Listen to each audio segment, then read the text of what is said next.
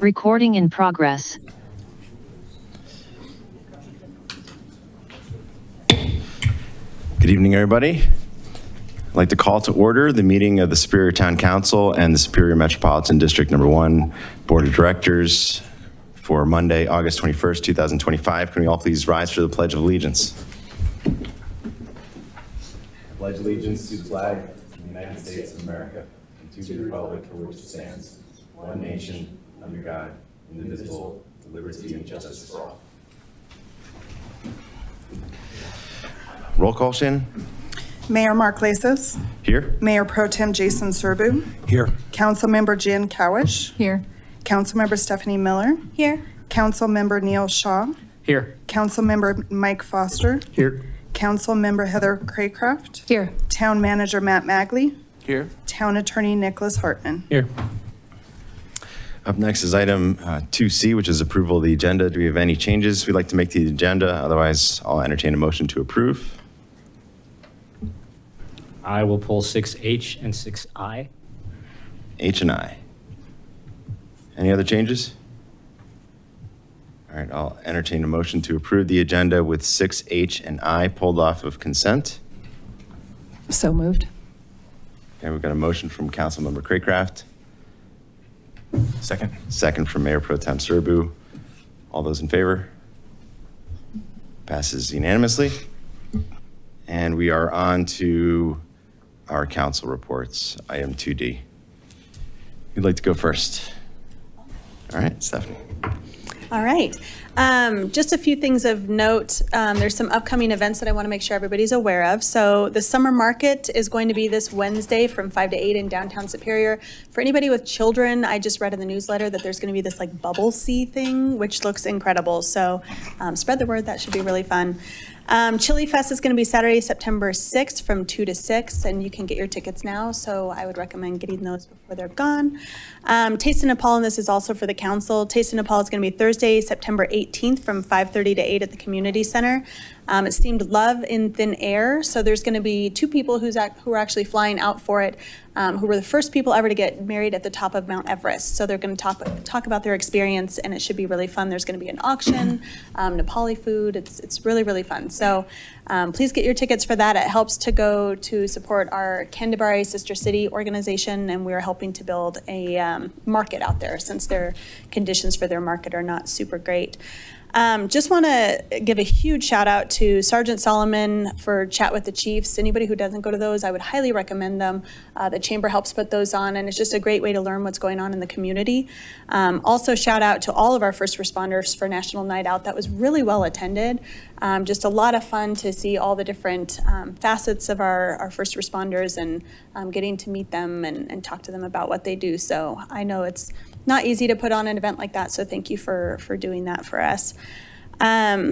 Just wanted to thank the town in general, our recent park meeting as well as transportation and safety. There was a lot of community engagement, and it was really, really great to hear what issues community members are struggling with and then kind of brainstorming with them on ways to solve it. I thought that was really great in the last two meetings. So just wanted to thank people for taking time out of your evening to attend those. A couple PSAs. It's been a little bit now because we haven't met in a while, but there was a flash flood warning that went out. And so you should have gotten a flash flood warning on your phone. If you didn't, that means that you are not signed up for Everbridge. So if you didn't get that warning, please sign up for Everbridge so that you are connected in case of an emergency. So if something happens, you are made aware of it. And then finally, at Chat with the Chief, this is something I learned recently because I feel like I always learn something at those things, and it would be great for everybody to know about. So we always talk about solicitors have to have permits. So if they show up on your doorstep, they should be wearing their permit. The reason for the permitting is to make sure that somebody who has a felony for especially something like robbery or, some sort of basically you just don't want felons coming to your door selling you things. So there's background checks and everything. There's a reason that there are permits given. So they should be wearing it. Another aspect of that is there's a no solicitation list here at Town Hall. So you can actually sign up for that. And if somebody who has a permit goes to your house and is still trying to solicit you, they could lose their permit. So just a great way to keep solicitors off your porch if you don't want them marketing to you. And then finally, just wanted to make a comment, and I'm standing in for CAPS's next meeting, so I'm excited to learn more about this. But reading through the recent notes, it looks like we are looking at local mural festivals, and I know I've attended those in the past myself, and they're a lot of fun. So just shout out to CAPS, very excited to see that you're exploring that. That's it for me. Thanks, Stephanie. Who's next? Neil. Nothing to report. Thank you, Neil. Jen? Yeah, I can go. As Councilmember Miller mentioned, it's been a while since we met, so it's a long list. So our veterans meetup, which happens the last Sunday of every month, we're getting a little bit of traction and starting to work on more regional efforts and then connected to the state level as well.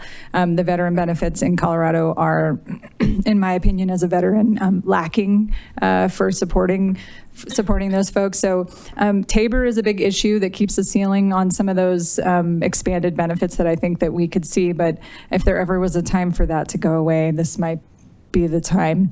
I'll just add in on the state budget shortfall. I've had a few residents ask about that and how that'll impact us as a community.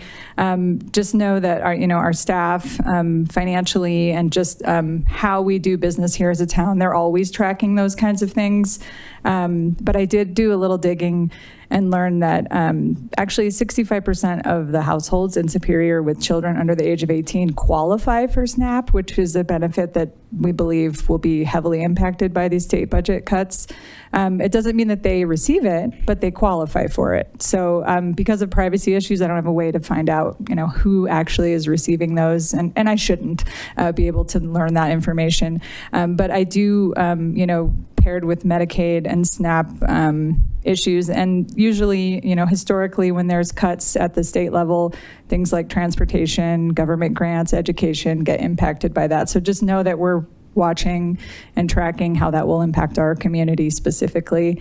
There's a special session being called for August 21st for them to meet and discuss basically how they're going to parse this out. So we'll keep you updated. School starts this week. If you have any kids in elementary school, we're all very excited for them to go back to school.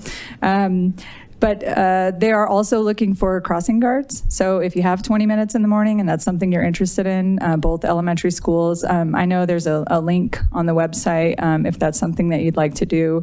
It's not a lot of time commitment, but they do have to do a bit of a background check to make sure if you're going to be around kids. But if that's something of interest, it would be a huge positive impact on the community. Take a look at that. Big thanks to the Rock Creek HOA for amazing movie night. There was a lot of people out there, out in the field watching Wonka, and it was so much cooler than I was expecting. I hadn't been to one of those yet, and they just did a really good job. So big thank you to them. And as Councilmember Miller said, National Night Out, huge success. It's always really cool to see the first responders and people that are there for us in the community out together. And we saw, Chamber and our own disaster recovery team, and of course the goats. So very, very happy to see all that. Let's see, what else? I also met with the Legacy Management Group, which is they essentially monitor what's happening out at Rocky Flats. And there are a couple changes expected with the land which they're required to share, but nothing that we're expecting any impacts from. But even though we don't have the Rocky Flats Stewardship Council anymore, just know that we're also paying attention to those things and anything that would be happening there. And it was a 2-hour meeting where I didn't really get a lot of information, which was kind of frustrating. But it did bring me into the loop of the communication of anything that's happening there. So I'm just glad to be along with that and be able to communicate out if there's anything that we have concerns about. I think that's it. Yeah. All right. Thank you, Jen. Heather? Thank you, Mayor. Missed y'all. It's been a while. Hopefully everyone's had a good little break and we'll play catch up tonight. As well, thank you for all the National Night Out, one of my favorite events that I love to attend, and see so many of you in the community got to attend it as well. It was great for everyone's kind of getting to know each other, which we always love to see. The only other thing I had was last Historical Commission meeting. Wanted to thank Renee for attending from town staff. She really just kind of brought us the comp plan questions and goals and how it addressed Historical Commission, and really asked that commission for their input, which I really appreciated that extra level of detail. And I know they, commission members, appreciated it as well. So that's all I have.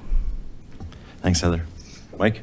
I was just going to say ditto for thanks for National Night Out. National Night Out. I thought it was a great event, and thank you to the GOAT folks and town staff that were there, county staff, the sheriff's office for the dog demonstration, as well as the helicopter. I thought that was pretty amazing, and I think the community was really impressed with how well behaved that dog was. Very well trained. So thank you to the sheriff's office for putting that on. And shifting gears a little bit from a Silk Committee perspective, mark your calendars for October 25th. That is going to be their Monster Mash night. Details are still early, but mark your calendars. It's going to be a great event for kids and families. That's all I have. Thanks, Mike. Jason? Yeah, Mike, I agree with you. National Night Out was great. I'll just be real quick about that. The dog trick was insane, how he could call him off a human being, and I can't get my dog to sit. So I'm doing something wrong. I went to the concert on Saturday in the downtown quad. It was amazing. Big thanks to Michaela and Allison and her staff. The food trucks were out there. Bambi Brewing had their tent set up. The fountain was going. The kids were playing in it, and the band was geared a little bit more towards children, so there were a ton of kids in the front row playing, so it was a really, really good time by everybody that was there. Excuse me. I do want to just give a shout out to something I'll be holding. Please make a note, anybody who is 55 plus in this community, any seniors, or if you have seniors in your family that you would like to attend this event, I'll be holding an informative session on 55 plus housing. What that means is essentially age-restricted housing in the town of Superior. That was one of the things that I ran on, and that is one of the things that is sorely needed in this town right now. We do not have anything for seniors. There's a lot of people I've talked to in Rock Creek who've basically aged out of their homes. They're in a 4,000, 5,000, 6,000 square foot home, no ability for a main floor master. Their kids have moved. The kids can't afford to come back and buy a house here. What I'd like to talk to the community about is, what is 55 plus housing? What does it look like? What's the typology of it? What's the size of the homes, the floor plans? What does aging in place look like? Creating your home for long-term longevity so you can stay in your home as long as possible. That will be on Thursday, August 28th this month.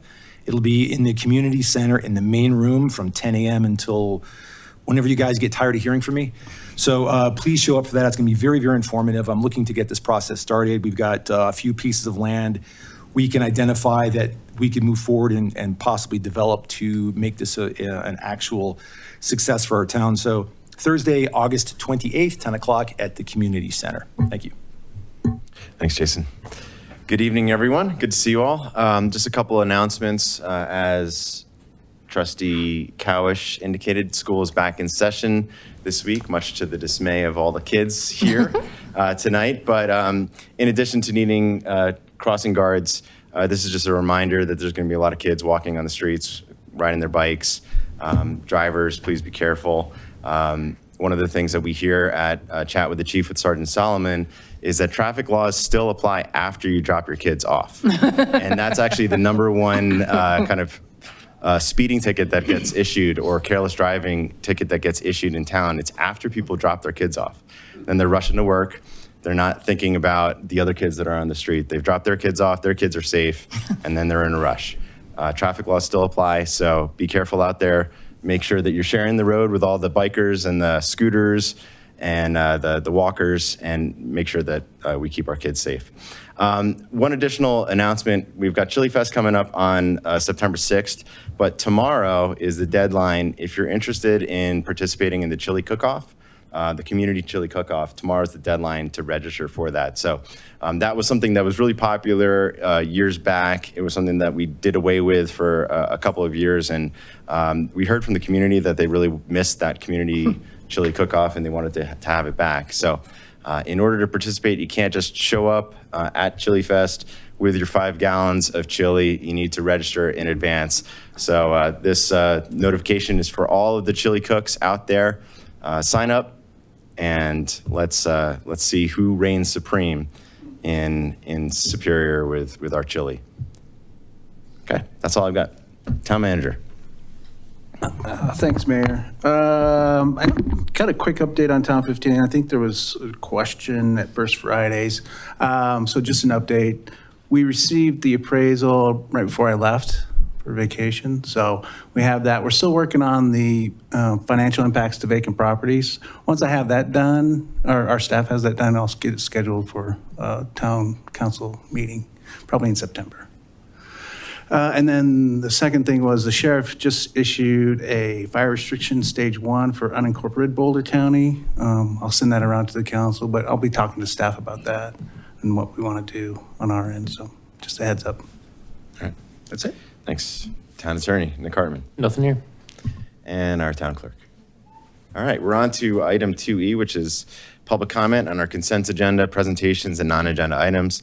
If you'd like to make public comment and you're here in the council room, we've got a sign-in sheet at the desk there to give your first and last name and the town in which you reside. You don't need to give your street address, and we'll call on you in the order in which we see your name listed. If you're participating via Zoom, please use the raise hand feature on Zoom, and I'll call on you in the order in which we see your hand raised. So who's first?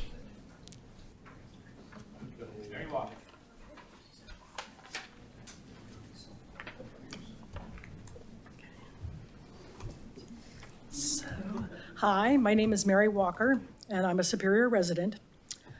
My son lives out of state, and he was looking forward to sharing his childhood park with his 4 young sons when he's visiting next week. But instead, Purple Park will be closed for the entire week for an outside private disc golf club event.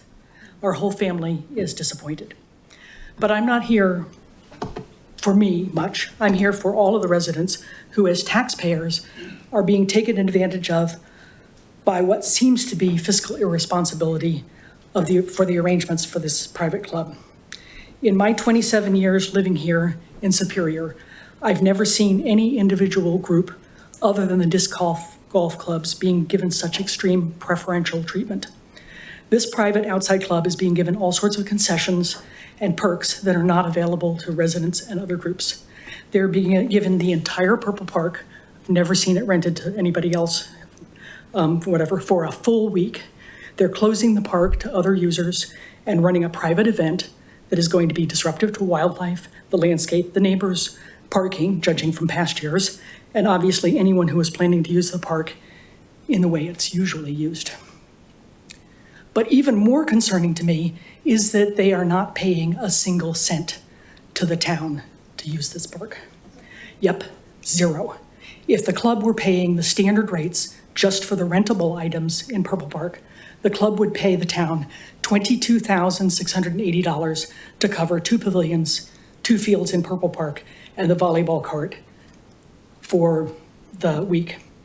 And this does not cover the playground or the vast majority of the park area that they are renting. Why is the town giving away such significant town resources to this particular private club to run a private event? To make matters worse, I've heard that the town is also providing free services for the disc golf club to support their tournament and fundraiser. For example, I hear the town will be paying for free shuttle buses for event participants. This is not how I want our tax dollars to be used. This is not how I want our community's resources to be used.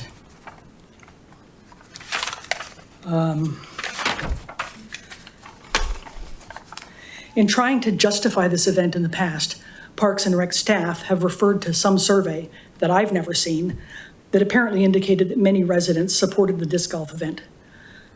But don't you think that resident sentiment is likely to be different once they learn that not only is this private club not paying a single cent for use of our park, but it's actually costing the town money to provide additional services?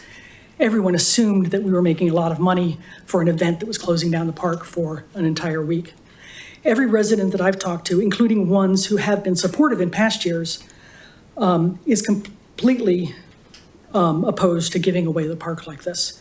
And a number of residents, including me, are concerned about potential liability issues especially since Parks and Rec describes this event as dangerous in the letter to residents that I received. And pretending that this event offers benefits that in any way balance out the inappropriately large fiscal gift to this club, well, that's just window dressing.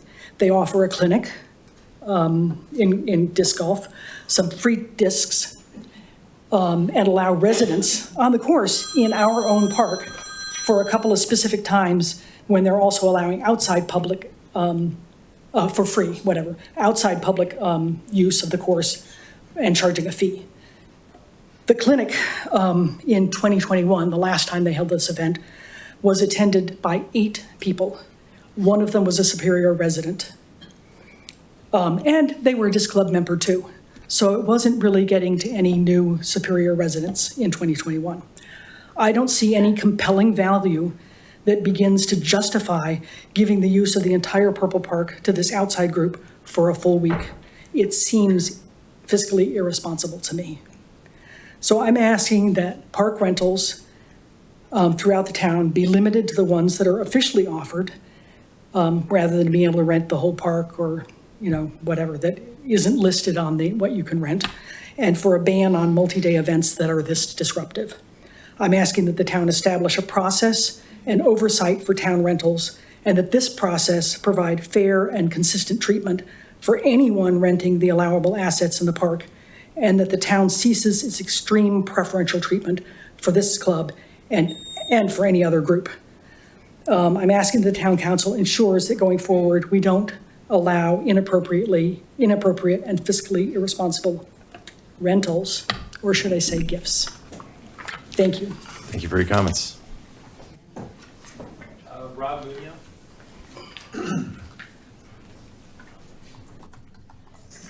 Hi, my name is Rob Munio. I've been a resident here since 1991, so technically I'm an OG. I think I might be the longest standing resident in maybe even the town of, not the oldest guy in the town, but longest resident. Anyway, not my first time here to come before the board to talk about the challenges of hosting the Frisbee Golf in Purple Park, and down through the open space between Rock Creek Parkway and Hartstrong. Those are kind of the boundaries where they are running the route. It's really unclear to me that, and I'm a pretty smart guy, as to why this town feels compelled to host this event, despite its impacts, negative and challenges, right? We've been here a few times. We've tried to address this. There's a few mitigations, but here I am again. So I'll start listing them off. I made a few bullets. There's a hazard and impact to the delicate wildlife and the ecosystem all around, particularly Hartstrong Pond, but probably all the ponds, right? It's a home to geese and ducks. You guys probably know a few of the guys that are the named geese out there, right? But we get loons and turtles and cormorants and egrets and lots of birds and everybody that uses the pond, including people, kids, adults. They're always in that area. It's a quiet, secure area because it's a bit away from the paths, right? So second part, there's a risk of injury to property, to wildlife, and to people from these hard, fast-flying objects, right? Which leads to the liability question for the town. I don't know if you guys have even really assessed that and thought that completely through, right? The risk is so high that you decided to restrict the park, the playground, the sidewalks so that people don't get hit, okay? Well, that seems, to avoid injury, that seems pretty challenging, right?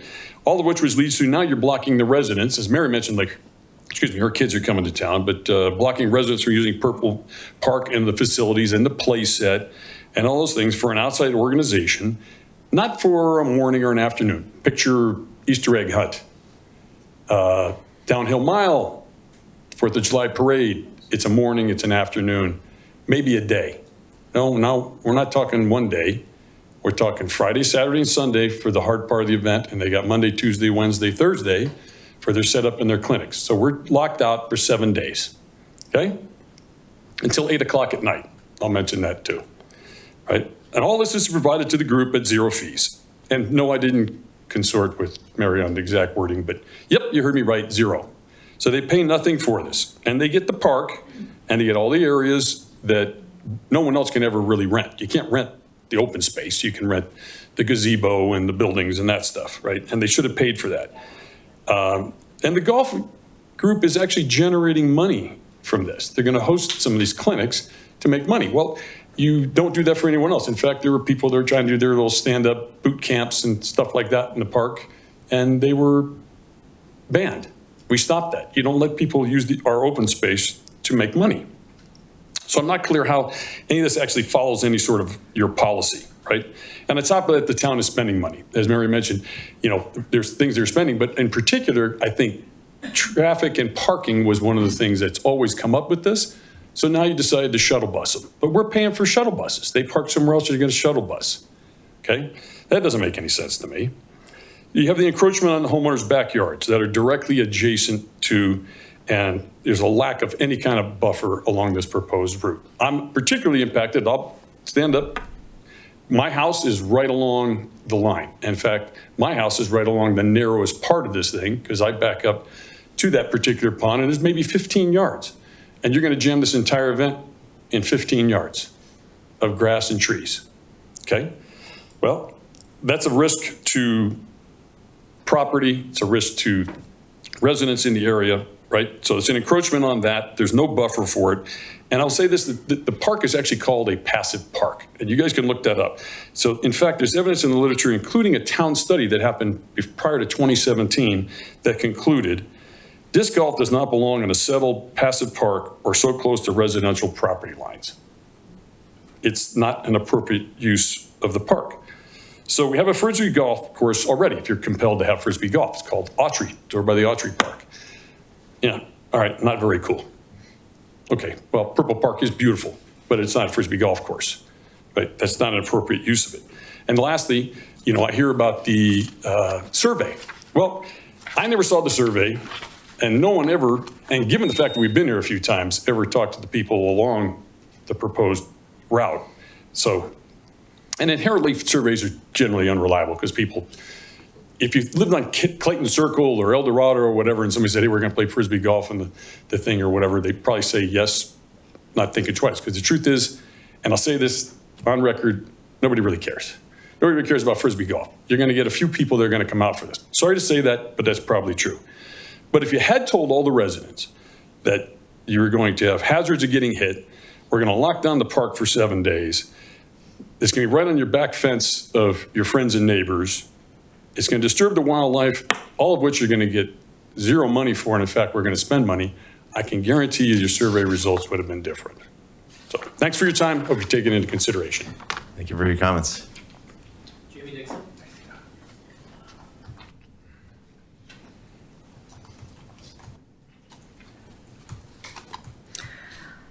I'm Jamie Dixon, and I too am addressing the issues with the disc golf tournament. In addition to Mary's and Rob's comments, I'm taking two other perspectives on this, although I agree with every word that they spoke. One is the application of herbicides to that entire park.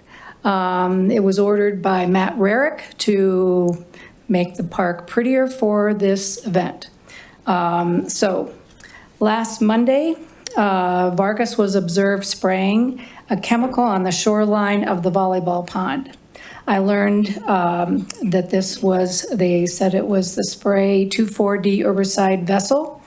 I was told by the Parks Department they were addressing, and I quote, an infestation of thistle. There are some pockets of thistle. That's how they grow. They grow in clumps. But they should be spot sprayed, and in no way a chemical just blanketed an entire turf area. There's actually a lot more thistle at Wildflower Park than there is in Purple Park. The Vargas employee who oversees the chemical spraying defended the use of the vessel, using vessel on the shoreline of the pond. Per the vessel label, the shorelines and anywhere near water are prohibited sites due to toxicity to aquatic life. Vargas continued spraying the next day and has covered all the park, starting at the island pond closest to Indiana, all the way up to the upper pond of Purple Park by the playground and by McCaslin. I've asked the Parks Department and Vargas if they established a perimeter around the other ponds as a no spray zone, which is what they should be done? And if so, how many feet did they distance from the water's edge? There has been no response, either from Parks or from Vargas. The manner in which this herbicide has been applied is irresponsible, and it does require mitigation, and protocols are established. And I challenge you to please research that and ask Parks Department to address it. I see kids and adults fishing at all these ponds. They bring their catch of crawdads and fish home to eat. Is that food now safe for their consumption? Geese and ducks call these parks their home, yet per the vessel instructions, precautions are recommended to prevent geese and ducks from grazing on treated and contaminated areas. No such measures have been taken, and I have asked for them, but nothing has happened. The other part of this tournament that is very concerning is how the course was laid out with total disregard for wildlife. I'm a member since 2021, and I've put in hundreds of hours of the Wildlife and Habitat Encouragement Team. We communicate to OSAC, which has staff participation. When planning such an event like this tournament that takes over an entire park space that is known to be home to many forms of wildlife, it feels like the town should have reached out to us for input to say, what are you seeing? If, can we use some of the park? Which parks would most affect this wildlife? Not word one. And they have my number, I promise you. The disc golf course has holes positioned around all 4 of these ponds. They're flying discs along the ponds, alongside the ponds, over the ponds, likely in the ponds. Some of the wildlife in those parks, due to injuries, cannot leave those parks. That's their home. They remain at those ponds. They will have no place to go. They have no place to find safety. This wildlife is well loved and well known to many of us, and you are threatening their very existence. I'm requesting the council to take immediate actions to remedy these concerns, and I have 2 possible options. For the wildlife concern, to take pressure off of those ponds, you could start the course layout around the Riverbend Pond. When they're done with that part of the course, they walk 1 block to the island pond. They continue from the island pond up to the volleyball pond, then play through Purple Park, but not affect that lower pond, and then finish the course as designed at the upper pond. By avoiding play around the lower pond, you allow the wildlife to the habitat that they live in and to be less disturbed. A second option, which would help the residents, all of us, I live in that area too, just move the tournament to the civic space in downtown Superior. That area has the infrastructure for this event with parking and merchants to provide services for the spectator and 120 golfers. Goodness knows those merchants need the traffic. This event should not be in our backyards. Thank you. Thanks for your comments.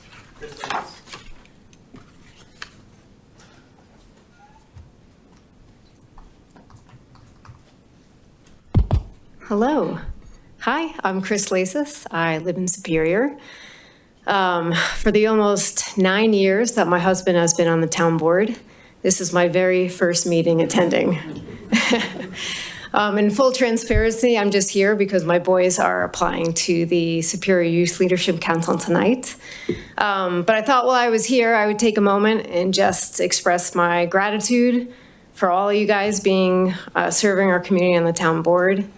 I don't think people really know how many hours that you put into this role, right? It's not just being here at this board meeting twice a month. It's board meetings, it's advisory committee meetings, it's chamber events, it's town events, it's ribbon cuttings, it's chat with the chief, it's everything, right? It's emails, it's phone calls.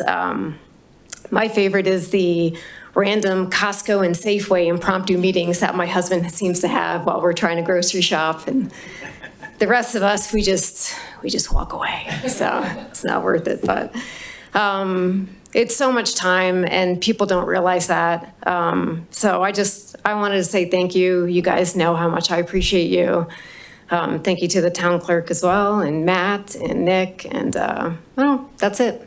This will probably be my last meeting I ever attend. Thank you for your comments. You're welcome back anytime.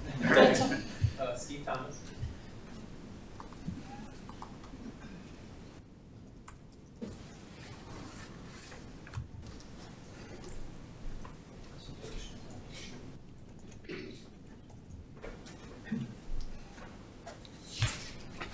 Good evening, council members.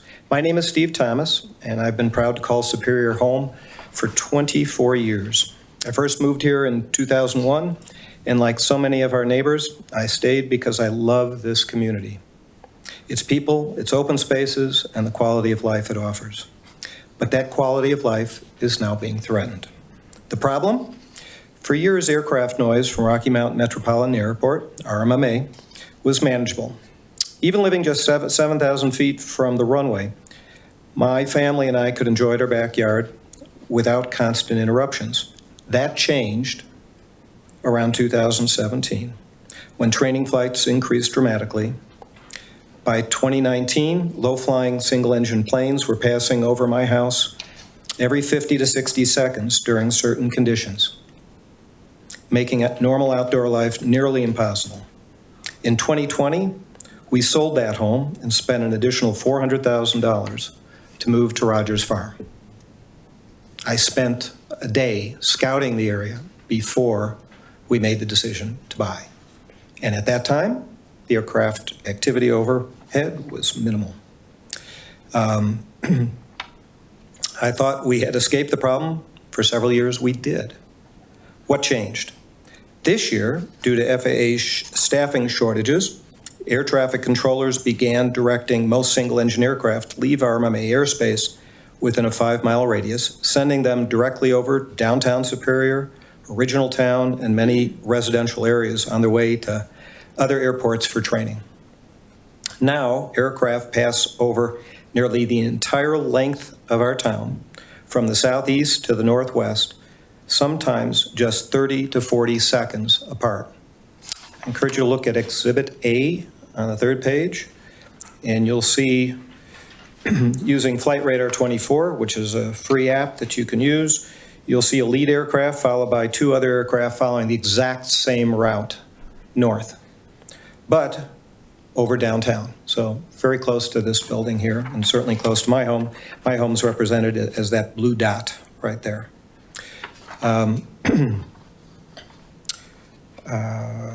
Now aircraft pass, I mentioned that already. This is not just my problem.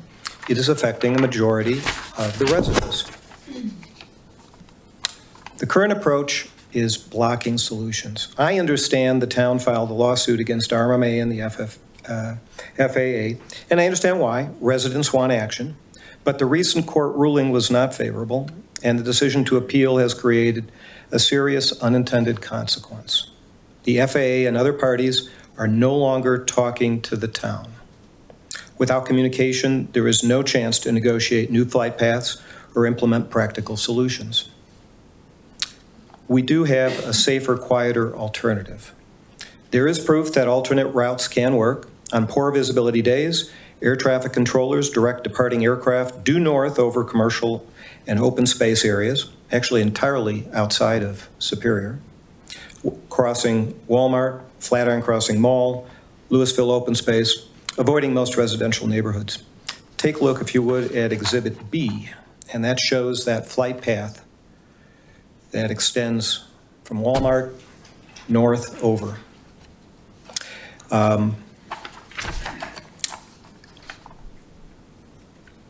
If this path is safe during fog, it is safe in clear weather as well.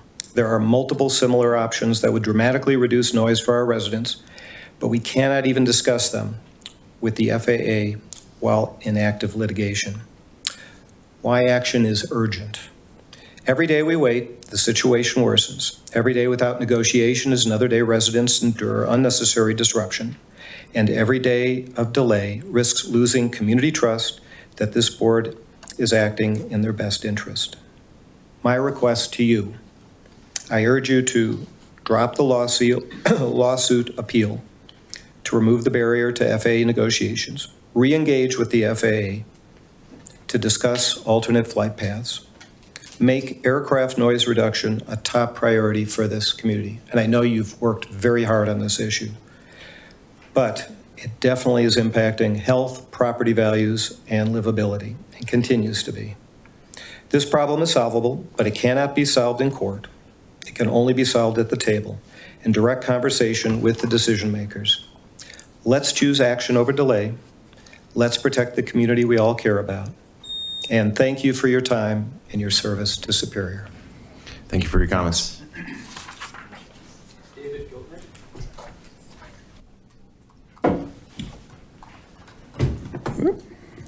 Good evening. My name is David Giltner. My wife and I have lived in downtown Superior for almost 2 years now, and we love it there. It's a wonderful community that you're all building. It's really very cool. I, too, have heard about the lawsuit against the airport. I don't have the background that some people here do. I have read the documents that are on the Superior website, and after reading those, I wasn't too surprised to find out that we lost. I do understand that we're planning an appeal, despite the fact that we have a very low chance of winning. I've heard a lot of chatter about the lawsuit lately around town. I've heard rumors that it could cost as much as $2 million. I don't know if that's actually true or if that's just hearsay, but you can imagine why some of us are concerned. So I'd like to know why we're spending public funds on a fight we can't win, and wondering how many current residents actually agree with that plan, because I know the town's changed a lot in the last couple of years. There are a lot of valuable places we could be spending that money in this vibrant and growing community. And especially after hearing some of these comments, I'm wondering if there isn't a more effective approach. Like I say, I don't personally have the background, but it's not clear to me and to a lot of us that pursuing the appeal is the right approach. So that's what I'd like you to consider, whether this is really the best approach moving forward. Thank you for your time and consideration. Thank you for your comments. George Cuthbert.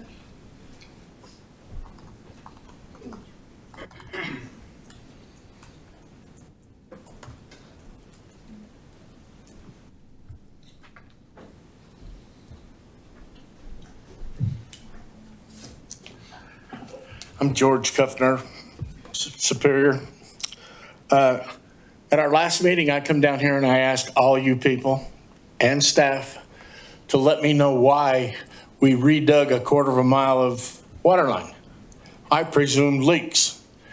I asked for somebody to get back with me, and I guess all you guys are too busy. I guess our staff's so busy that or they forgot my address. You can find me to give me a summons for something wrong, cars on the road, nuisances, whatever.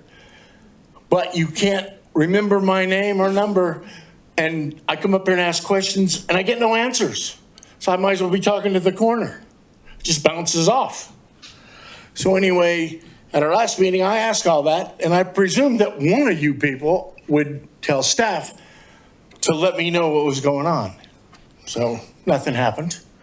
So on July 31st, I see the boys out there testing the last section of water line. And must have had a hell of a leak, because shut it off, and by 4:30 or so, they had another hole dug. Big hole. I presume they were looking for the pipe. I don't know what they're going to do with it or where the leak was, but the job's all done. You're doing your last test, and then you got to redig. Any of you guys know about that? Was it news to you guys? Wasn't news to me. I live here, I work here, and every night before I go home, I take a little drive to calm myself down. But lately, it ain't been calming me down. It's been torquing me off that we got people sitting up here that shouldn't be, because you don't answer the residents of this town. These poor people are talking about this Frisbee in the airplane. You guys, the only guy I know that's working on anything is Jason. He's working like his butt off on that airplane shit. But all you're trying to do is blackball me, Mr. Mayor. And I got proof if you really want to push it there. And blackballing me, the rest of you people sitting here, is allowing him to break the law. A lawyer, of course, thinks he's got a way around the law. He's exempt from it. No. What you're doing to me is against the law, and you keep going, and we'll see. We'll drag your face and name through the mud. I'm tired of this. Things need to change. Now we're going to get to the real important stuff. Tonight, you guys got 6F.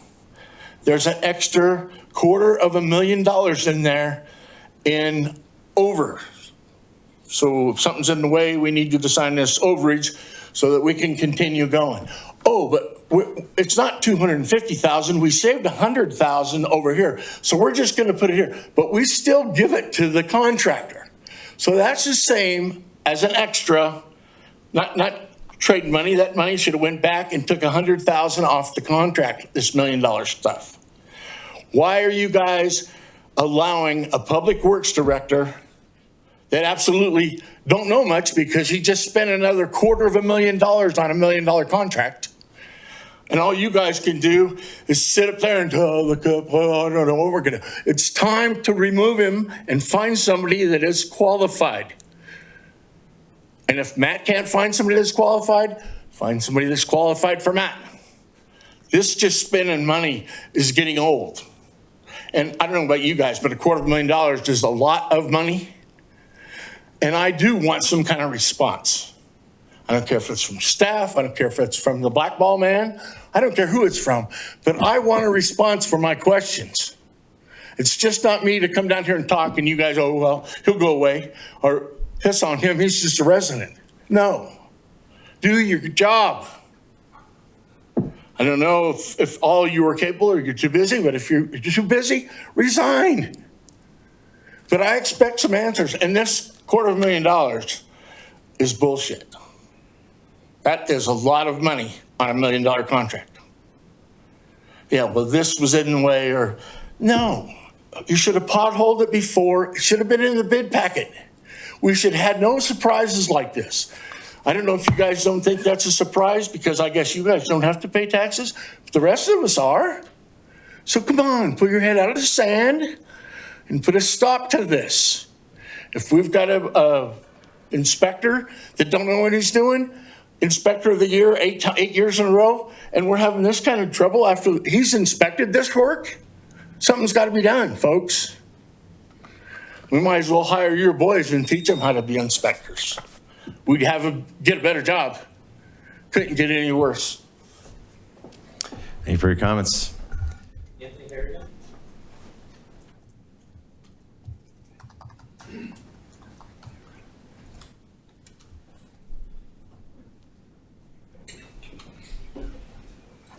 I'll be more gentle. One, Anthony Harrigan, downtown Superior. We're very excited to have the new Central Park after 6+ years looking at dirt. So thank you for any help that you guys have assisted with. I am also very grateful for the time you guys spend. I know you're not alone. I've been to a few of these meetings, and I know it can get cantankerous, as we've witnessed. So thank you. Also, Jason mentioned the plaza, the music on the plaza this weekend. I thought that was really cool as well. I like the venue, the band shell, everything about it. I'm getting old though, so I thought the volume was a tad bit loud. I think it's the surrounding buildings. Everything was reverbing off each other. So normally when you can actually talk with your neighbors around the peripheral, it was tough this time. So I don't know if anybody's has influence on that. Maybe a touch, or the music's still going to be loud. It's going to be plenty. Those cheesies were pretty awesome, the band. So now I'll get to this. So I wrote it down just so I can be concise. So got off a little bit there. So I'm here to discuss also the airplane patterns flying extensively over downtown Superior, original town and nearby. I had no communication with these fine neighbors, so I appreciate the comments here, but we're experiencing the same thing already, and knowing what more South Rock Creek has been through, we're a little bit worried about it. So not only are we concerned about the constant noise, but also worry about the lack of options that pilots have in an emergency situation over such a concentrated area with homes and people. Apparently, the FAA is to make this new path permanent later this month, and that obviously gives us some concern, and we need to make haste if possible. And as mentioned, Superior doesn't have a voice at the table due to discuss these options because of the pending lawsuit. I personally feel the lawsuit is counterproductive and expensive, and it may cause our taxes to increase to pay for it. And given that downtown residents already pay the highest tax rate in the county, we won't support that effort to raise taxes. So respectfully, please consider dropping the lawsuit, allowing Superior to again have a voice to discuss compromises that could work for everyone. Thank you. Thanks for your comments. Brad Walker?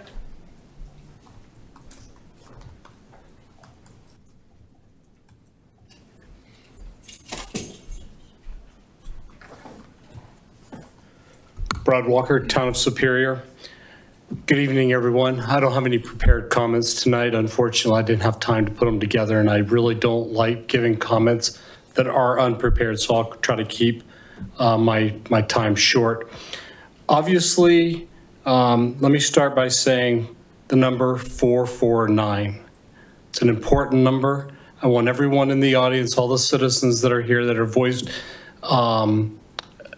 their angst with the town board to remember that number, 449.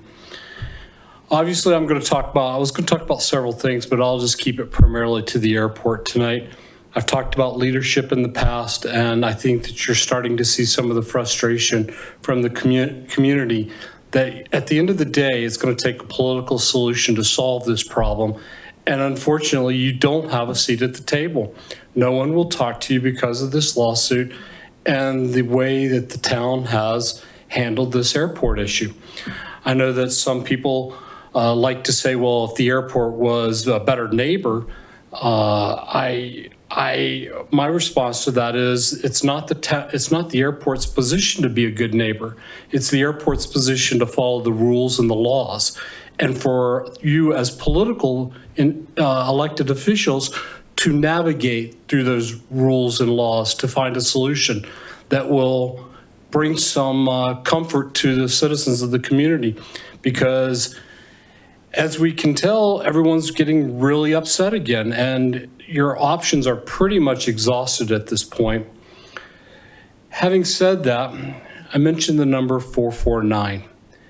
Why is that number important? That number is important because in 449 days, we have an election, which is to say that we're going to have an election for a new mayor and 3 new board seats. And I think that I am out there encouraging the neighbors, the citizens of the town of Superior, specifically downtown, who seem to be taking the brunt of some of this, to elect new people. Because at the end of the day, this absolutely has to come from the town board. And right now, you don't have a seat at the table. So the only thing we can do is elect new people. And that's the proper course of action. If you don't like your elected officials, then work towards getting new elected officials, which is to say 449 days till the next election. Thanks very much. Thanks for your comments. Anybody else? All right, turning to Zoom, we've got Lane LaBay. You're recognized for public comment.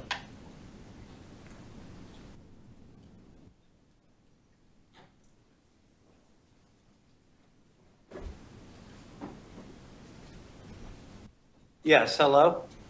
We can hear you. Okay, I'll keep my comments brief. I live in Quincy, California, a little small town in northeastern California. My daughter lives in Superior. I believe in apartment 107 on the Main Street Apartments. Anyway, we rented an RV out of Reno, Nevada, drove across country to take a little vacation, and got to her place. I parked my RV with my truck in an unrestricted parking area, kind of adjacent to a parking lot in your one of your parks, that park that's closest to her. And I was there for a couple of days. We stayed with my daughter, of course.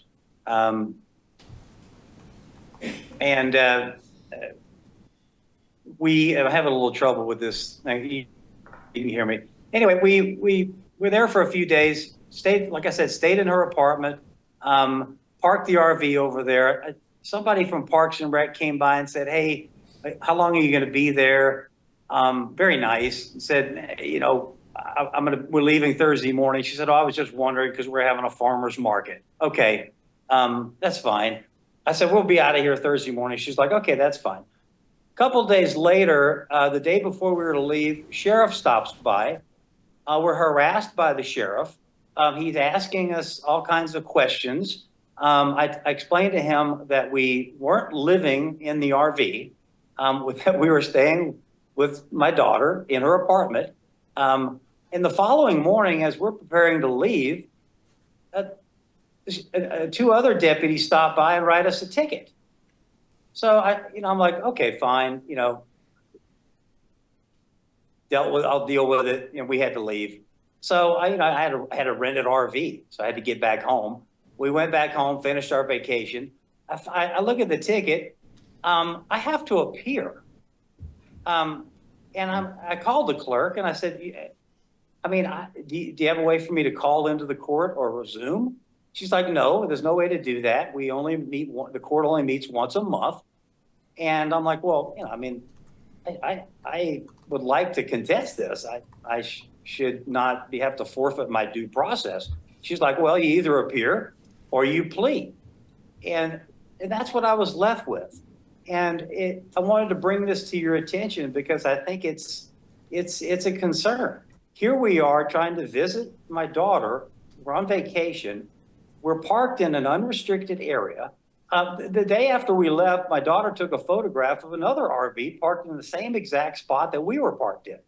And we observed other RVs parked along Main Street there, bumper pull type RVs. And so we're just kind of at a loss. So we wanted to bring this to the attention of the council. I think it's important for y'all to know about these things, to know about what kind of things are happening out there with folks who are trying to visit family. I don't think it was appropriate for the sheriffs to do what they did.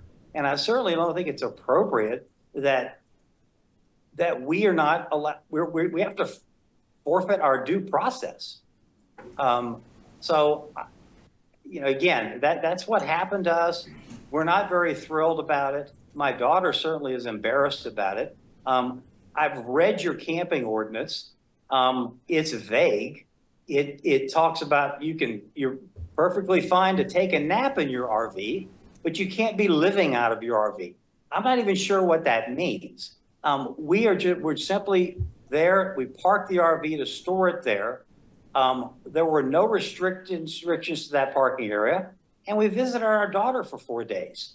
And I just came away with a very bad taste in my mouth for the town of Superior and how you're.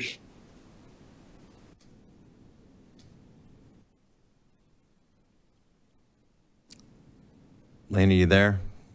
We lost you. And I also left a couple of messages for Heather, I believe it is. I did not receive a single response back. So thank you for your time. All right. Thank you for your comments. Anybody else on Zoom like to give public comment? All right. Seeing no hands raised, public comment is closed. And we're moving on to item number 3, which is our advisory committee interviews. And tonight we've got our Superior Youth Leadership Council applicants and Jeremy Hoffman.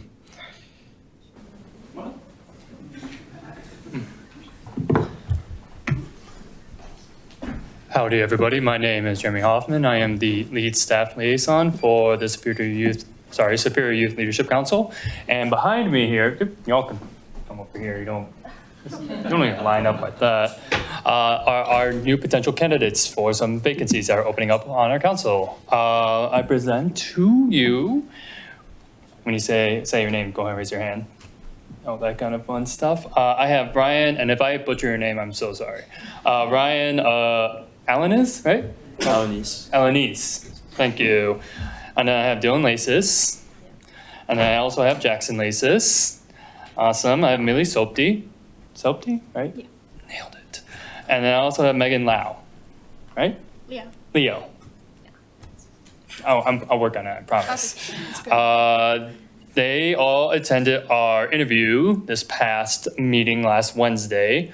They all did great at the interviews, and I have sent you all over, or I sent it to Lydia to send it over to you, the committee's feedback on the interviews as well. And Mike was a part of was there for the interviews as well.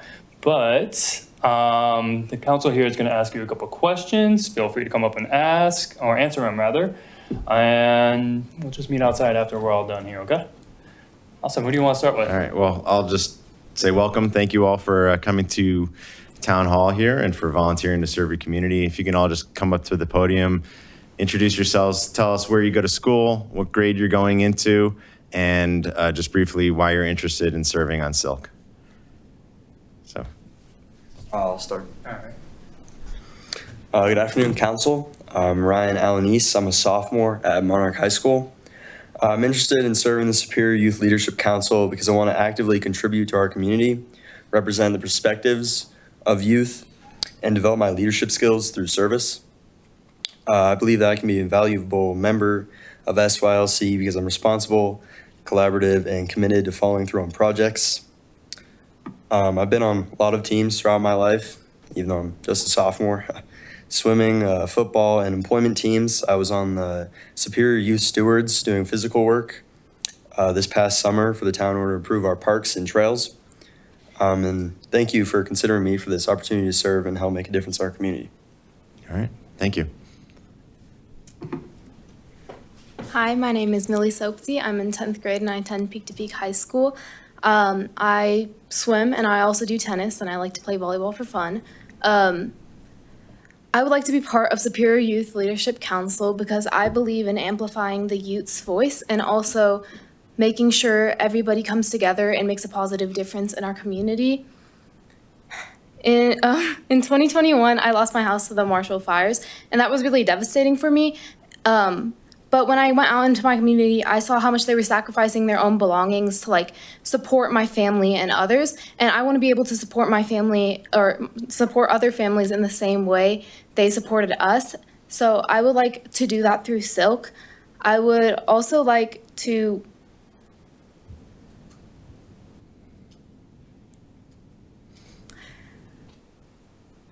I'm also the president of a club next year, and I'm also in many different clubs like student council, and I would like to use my experience in leadership and my opportunities to keep growing through Silk and to become a valuable member of Silk and make sure everybody's opinions come together and are made in decisions. Thank you. Thank you. Hi, everybody. My name is Megan Liao, and I'm a rising sophomore at Peak to Peak like Millie. And I'm here today because the reason I heard about Silk was because my two brothers were in it, and I just want to continue that cycle of giving back to the community. I've been going to these events like National Night Out and the July 4th events since I was like this tall. So I really have a heart for Superior, and I really want to give back to the community in so many ways that you guys have given to me and my family. A few things that I think that I can bring to this council is empathy and collaboration. I think those two are my biggest strengths. At school, in group projects, those are always the things I'm aiming to do. I'm always aiming to include people and make the projects look the best they can while thinking about other people. And a few things I want to address in SYLC is like in the July 4th celebration, I just saw how much you guys were doing for the environment with the reusable plastic and dishes, and I just truly thought that was amazing, and I could not want to be more included in that. I would love to be a part of that. So thank you. All right, thank you. Hello, I'm Dylan Laces. I'm going into 8th grade at Eldorado PK through 8. I do swimming, tennis. I do a lot of running as well. I got introduced to Silk by my dad, who's right there. And I wanted to join Silk because I thought it could provide a lot of opportunities to the youth of Superior that maybe they didn't have before, and I thought that I could bring a lot of ideas and just help out the SYLC with planning and volunteering for the events. I aided for my second graders last year at my school, and I'm also volunteering to be a Eldorado 360 leader at my school this year because I just want to help the sixth graders feel like they're welcome here and just make sure they're not like scared because I know I was like I'm on the smaller side, so going into middle school was really scary, at least for me. So I just want to make sure that they know that like it's not that bad and they get through it. And yeah, I guess that's it. Thanks. All right. Thank you, Dylan. Hi, my name is Jackson Laces. I'm 13. I'm going to be in 8th grade. And I want to be on Silk because I've been in this community most of my life and I want to give back. I do a ton of sports, so it's really good for like team building. I am also on my Eldorado 360 helping the new middle schoolers feel welcome.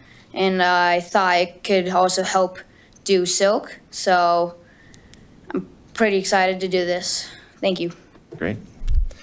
All right. Well, thank you all for volunteering to serve your community. And I'll turn it over to the rest of the council for any questions that we have. Neil? I got a couple. First, there's nothing wrong with being short, so just I'll put that out there. Yeah. And I was also the smallest kid in my class growing up, so all that. But, you know, and I think you guys all met with Silk earlier this week, and you got to meet one of my kids. So we're continuing that tradition of, you know, people up here having kids go through Silk, which I think is fantastic. For all of you, I'd love to hear some of the things that you think we're not doing well as a town. And I'd also like to hear, because Silk is really big. It's like 20 kids when it's fully seated. 25. Okay, so it's bigger than I remember. One of the challenges is when you get in there near the new kid, how do you make yourself heard? So I'd love to hear some of your ideas for what you'd like to see in town and then how you would sort of enter this group of 25 kids in total and how you'd make sure that your voice is heard. Anybody can start and go from there. I think there's a lot of different like friend groups on Silk, I would say, and there's not every single demographic of kid is always represented on that.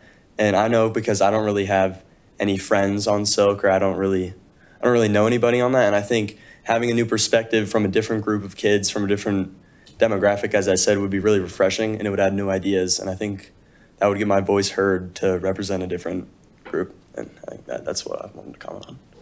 Thank you.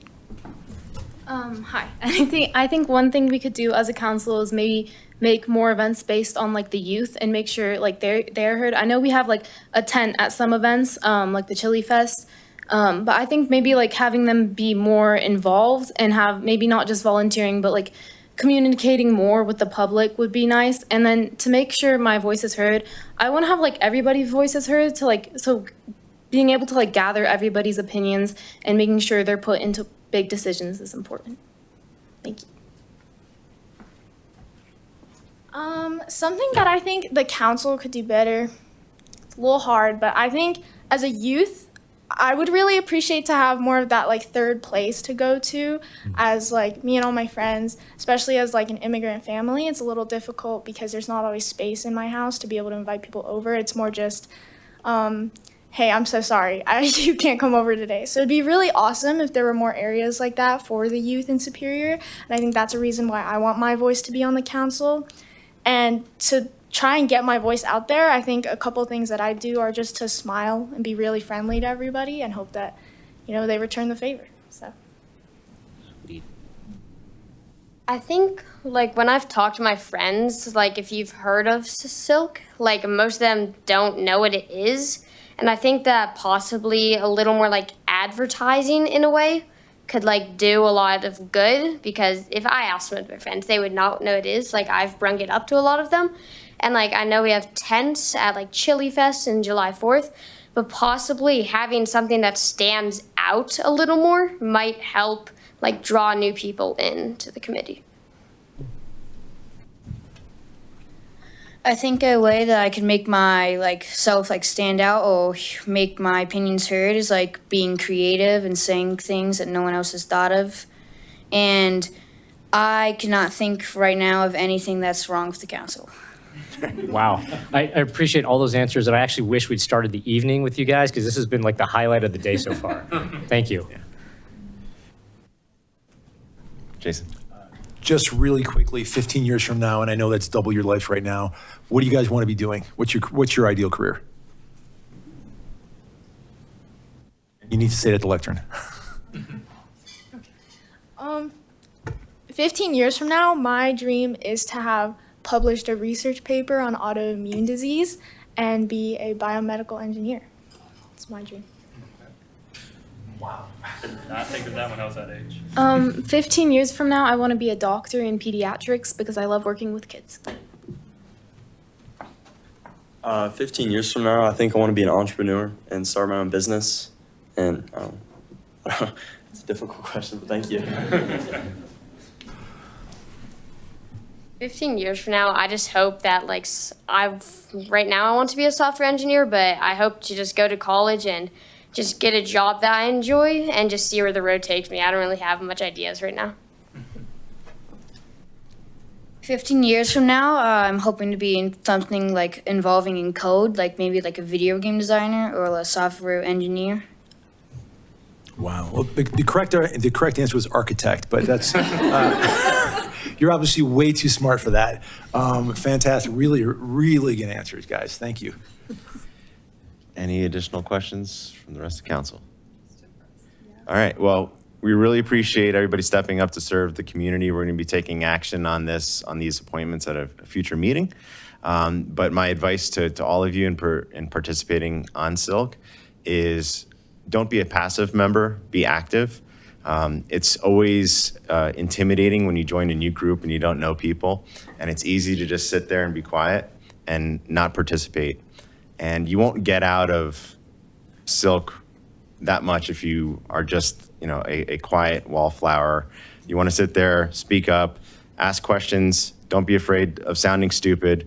Everybody's going to appreciate the questions and appreciate you taking that kind of leadership and setting an example and just speaking up, because that's where the good ideas come from, and that's where the value from this program really lies. So kudos to all of you for stepping up, and thank you for serving your community, and we'll be seeing you soon.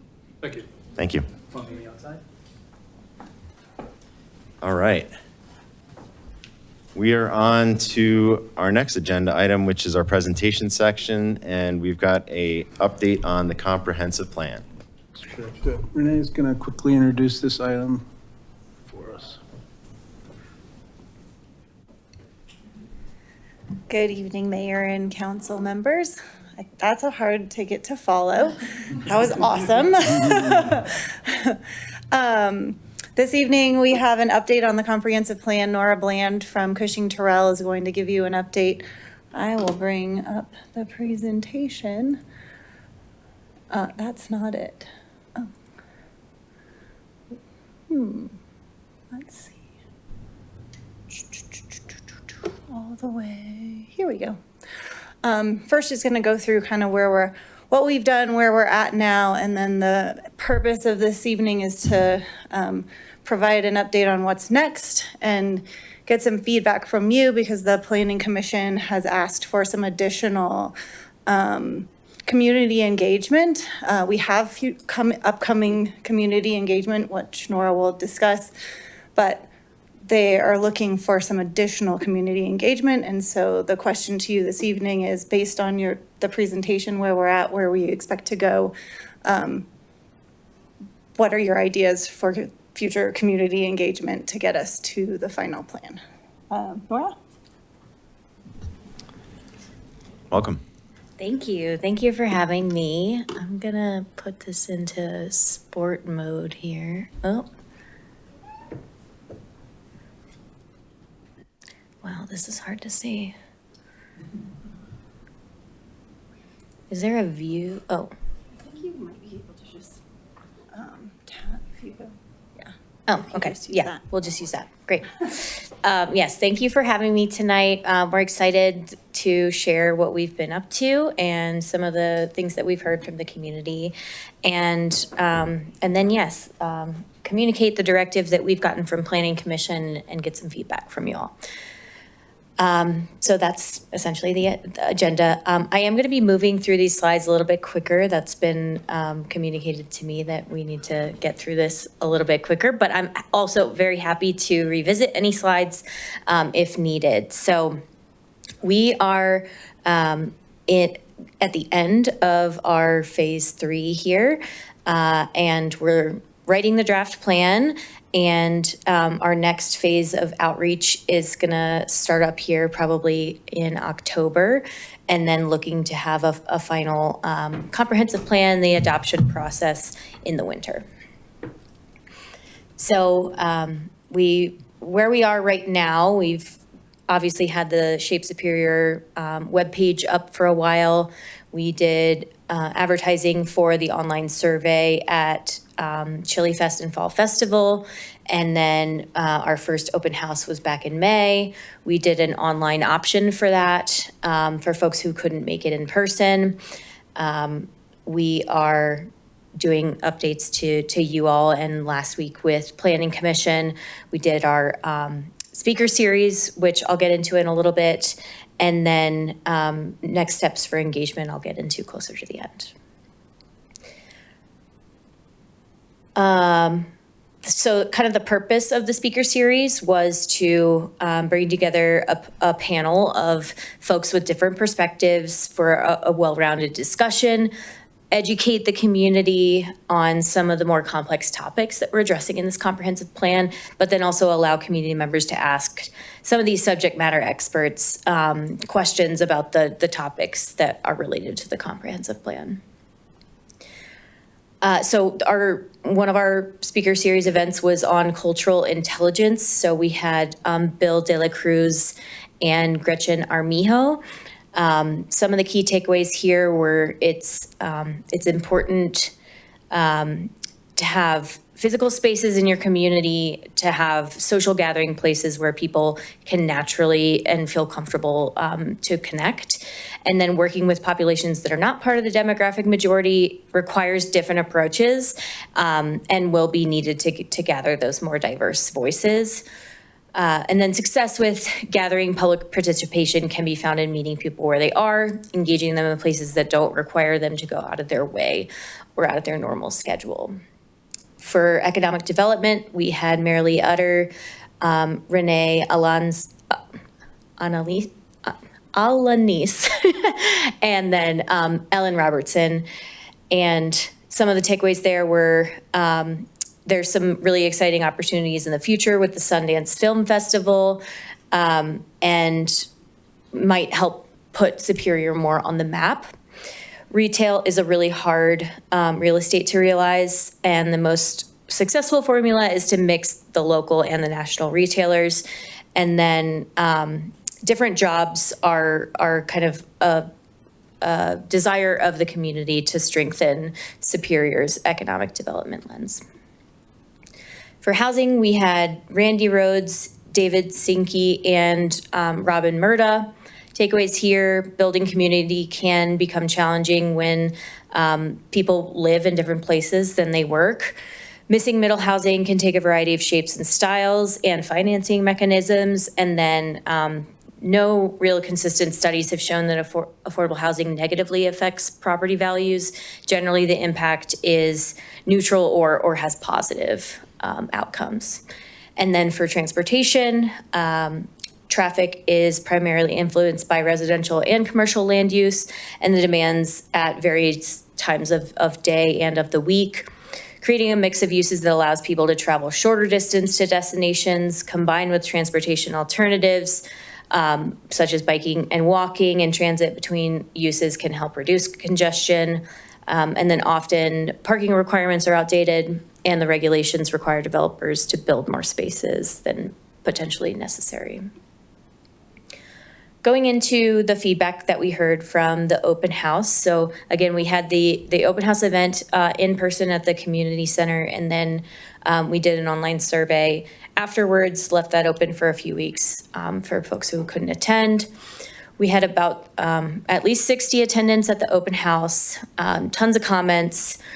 The content, we had an overview of what the planning process has looked like so far, what we've heard from community engagement, highlights from our existing conditions analysis, draft plan, vision, and goals. We had the future land use map, and then a little bit more detail on each of the opportunity areas, and then some transportation priorities.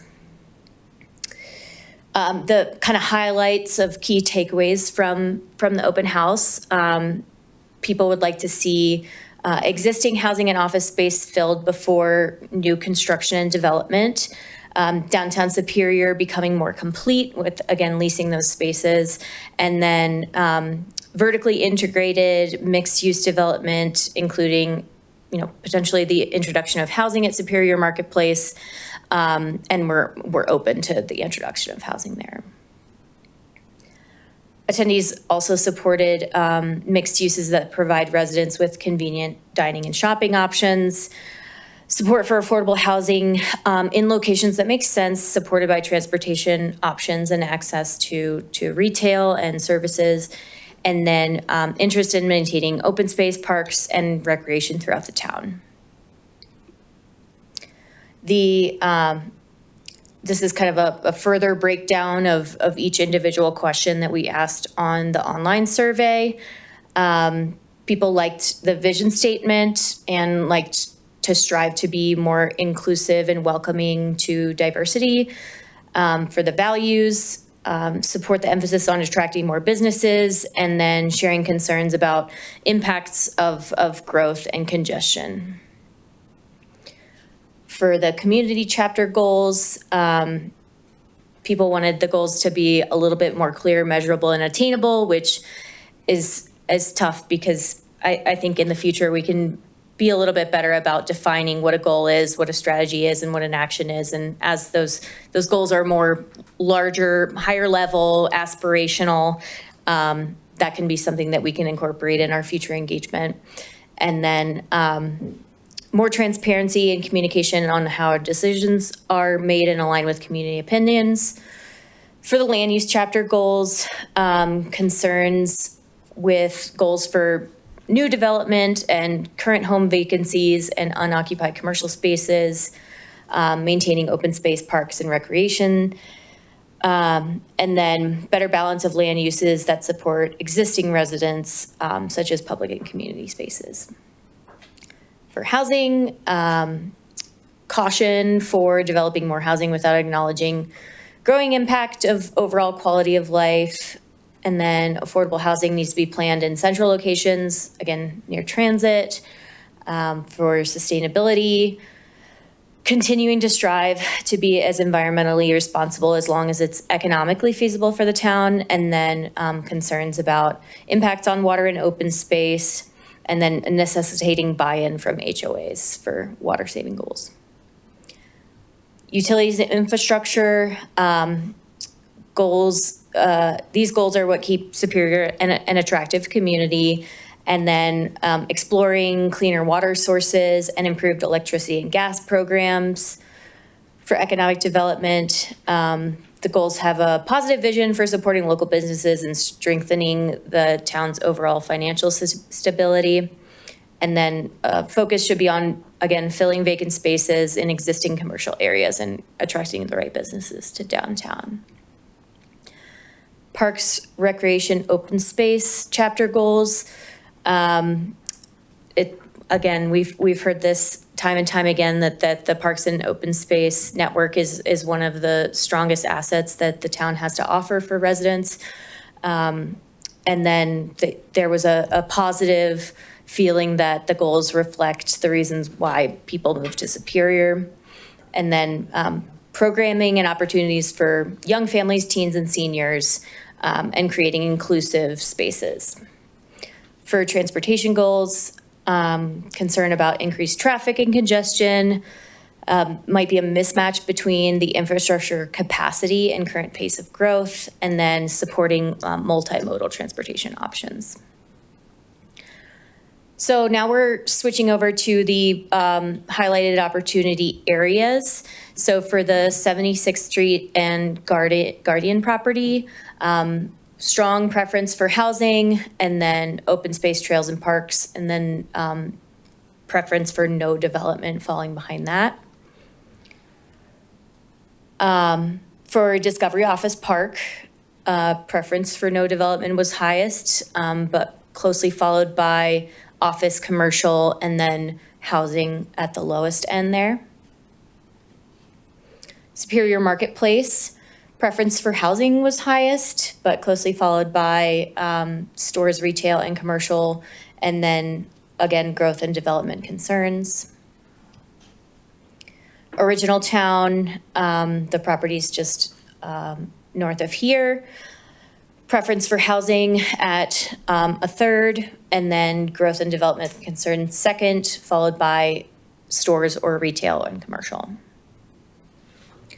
Town 15, strong preference for open space parks, no development, and then some opposition to housing. So these weren't multiple choice questions. It was, we were relying on people writing on sticky notes for their preferences. So that's why they're not necessarily a one-to-one match. This is a Harriet's property. Highest concern was for growth and development concerns, no preference or preference for no development, and then preference for stores, retail, or commercial. And then the Resolute property, stores, retail, and commercial were strongest here, followed by growth and development concerns, and then preference for housing. And I just want to dictate that this was all just from the open house. So we've got additional feedback from the survey and the renter survey and small business outreach that we did earlier in the project. So we can kind of combine all of the input we've heard thus far as an update on the Shape Superior page so that you have all of the information in one place. So engagement to date, we had 721 responses to the various online surveys, 645 comments in person at events, and then 97 event attendees that were logged. And then just kind of reporting out on the engagement that's been done on the Shape Superior page. The comprehensive plan is at 512, kind of in the middle of the online engagement of the other planning projects on the engagement page or website. And so it is, according to the town's comms team, on track to meet or exceed the engagement online at the end of the project. So what we heard from Planning Commission, so what's currently planned as a part of Cushing Terrell's scope moving forward is that we would do a pop-up event to advertise the open house, and then an open house in October, similar to what we did at the community center in May, and then have similarly an online open house activity that would last a couple of weeks after that event. Some ideas that were floated by the Planning Commission that would likely require additional scope and fee would be to adjust the open house to more of a workshop style event where it's small group conversations, residents hearing from residents. They might be more targeted in terms of who's invited to those. It could have an upfront presentation where everybody kind of gets on the same page and then breaks out into various groups. And then there could be a follow-up moderated online session. Door knocking was brought up, a benefit concert or presence at summer markets, cell phone polling, which I think would require quite a bit of software from the town's perspective in terms of getting those cell phone numbers and what the software would require in terms of getting out polling. We don't have any of that software to be able to provide that service, but I think tonight we'd like to hear if if you'd like to expand the scope of the project, include additional engagement, which we can provide estimates based on your feedback tonight, but looking to hear if that's a desire or if we should move forward with the current scope. And again, I'm happy to go back to, I know I brushed through a lot of slides quickly. All right, well, thank you for the presentation. Anybody want to jump in? I appreciate the update. This is really helpful to see it kind of all in one place. In other communities where you've engaged with this kind of comprehensive planning effort, what is a good response rate in terms of number of people that show up to events, response to online surveys, things like that? And how does Superior compare to those typical results? It's such a mixed bag. There are communities that are naturally more engaged than others. And then there are some, depending on demographics or how they prefer to speak in what language, and it's really across the board. I think a standard that we've tried to set for ourselves in terms of like online survey participation, 10% is wonderful. Like that's kind of the gold standard for trying to get and we don't do statistically significant surveys, but it's a way to try to get a good smattering of folks that live in the community. What we did through our first round of engagement, when we found that we didn't get as much engagement from renters or business owners through that first online survey, is town staff went out and did kind of in-person surveying of local businesses, and then a mailed out survey for renters. So we're compensating where we've found gaps in the demographics of who we're engaging with.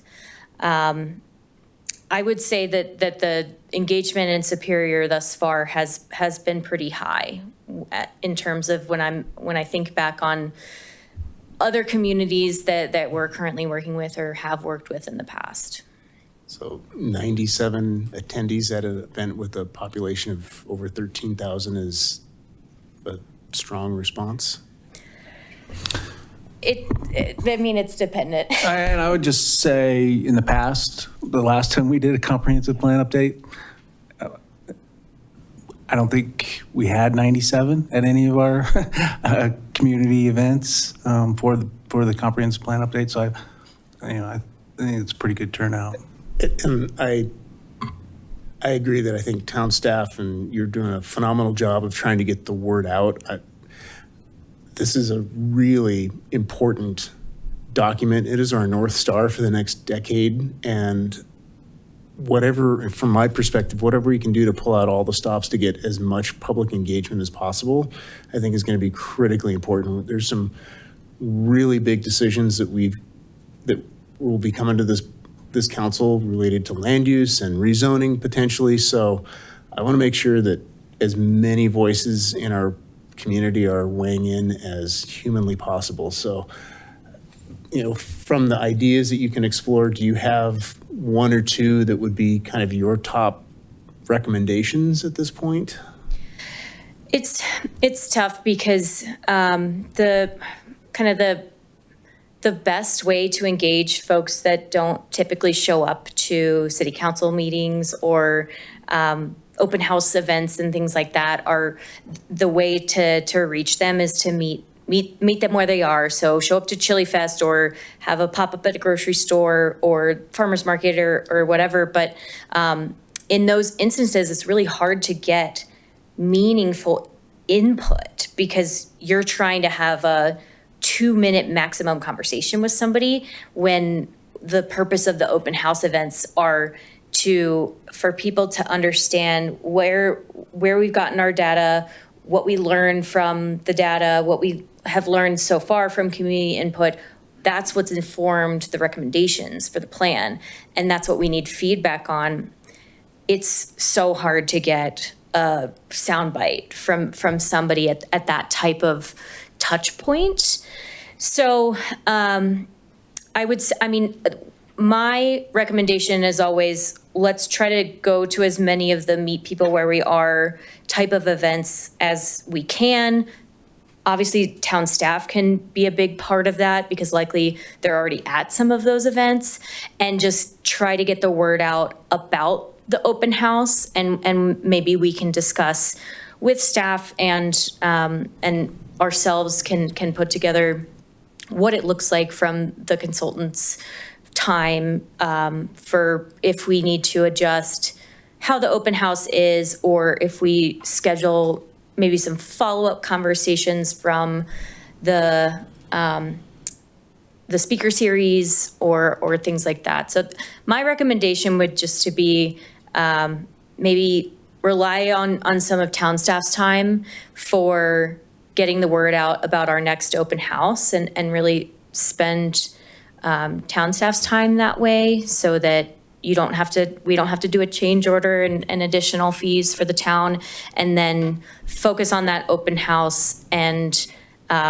if we don't get the feedback that we're looking for after that event, then revisit it. I'll just add that at the 4th of July event, there were several committees, that were at 4th of July, and some of them had maps of proposed playground structures that were, being contemplated by the different committees and by the council, and that really seemed to get a lot of public engagement. So if there's an opportunity to just display some of these maps that you shared with us at Chili Fest or Oktoberfest or whatever, I'd be in total favor of that. Okay. Whatever we can do to get as many people to these open houses. And I don't know, trying to host a second open house add or help get more folks, especially if they can't participate on the one day that we have it scheduled in October? Sure. There's like a weeknight and a weekend option available? Yeah, that would definitely be a part of a potential expanded scope, but absolutely, yeah, we're definitely willing to help with that. Okay. And let us, the council, know how we can engage and try to rally the troops, so to speak. Absolutely. Thank you. Others? I'll give my opinion here. I appreciate everything that we've done so far, and the plan moving forward with outreach at Chili Fest. And I'm not in favor of spending like additional sums beyond what we already budgeted for. I think this is already a pretty substantial budget item that we budgeted for in this year. We've got a grant as well to help us with the comp plan process. But I think it's always really difficult to get engagement from the community about something like this. Like typically what you'll have is when a rezoning application is coming and it's in people's backyards, that's when people show up. But when there's a comp plan process 10 years down the road, you're not going to hear from people. And I think that this is one of those things that I think our job as a town is to make sure that there are opportunities for the people who do care about it to weigh in. And I think we've done that, and we're continuing to do that. But people are busy, and this is why we have the job up here to sit here as the town council. And we need to do what we can to get the word out and to advertise that there are opportunities to weigh in on this process. And we have these workshops and we have opportunities. But at the end of the day, we know that the engagement is going to be generally pretty light. And I think that that's kind of indicative of people actually liking this community and liking the job that we do and being satisfied with just how Superior is, right? And that's fine. So I don't think that necessarily we're going to be getting anything that we don't already have by spending additional money on additional outreach. So my recommendation would be to just kind of keep our foot on the gas, do what's planned, and get this thing delivered to us. The public's still going to have an opportunity to review the final product at Planning Commission, at Town Council meetings before it's adopted. And if there's something that's glaringly missing from the comp plan at that point in time, I'm sure we'll hear from people. At least I would hope so. But even if we didn't, it's still a general advisory document, not binding. And the ultimate decisions on rezoning parcels will be well attended when we get to them. I would agree with all that. I feel like there's been pretty ample opportunity for public engagement, that we've had public engagement. Obviously, there's more planned. But given all the other things we have on the docket that we need to pay for, I'd be hesitant to pour more money into, if people haven't responded already or aren't with the existing opportunities that are upcoming, I don't know that we're going to get any sort of needle movers that's really going to give us much more than we've already gotten. So I think we should focus the finances on other areas. And during my council update earlier, I mentioned that Renee joined us at Historical Commission and shared the parts of the plan that pertain to that commission, and I think that was above and beyond, so I would be concerned about overworking our staff even more. So I'm going to support not paying additional for any additional things and hoping that October creates some more buzz. Thank you for everything, though. I'm looking forward to the combined dashboard. So in terms of the actual deliverable, so we've got the engagement planned at Chili Fest, Fall Fest. We've got the pop-up open house, online open house. When do we think that we'll actually get a final draft that will go to Planning Commission and then to Town Council for consideration? It's it can be a moving target, but I think our goal is to have kind of an initial staff draft that goes to all of the departments in late fall, probably November, close to Thanksgiving time, and then working through the staff process and hoping to come to Planning Commission and Council probably closer to January. Okay, that's good to know. One request, we do have a rezoning application that's going to be coming back to the Town Council sometime in September, probably.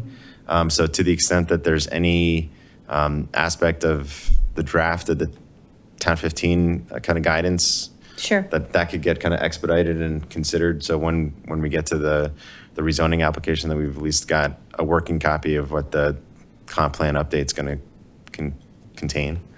And yeah, I don't think that the vision for the opportunity areas has changed too much since the last time we updated y'all. So I think what we can do is provide staff with our update as the consultants, and then they can communicate that to you, and therefore, hopefully that can help inform your decision. Perfect. Thank you. All right. Anything else? All right, thanks for the presentation and for all the hard Absolutely. work on the comp plan. We look Yeah. forward to continuing to see what happens. Thank you so much. All right, and we're moving on to our second presentation on the evening, which is an update on our transportation plan. Thank you, Mayor. Alex Bullen and staff are got a presentation for the council. Is it just, is it part of this here? Just keep going? No, it's down. It's one of the PDFs. Okay. All the way to the left. You got it. Okay. Good deal. Good evening, Alex Bullen, Public Works and Utilities Program Supervisor. I'll be presenting an update on our transportation plan. I have with me Alicia Zimmerman, who's the Principal Project Manager on the consultant side. And then I also have a copy of the plan, hot off the presses, so fresh that it's still shedding a little bit.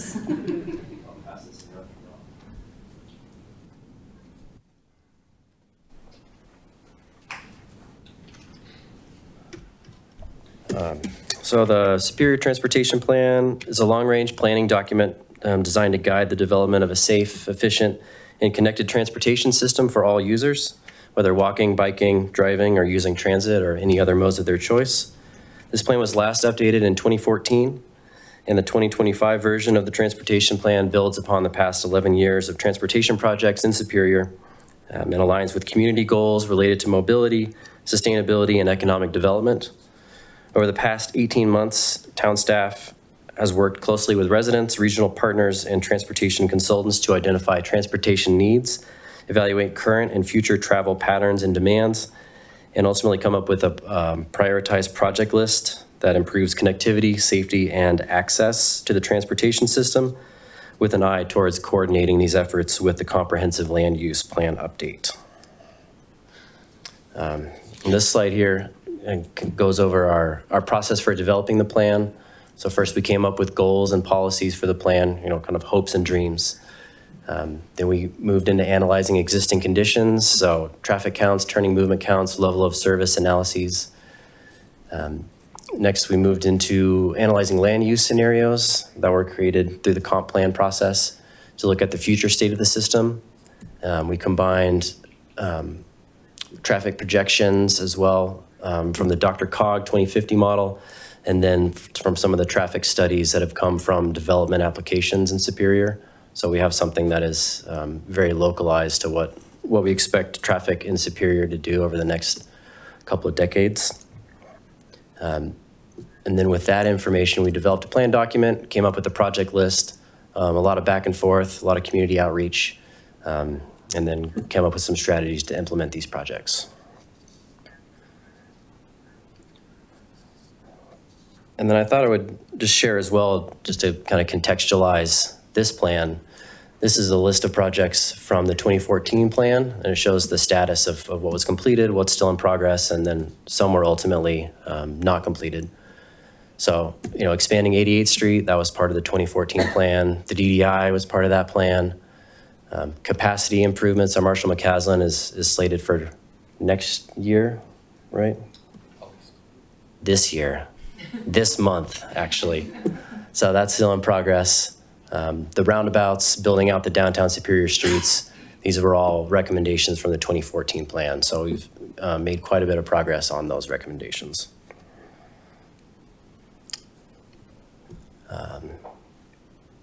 So with that, I will turn it over to Alicia to get into some of the more technical details behind the plan. Welcome back. Thanks. Thank you, Alex. And as Alex mentioned, I'm Alicia Zimmerman with Fox Tuttle. Going to slide through a lot of this quickly. I know you all have a lot tonight. We joked that I got more slides because I can talk faster. So please stop me if I'm talking too fast.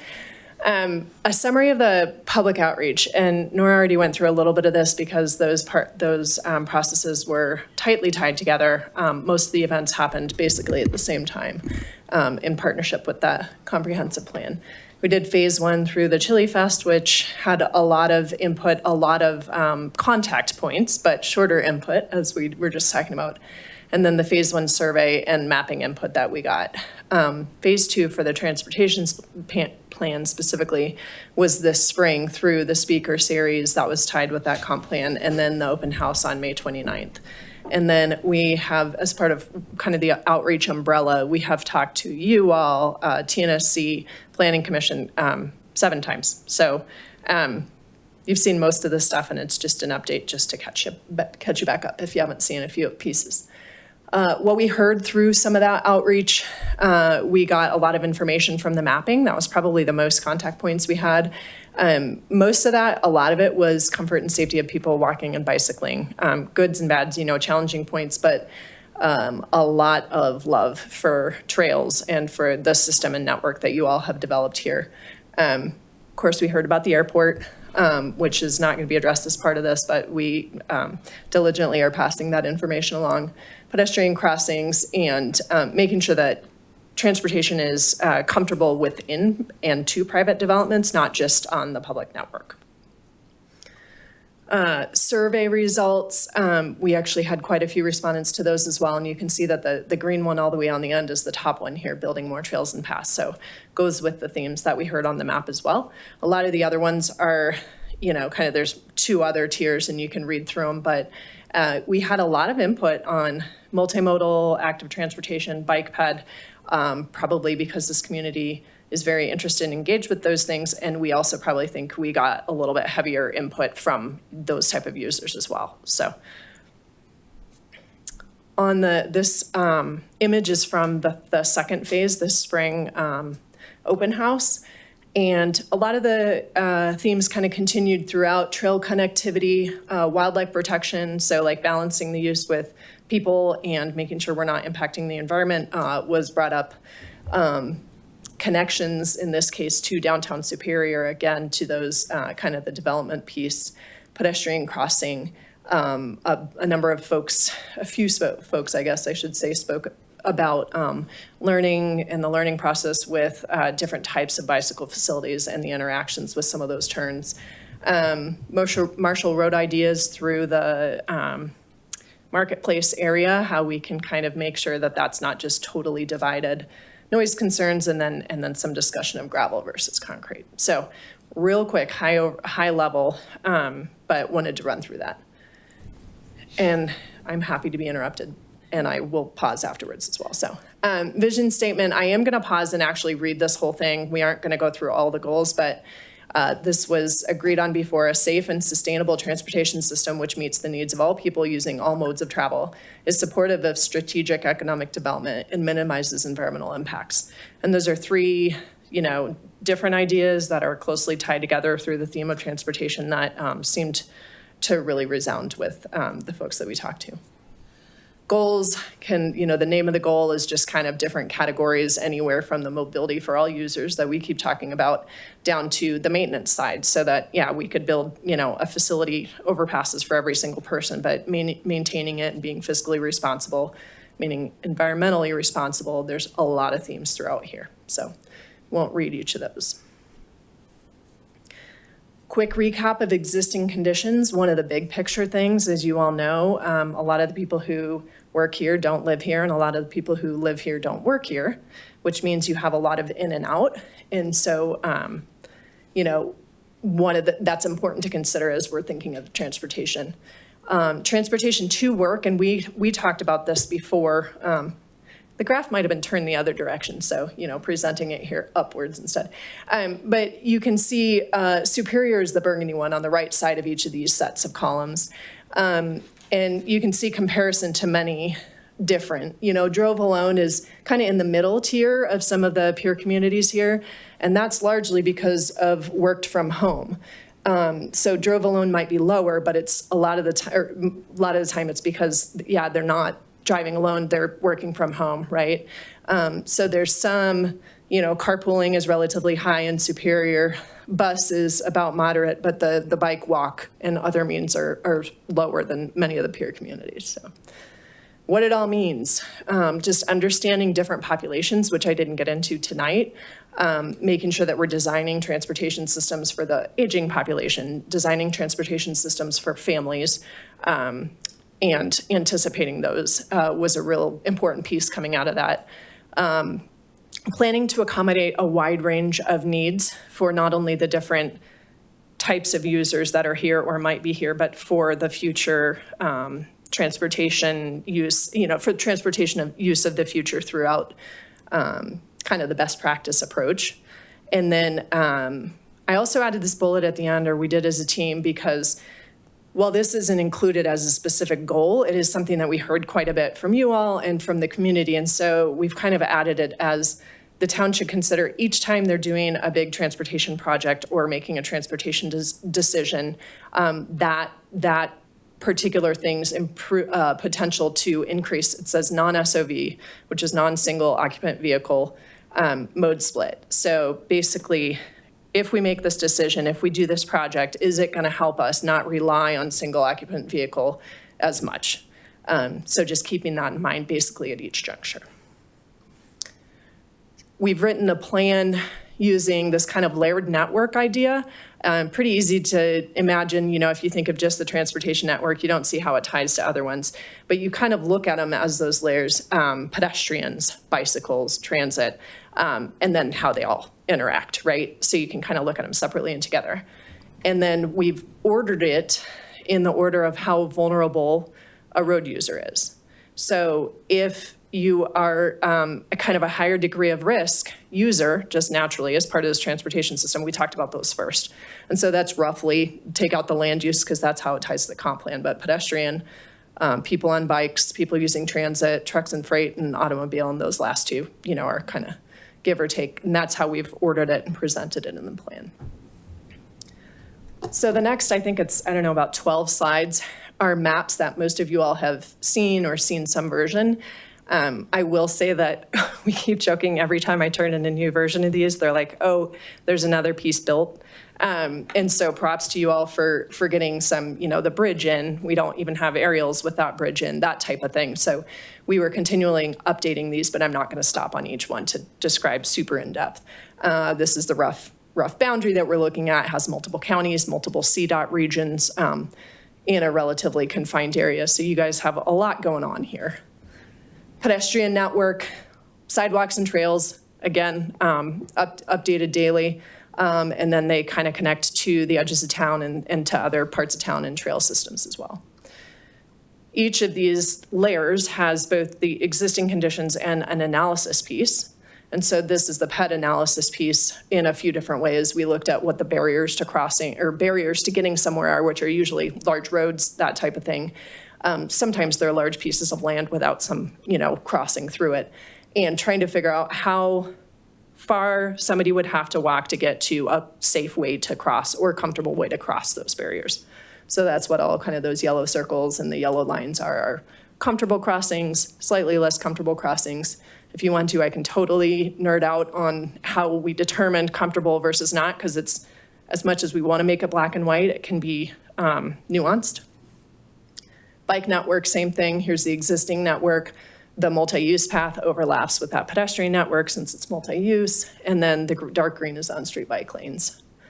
Bike network analysis had two pieces to it. We usually do how many residents are within a quarter mile of a trail or bike facility, and you all are all green, which is really cool. We don't deal with a lot of communities like that. However, one of the more challenging pieces is getting across those, those barriers. Just like on the pedestrian side, most of the barriers have direct overlap. In the bike piece, because you can go further on a bike, we also showed these origin destination kind of red areas as places that we wanted to make sure somebody could get from here to there and here to there. Transit network, same thing, zoomed out a little just to see where it was all connecting to. And even the transit network has been updated since we finished the map in January. So it's through downtown Superior, showing through downtown Superior here. I think it was after one of these that we also pointed out the flex ride paratransit type stuff is community-wide as well, and that's why you see these dots. But from the kind of the traditional bus system and stops, that's what those red circles are, is a quarter mile or the half mile for the more regional bus. And so this is probably your biggest, least amount of coverage in any of those layers that you have. We also documented all the intersection control, speed limits, all that too. So you have it for the years to come, and looked at the traffic volumes, the automobile volumes and categorization classification is what we call it for roadways, and then the freight and truck routes.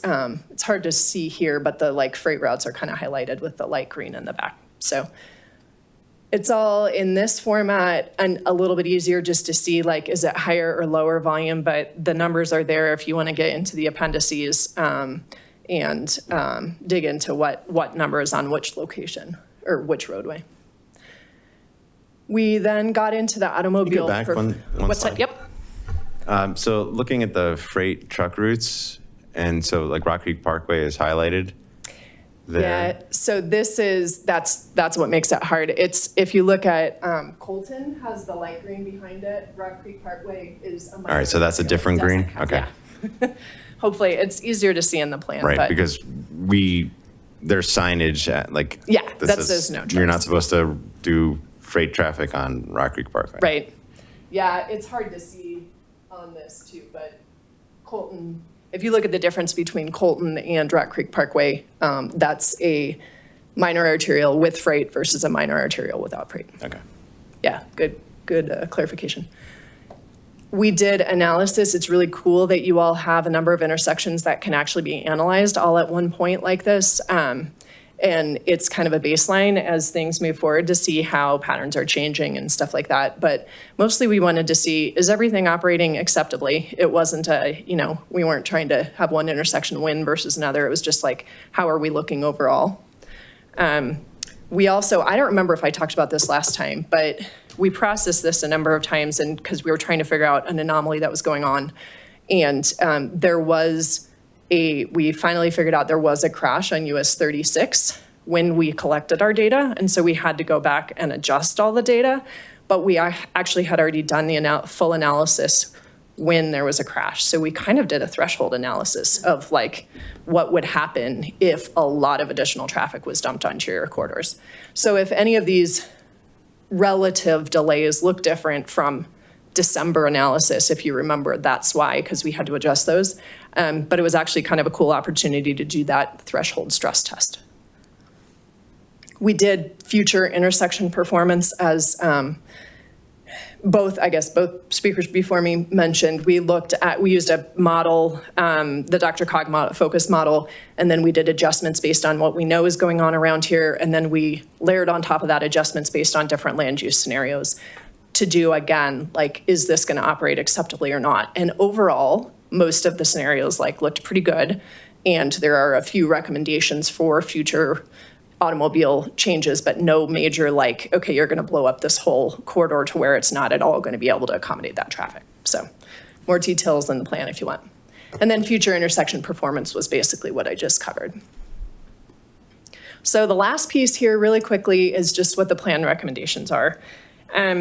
And I'll say these are a roadmap, and I guess maybe pun intended, I guess. They're a roadmap for the improvements that Superior can strive to do. It's not prescribed, right? Like in 5 years, something might look different and you might need to shift trying to make a bike facility on one road versus another, or a connection at one location versus another. You'll notice that it's heavier on some of the multimodal components because not only is that maybe where Superior's a little bit behind on the multimodal transportation, because you all have great trails and they're getting much better connected, but people who are using walking and riding a bike for transportation aren't necessarily going to be going where those trails are for recreation. And so making sure that those networks support both of those. You can see that a number of these, like the green ones and the blue ones, are bike facilities. Some of them are, let's look at this corridor to see what it could be in the future, that type of thing. So not going to go through each of these. This is just the kind of more southern half. But the map recommendations, there are 32 of them, and they range basically across the gamut. And then we also had a list of recommendations that are kind of can be applied throughout the town, including things like install sidewalks everywhere they're missing. It's not only a good thing for mobility, a good thing for people's health, but it's ADA requirements in some locations as well, just to be able to let people move around in a way that they're able to move around. Pedestrian crossings, widening paths, that type of stuff. You can see there were a number of things. In fact, transit service to park and ride, I have heard that that's hopefully moving forward. So you guys are already, getting closer to being able to check some of this stuff off. And there was one other Vision Zero plan, which you'll hear later today. But the clear and safe pedestrian access routes into and within development is something we heard at every phase. And it's hard you don't really put that on a transportation plan because we can't say within the shopping center parking lot, you need to make this connection. And so that's something that'll have to happen on an as needed basis as these parcels come up for redevelopment, especially like Marketplace is a great opportunity. So without getting any more into those details, that's the end of the technical piece, and I'll turn it back over to Alex. So just a quick wrap up on how we plan to implement this plan. There's a few different things we'd like to do with this plan. One is obviously the project list to guide recommendations, whether it's capital projects that we'll bring to council or value adds, low cost things we can do just with normal staff time or as we're working on areas. Second way is, that report, if you thumb through it, it's very rich in data. So we have a lot of granular data we can get into that saves us time from having to go out in the field. Things like the length of turning bays, and arrivals on red for particular movements and levels of service. It puts everything in one place, and it's really a manual for a lot of different transportation questions without having to hire a traffic count group or go out and put a tape measure on a lane. A third way is we took this opportunity to create a matrix of all the different funding opportunities we knew of, whether state, federal, or private funding opportunities for transportation projects. These are some programs we participate in regularly, but then also we talk to neighboring communities to see what they do, and then put it all in one place so we can just refer to a couple of pages for these funding opportunities. And we'll work with our grants administrator to apply for those funds. And with that, I'll just open it up for questions. Great. Thank you, Alex. Questions from council? Alex, just a quick question, one slide back, with the A through Z or A through M. Not sure what that buzzing noise is. So is this a rank order list, sort of if you got funding, we'd draw the line and do the first three? Or is this sort of an unranked list? Because I kind of view it as, hey, if we can make something happen, we'll do that. But I just want to make sure I'm interpreting. No, unranked. Okay. Yeah. Because also, I heard a statistic yesterday that RTD ridership at 2019 versus where it is today, given the rate of people riding the buses, could take us 740 years to get back to the 2019 ridership, given RTD's current trajectory. So letter E is probably the hardest one on here to do because it's RTD. But I just wanted to make sure that that's not like a fourth thing on our list of things we want to try to make happen. Right. So. Yeah, we did bat that back and forth whether to prioritize it, but it's just, you really get in the weeds, and Okay. Priorities do change. All right. Thank you. There's a table in the appendix that has some additional criteria that you guys can sort by if you want. There's a table in the appendix with additional criteria that we can sort by. There's a lot of pages in there. Yeah. I see it now. Thank you. And the appendix is not even all in there. Just Okay. Alex, just real quick, is our lack of ADA compliance walkable surfaces at all impeding us from getting any grants? And if so, what can we do to possibly increase that? That's a good question. I'm not sure. Yeah, I don't think so. That- The ADA piece of the sidewalks in some communities, there are certainly communities that are or parcels or whatever that are grandfathered into not having them. So I certainly didn't imply or want to imply that anywhere without a sidewalk is absolutely not ADA compliant, but it's more like we should have sidewalks everywhere so that there's no question about ADA compliance. Does that make sense? All right, yeah, thank you. Yeah, and we have been systematically going through the intersections in town and looking at things like ADA ramps, accessible push buttons. One of the items on the consent agenda is for the purchase of, grant-funded more of these ADA compliant buttons. So we're trying to get at least all the intersections in line. But I'm not aware of it holding us back from getting any funding. Great, thank you. From a kind of big picture, 40,000 foot perspective, our capital budget on a year-to-year basis is $3 to $5 million. We went to the voters and got an extra $17.8 million for bond proceeds, so we could kind of jumpstart some overdue capital projects. If we're looking at what it would cost to do everything contained in this plan,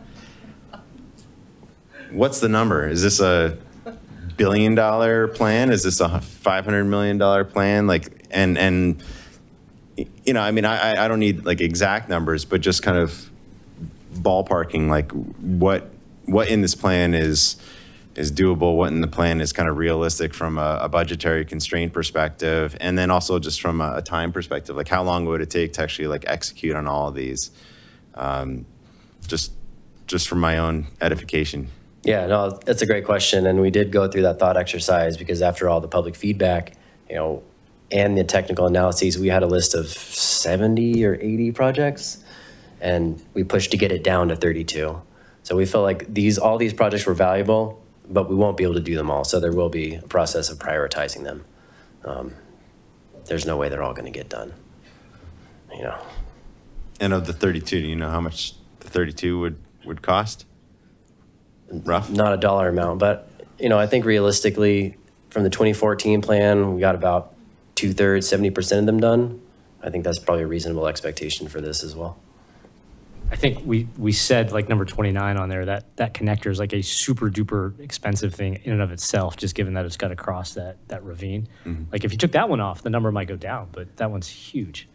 I would just say too that some of these projects are recommendations to study how to work through some challenges. So that work through challenges could be like, we're just going to change the curb lines and maybe update the signals. Or it could be like, oh, look, we're going to completely redesign, reimagine, rebuild 2 miles or a mile of Marshall or something like that. So that in and of itself, that project could eclipse 90% of the rest of these projects too. So that's why the variability Alex is saying is pretty significant. So, and some of these projects too are not just changing something in the field. C, for instance, develop pedestrian crossing treatment guidelines. To date, like on Rock Creek Parkway, using adjacent communities or some of the national standards, national guidelines, which are not standards yet, you may decide to do something so that it can be Superior specific. And that's not changing something in the field, but will apply to changing things in the field in the future too, so. Yeah, there's some policy decisions. Yeah, I'll add too. So anytime we do a capital project, like Indiana Street is one for a bike boulevard. So when we repave Indiana Street, as part of the budget process, we'll add that improvement when we do that road. And a lot of these are bike boulevards, especially on the first tab. I think 50% of the projects are bike-related projects that we can handle with striping and buffers. We're also pursuing grants. Alex has already worked on a Vision Zero grant that we submitted for Marshall Road. We don't know how successful we'll be in pursuing those, but we're always looking for grant opportunities too to implement these projects. All right. Well, I'll just say thank you, Alex and Alicia and Brandon for all the work. I think we're very fortunate. Our bike network trail system here in town is really second to none. And, I think that's one of the things that people always remark on is just how well connected we are as a town. We're 4 square miles. We're really fortunate to have that network and our road system. We've been investing a lot into it. So it's in much better shape than it was.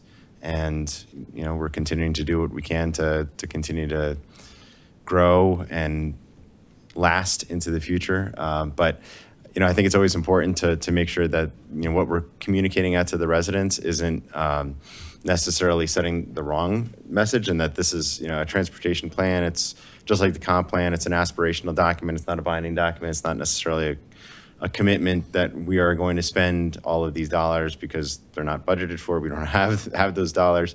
But, there are still all these needs that are out there that need to be addressed. And I appreciate all the time that's been spent thinking long and hard about how our transportation system is going to serve us into the future. So thank you both, everybody, for working on this. And any other questions from council? All right. Thank you. Thank you. All right, we are done with our presentation section. It is 8:12, so why don't we take a 8-minute break. We'll be back at 8:20.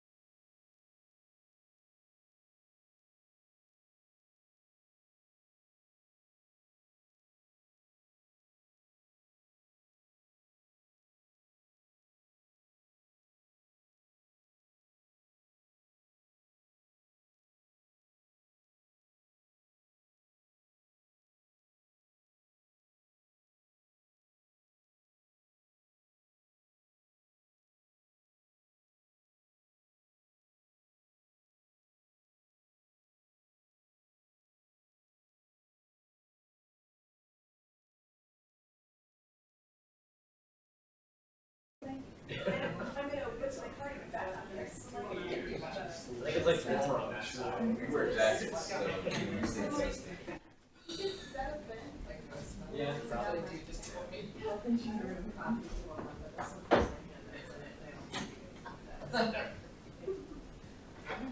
you guys can send us a PDF of the whole thing, that would be great. Yeah, Brandon has it too. I don't know if he's gonna post it on the public website. It's in the packet. Yeah, it's under the Does it have the resolution approving it. 300? Oh, okay. 358 pages. You were reading all the numbers, weren't you? It's on the consent.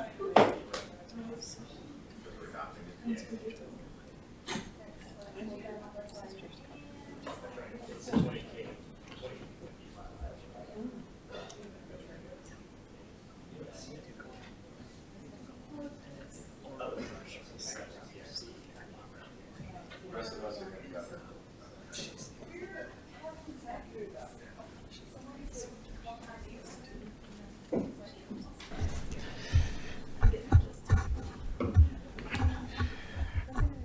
All right, we are back, and we're on to item 6, which is our consent agenda. We've pulled items 6H and 6I from the consent agenda, so at this time, I'll entertain a motion to approve the consent agenda 6A, B, C, D, E, F, G, J, and K. So moved. Got a motion from Mayor Pro Tem Serbu, Second. second from Councilmember Craycraft, and we're spending money, so we'll do a roll call vote, please. Councilmember Miller, Yes. Foster, Yes. Craycraft, Yes. Mayor Pro Tem Serbu, Yes. Mayor Lasis, Yes. Councilmember Shaw, Yep. Cowish. Yes. All right, Neil, you pulled 6H, which is consideration of a resolution of the Town Council of the Town of Superior approving the purchase and sale agreement for property at 123 East Coal Creek Drive. I did, thank you. And I guess this is going to be directed towards Matt. So a couple of just questions, because there's a chronology that's kind of missing here in terms of kind of how we started, why we are where we are. We bought the Ireland property in 2022, so we spent out of the general fund $500,000 to buy that. So we've lost the interest on that. We've lost the property taxes on that. That's not reflected in this memo. What is the plan, and then do we have, because I've already had questions, is there a planned development for this space? Do we have somebody's interested in buying it? Is that why we're stepping up to buy this third parcel? That's the context that's a little missing, because we've been trying to sell the three. Well, first it was our parcel, the Irelands and the Asties together. Then It was never the Ireland's. Okay, so then we bought the Irelands in 2022, and then we tried to go to market with the other party, in this case the Asti party. Yep. And then it didn't sell. So we had it under contract a couple times. The latest one was Cornerstone Contracting. They were going to do a kind of a one-story mixed retail space building with parking. But I don't know what the reasons were. They decided to back out. And it's been on the market since then. I forget, that was last year that we had that under contract. So we've been working with the Asti family this whole time to try to get all three parcels developed. It's zoned as community business district. The Asti family has been patient. They're not able to rebuild residential because it's zoned as commercial. That's the issue that the Ireland family was also in when we bought that property. And so they asked a couple times over the years since we've been marketing if the town would be interested in purchasing the property so they can move on with their lives. And from a marketing perspective, we think it's a good opportunity to replat the lots as one, makes it more marketable, remarket it as one lot as commercial and see what we can get it sold for. So after today, we'll spend $1,050,000. Correct. We've foregone about $70,000 in taxes and payment and interest so far. Right. So call out of pocket about $1.1 million. Yeah. We haven't had our lot appraised at this point yet. No. Okay, so. That's that lot we inherited from districts 2 and 3. Right, Yeah. so we At don't know no the cost. the value of that. So Yeah.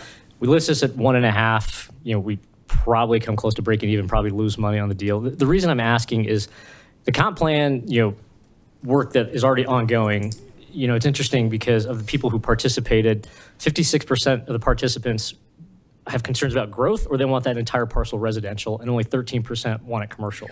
And my concern here is Which parcel are you talking about? the one that we're talking about buying. Like this specific one was in the draft comp plan, and only 13% of it wanted to be retail or commercial. And my concern is that we go down this path of becoming a landlord, try to go down the path of having it developed, and then we have the residents nearby say, no, I don't want it to be X. It's got use by right zoning already on it. Okay. I mean, the town could rezone it if we wanted to. Right.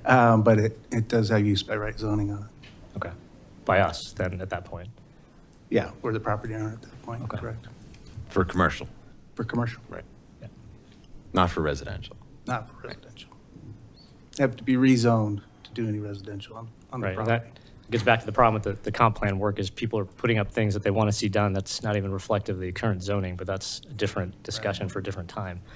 And it's a tough property for residential. I mean, I guess you could do an affordable housing project there maybe, but you have the gas station right next door to it. No, it's the car wash. not a great location at all. Be a really good. Caslin is. Be a great spot for Civic.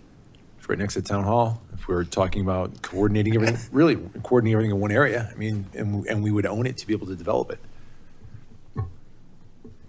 Yeah, so that conversation, I'm leery going down the path of having another parcel that we own that we don't have a defined use for, because then we're going to be stuck, with tied up, basically, stranded capital as we're trying to decide what to do with the parcel, right? So the opportunity cost then becomes, contingent on this board to make a decision on what to do. Yeah, I hear your thoughts on that, for sure. I mean, I think this is a strategic acquisition for the town.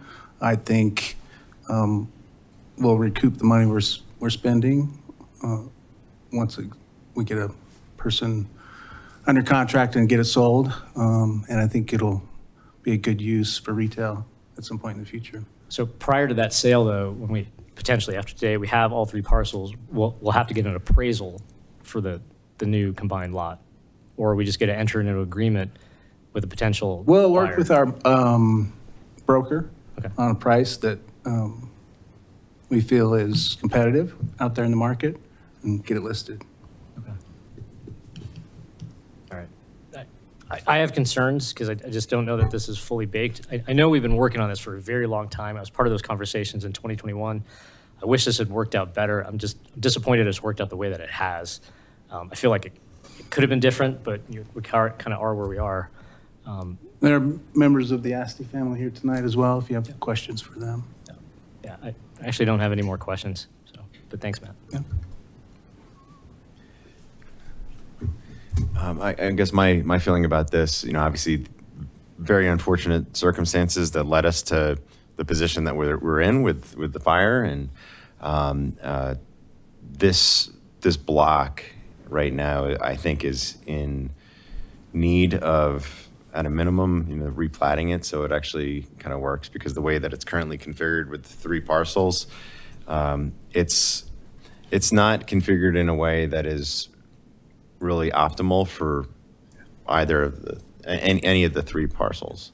So replatting those parcels in a way that makes it more marketable, I think, is in the best interest of the town on a going forward basis, is in the best interest of any kind of redevelopment opportunity. And frankly, I think that there's just going to be obstacles that we're going to encounter in the future if it's not replatted. And, one of the things that I think we need to think about as a town is kind of avoiding the possibility for areas to end up being like blighted and neglected over time.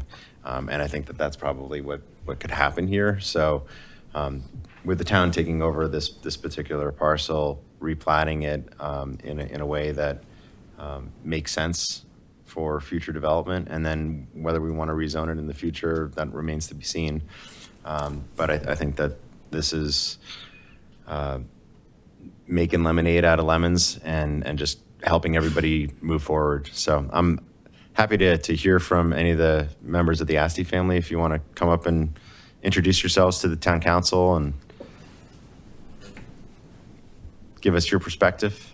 Hi, I'm Marianne Chavez. My father, I grew up on that little piece of land, and my dad was the mayor for 32 years, so I'm very familiar with this format.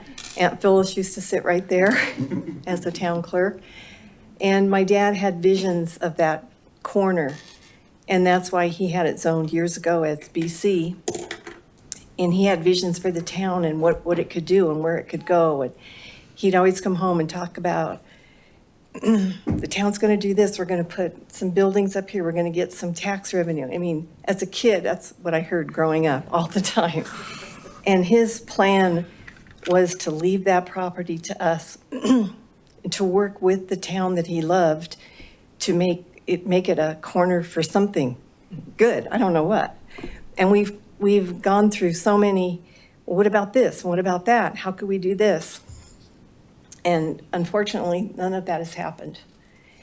So this is like a blessing. If we could just move on with our lives, because my dad passed and, my brother and my nephew, and we just, we'd like to just conclude this.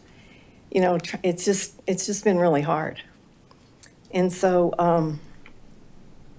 I think it would just be great for the town too. It's not just a personal interest.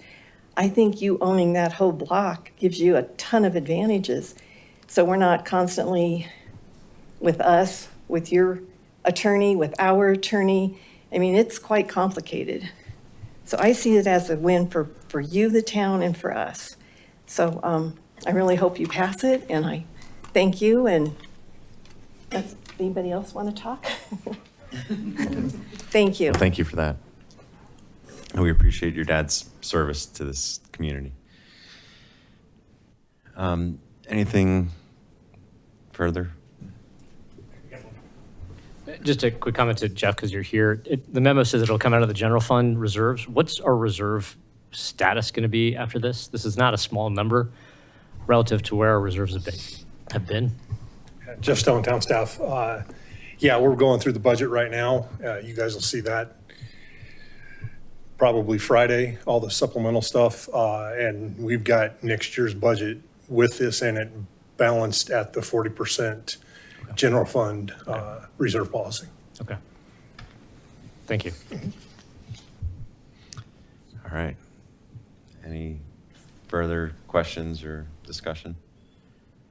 We pulled this from consent, so I'll open it up for public comment. Anybody here in council chambers like to give public comment?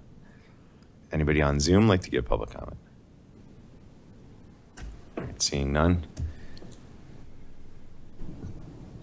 Make a motion? Yep. I've got it here. Move to approve Town of Superior Resolution Number R-54, Series 2025, a resolution of the Town Council of the Town of Superior approving the purchase of certain real estate in the town. Certain real property in the town. I'll second. We've got a motion from Councilmember Shaw, second from Councilmember Miller. Roll call vote, please. Councilmember Miller? Yes. Councilmember Craycraft? Yes. Councilmember Foster? Yes. Mayor Pro Tem Serbu? Yes. Mayor Lasis? Yes. Councilmember Cowish? Yes. Councilmember Shaw? Yes. All right, it passes. Thank you very much.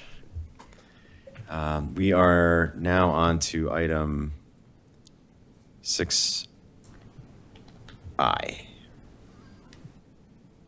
which Neil, you also pulled this consideration of a resolution of the Town Council of the Town of Superior approving Downtown Superior Parcel K Plaza quitclaim deed. Yeah, so I've got a couple questions here, in the sense that, obviously, I've actually got a lot of concerns, right, where we are going to take over something that was, promised to us by the developer to sort of manage on a go-forward basis, roughly say $40K a year. What warranties do we have, relative to that? That, somebody didn't install something badly, and then all of a sudden we're having to jackhammer out the splash pad, and what's, effectively free suddenly becomes a $200,000 expense for us to repair. Brandon, has the 2-year warranty period? It's gone. It's passed on. So we do a 2-year warranty period for every public improvement that's installed by a development. They have to provide a letter of credit or performance bond during that 2-year warranty period. We go through prior to the 2-year warranty period being expired, we go through, staff inspects it, any items that they note that need to be fixed before the warranty period, we give them a letter. They have to correct those before that 2-year warranty period is expired. Once we've approved the inspections, then we issue a letter to them saying that the 2-year warranty period has passed. So we've done the inspections on this area. I mean, there's no guarantees in life, so I can't tell you for sure that, in 5 years there might be repairs that are needed. But the main element in here that might need some maintenance, is going to need ongoing maintenance, is the splash pad. Yeah, so just to be clear, the 2-year warranty period is gone. Yes. We'll be inheriting this with basically no warranty. Correct, but that 2-year warranty period has been inspected by our inspectors. Totally understood. I just, my point is, the thing has been barely on in those 2 years, right? So the things that break happen when they're used on a regular basis, and if you've barely used something, then it's still sort of untested. Yep. Obviously, my concern here is that, it's a new line item, so can we get a new line item on the budget to track this from an OpEx perspective? It's included in the 2026 draft budget. So it'll be its own downtown path, okay, so we'll be able to track that, and then if there's a capital need, it's fully transparent that this is because we bought it from the developer. That's correct. Okay.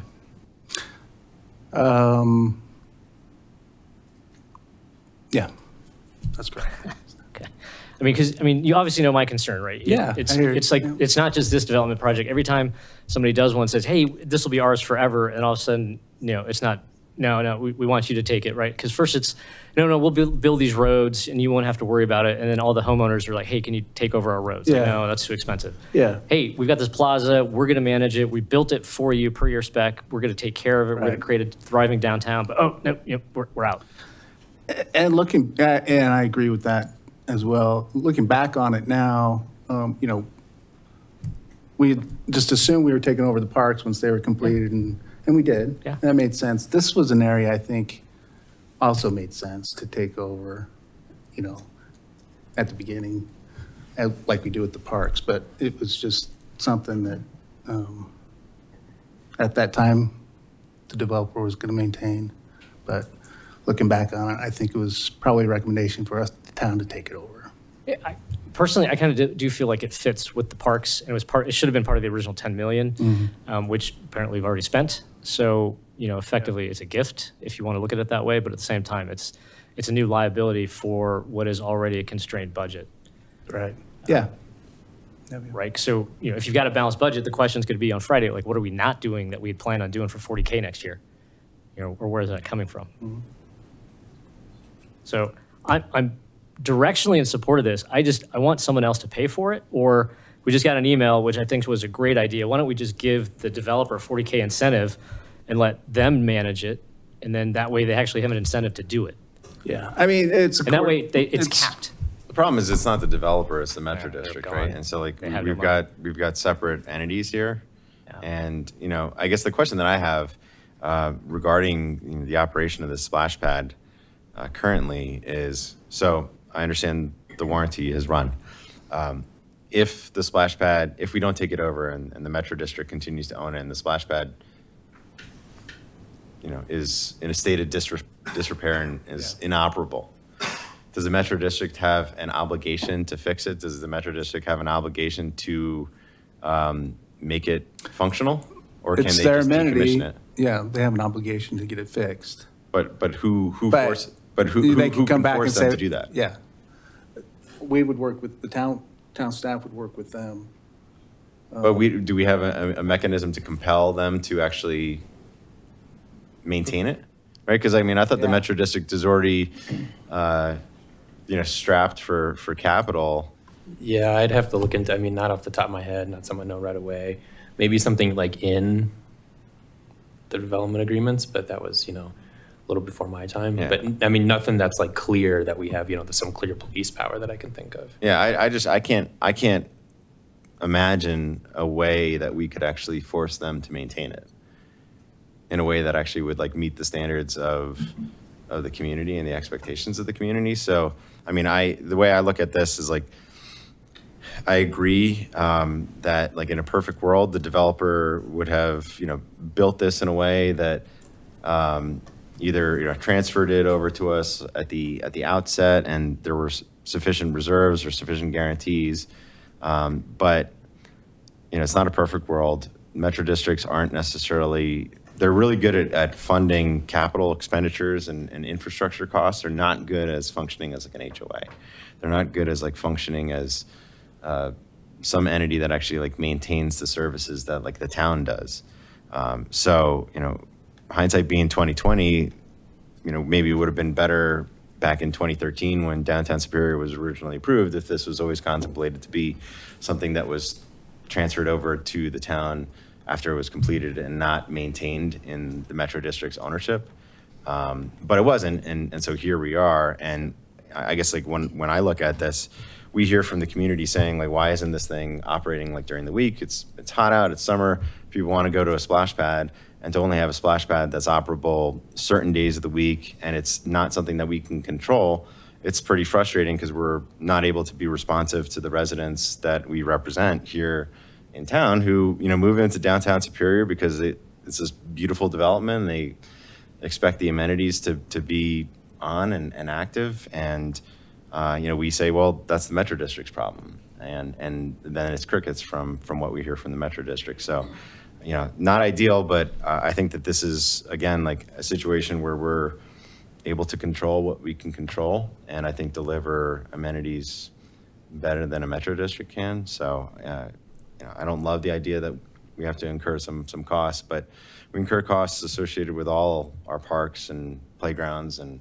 pools and amenities that don't make money. They just make this community a nice place to live and raise a family. So I'm supportive of this because I think this is better for us and given the way that we're programming downtown with the fall fests and the summer markets and the concerts, this is just something that makes sense for us to take over. It's our asset, we have it now, so we have to take care of it. And I think going forward, if we look at what's happening in that particular area, the food court's gonna be coming in line hopefully shortly. Bigsby Folly, other things that are coming in. So I think that we wanna make sure that we keep that to its utmost capabilities so the residents can have fun at the concert on Saturday. A ton of kids were playing that fountain. They loved it. And the parents enjoyed watching them to sit back and kind of keep an eye on their kids. So I don't like spending money on something we normally wouldn't have to, but now that it's ours, we're kind of like. It's not ours yet, but. Yeah, but when we get it, I'm in support of it. Question for Matt. With the splash pad, what kind of water quality testing will we need to be doing to make sure there's no? Yeah, we have to meet all the state water quality standards. So they're using a contractor right now that make sure that it meets all those requirements because people are using it. And we're going to take over that contract. Is that It's potable, that contract part of that 40,000? It's potable water standards. Yeah. So is that taking over that contract part of that $40,000? Mhm. Okay, great. Thank you. Nick, question for you, and I think I know the answer, but I'm going to ask it anyway, because we did have that resident email. So the Metro District was supposed to be kind of self-funding and the town wasn't supposed to pay into any of that. Would this legally be an issue if we had to pay to maintain an asset within downtown or that we're taking over from the Metro District? I don't think so. Okay.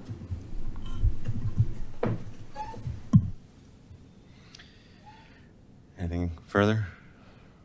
All right, anybody in the public like to give public comment on this agenda item? We've got somebody on Zoom. Ryan Hitchler.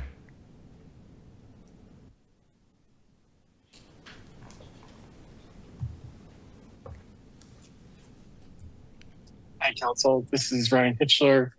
I'm on the board for the Metro District. I'm embarrassed to say I didn't know the splash pad was part of Metro District until this summer. And as I sort through what the boundaries of the Metro District are and aren't. We had a meeting about this recently about transference, and it cannot be in a better hands than the town of Superior. There's a lot of things to work on with the Metro District, and I agree this seems like a park service and a global town amenity, not within the sort of boundaries of the Metro District, and I'm in full support of transferring. Thank you, Ryan. Any additional public comment on Zoom? Seeing none. Back to the council. Additional discussion? Otherwise, I'm just going to make a quick comment. I mean, I think Ryan's comment is fantastic, right? Because it just demonstrates how out of its depth the Metro District has been. And I fear this sets us up for a precedent. Every time there's an HOA or another district that's struggling, they'll say, just call up the town, they'll take it. Right? You know, if you think about Bell Flatirons and their amenity with the lake and everything else, what's to stop them from sort of suggesting, like, you know, you guys can manage water better. Why don't you take this? Right? It's unfortunate, right? Because every Metro District has, whatever they've created has become a town asset, you know, right or wrong, and we're incurring all the costs. And people complain, like, why aren't you spending money on X, Y, and Z? Well, we inherited all these other things that people want us to manage. And you know, honestly, I think part of the reason why this has come up is because the Metro District has been so non-responsive, and we're not. We're responsive. We've got staff. We're the right place, and we're the taxing authority. But they're not going to decrease a single penny of their collected taxes, right? So they're going to get 100% of the benefit of disposing of this asset by basically reducing their expenses. We're going to bear the incremental expense for no incremental revenue. Who wouldn't want that deal? Fantastic. I would agree with you 100%. But the caveat for me and what makes me more in favor of it than I would be for like the lake around Bell Flatirons is this is an economic center that we have to make sure we're drawing people to. And I think, you know, things like a splash pad and amenities that would draw families down there that would then frequent businesses makes me want to be in support of something that's going to activate an area that we really need to activate. And I agree with you. I think just, again, wearing it from the lens of the town, because of the TIF, we're not going to derive any property tax revenue from that area for a billion years, right? So activation of that area is great. It's a net positive for the community, but for the revenue side of this board's responsibilities, it doesn't help. But sales tax. Sales tax is split with Louisville, so we get 1%, True. which is, you know, 1% of $1 billion is still very, very little. Yeah. So even if we did $1 billion in revenue in aggregate, it still doesn't come back to, you know, satisfying the TIF. So we got a different issue with We're halfway through the TIF. fair point. So it's 13 years, right? 2038? Yeah. So, you know. Post 2038, all right. I'm just saying, it's not. It's not that far away any longer. Okay. 13 years is not that far away. Okay. I just want to add to that, like, I can see both of your points, but when it doesn't work and then the residents call the town, then it's a town problem. And so I don't, like, for us to own that and be able to take care of it so that they aren't going downtown and being disappointed and having the experience that they're having right now with the inconsistency. And I think there's some value in that too. Yeah, and I agree with that, but you know, the same issue is true for the roads at Saddlebrook, the roads at Calmonte, the roads at every development that was made with the promise that they would manage it. Now the homeowners are like, we don't have the money to do that. Could you please fix it? And we drew the line because it's a very big number. But then over here, it's like, well, that's just $40,000 today. Right? So, I mean, how do we draw that line for, you know, what is not achievable from an HOA versus what is achievable by the town? So, Neil, to your point, and this is going to go down a whole other rabbit hole. We probably have a work session on this, but maybe we rethink future development in the town and not having a developer pay for, maybe the town floats bonds to pay for the capital infrastructure so that we own it and manage it from day one. Again, that's a rabbit hole worthy of a very, very long discussion, but I'm just saying maybe we have to re-envision how we do things in the town. I'll just mention one word, Tabor. No, but I mean, we've had a history. I mean, the nice thing is that, you know, this is an intentional act that we're doing right now, where we're voluntarily like assuming this cost in order to take control of this asset to provide it at a level of service that like our residents want. We don't have an obligation to take it, but we're voluntarily doing so. And with regards to like those roads, like there's nothing that forces us to take over control, right? And that's each of these decisions comes before the council in an open meeting with an opportunity for the public to weigh in as to whether it makes sense or not. And it ends up being a decision for us to make on a case-by-case basis. In the past, we've retired metro districts in the past with Superior Metro District number 1 and 2.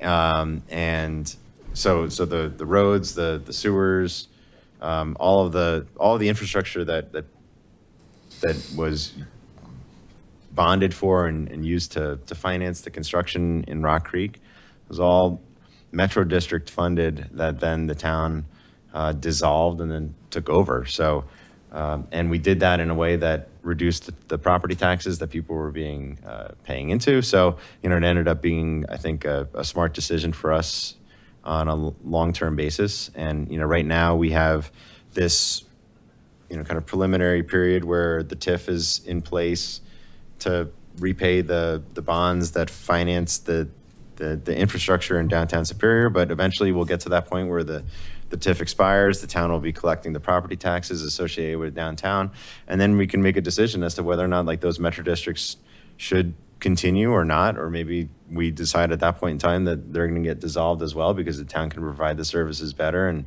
lower the property taxes for the individuals that live in downtown. But those will all be specific decisions that will come before the council at the appropriate time. So I just think that like this particular one, I think is a quality of life enhancement for the people. And I think to Stephanie's point, it's really important for activating Main Street in downtown.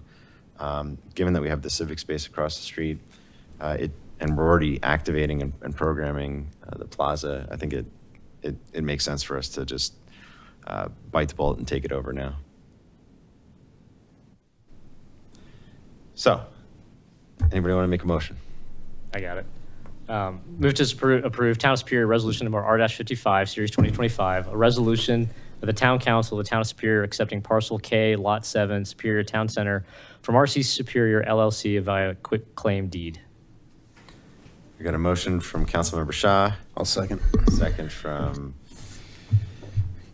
Councilmember Foster, and we'll do a roll call vote, please. Mayor Lasis, Yes. Mayor Pro Tem Serbu, Yes. Councilmember Cowish, Yes. Councilmember Miller, Yes. Councilmember Shaw, No.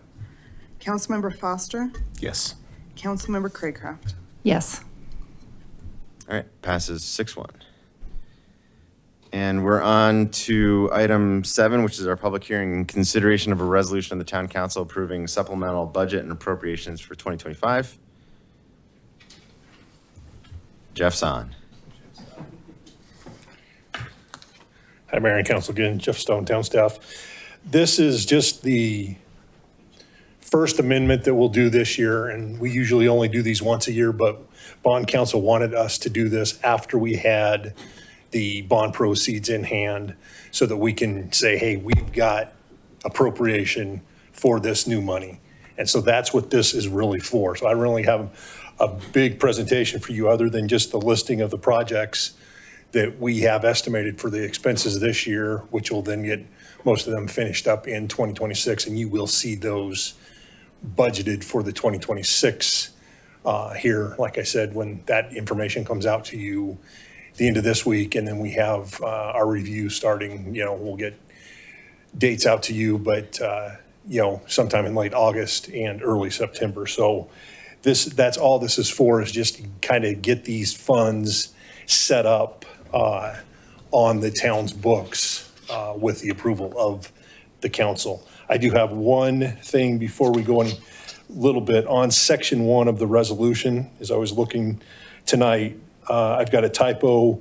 It should be 43,311,272 instead of 309, and that matches the cover memo as well as that amended appropriations column. So that is one change we will need to make. But that's all I have, so I'll open it up to questions. I had a question, Jeff. We have $1.5 million for Rock Creek Parkway, Honey Creek to Colton. And Brandon, if you wanted to jump up and chime in here. I thought we were doing that in 2026. So why is that expenditure coming? This was done before that change had happened. Okay. So we started putting this together before that change happened.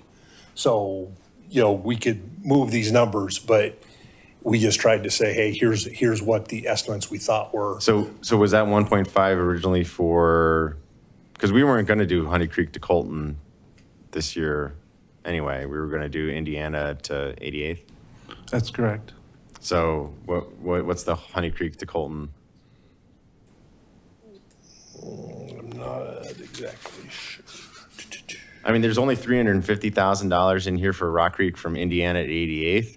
So, I mean, that should have been 2.6 million or whatever. So the 1.5 Rock Creek Parkway, Honey Creek to Colton, that money could be just kind of lumped into the Indiana to 88th expenditure, notwithstanding the fact that we're not moving forward with that this year. But I was just curious as to where that came from. Yeah, that may be a typo. I'd have to go back and look. All right, so are we Just certain on the numbers here? Real quick, Mayor, before we get into the weeds here, did you open the public hearing? I did not. Do we have proof of publication? Public hearing's open. Thank you. Thanks, Nick.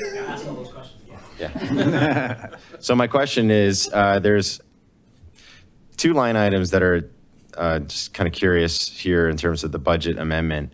One is the $350,000 Rock Creek Parkway, Indiana 88th. I assume that was just kind of an amendment to what was originally budgeted for that project. But then underneath that is $1.5 million for Rock Creek Parkway, Honey Creek to Colton. And I just wasn't sure where that was coming from because we're planning on doing Honey Creek to Colton in 2026. And it's not budgeted for in 2025. It wasn't planned in 2025 and it's not happening in 2025. So I don't understand why that's in the staff memo there. Yeah, I think those are reversed. I think that was designed for Honey Creek to Colton, but I'm not exactly sure. Okay, so are we comfortable with what the number is? Do we want to? The number I'm good with, the total 5.6, and we can, if you want us to change the detail, we can. And flip those two. Yeah, I just think if we're making a budget amendment, I want to, if we're calling out specific line items, I want us to be clear and transparent as to what those budgetary amendments are. And if that means that we just table this for now and deal with it at the next meeting, once we correct the memo. I'm fine with that. That's fine. Just leave the public hearing open so we don't have to publish it again. Sounds good. Yes, we'll need a motion to continue the public hearing to August 25th. Okay. Well, let's open it up for public comment while we got people Yeah. here. Anybody like to give public comment on this agenda item? Seeing none. Anybody on Zoom like to give public comment? Seeing none. All right. I'll entertain a motion to continue this item until August 25th. August 25th. August 25th? 4th. 24th? 5th. 25th. Sorry, I'm bad at math. 2025.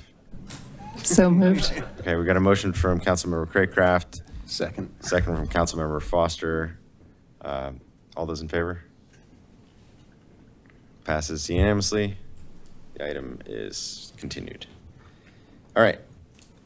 Moving right along, we are moving on to item 8, which is a public hearing and first reading consideration of an ordinance amending the code for contractor licensing. Do we have proof of publication? No, it'll be noticed for the second reading. Okay.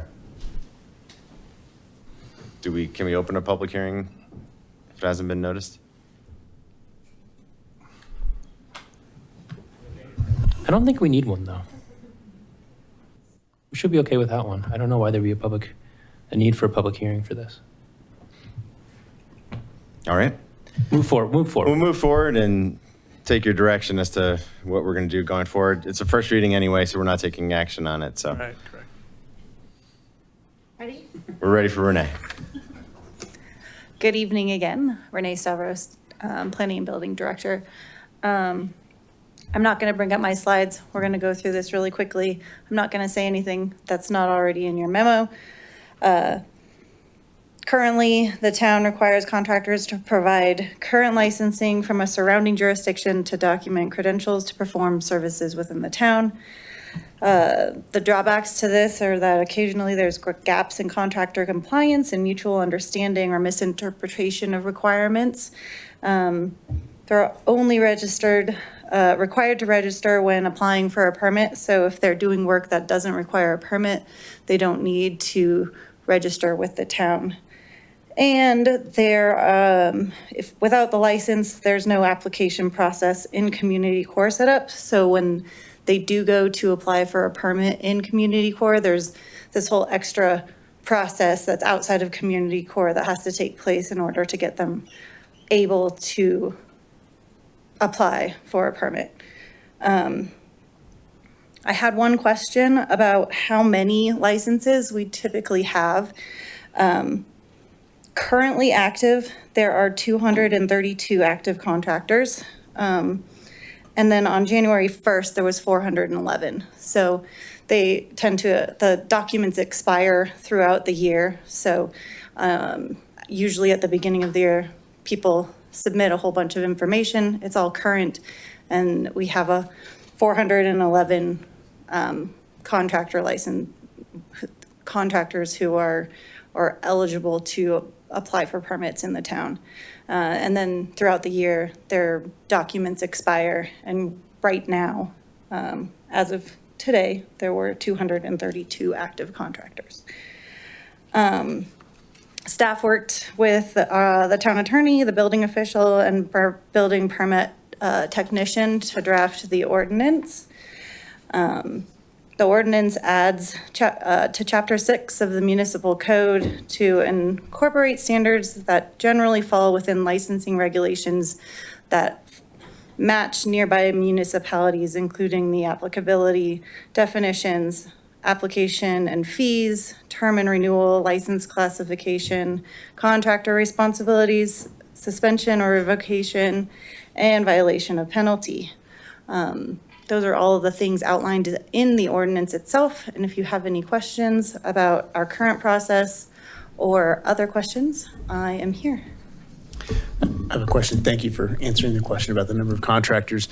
What kind of workload is that going to add to your plate if you're having to renew 411 licenses or 230 something on an annual basis? That's almost one a day.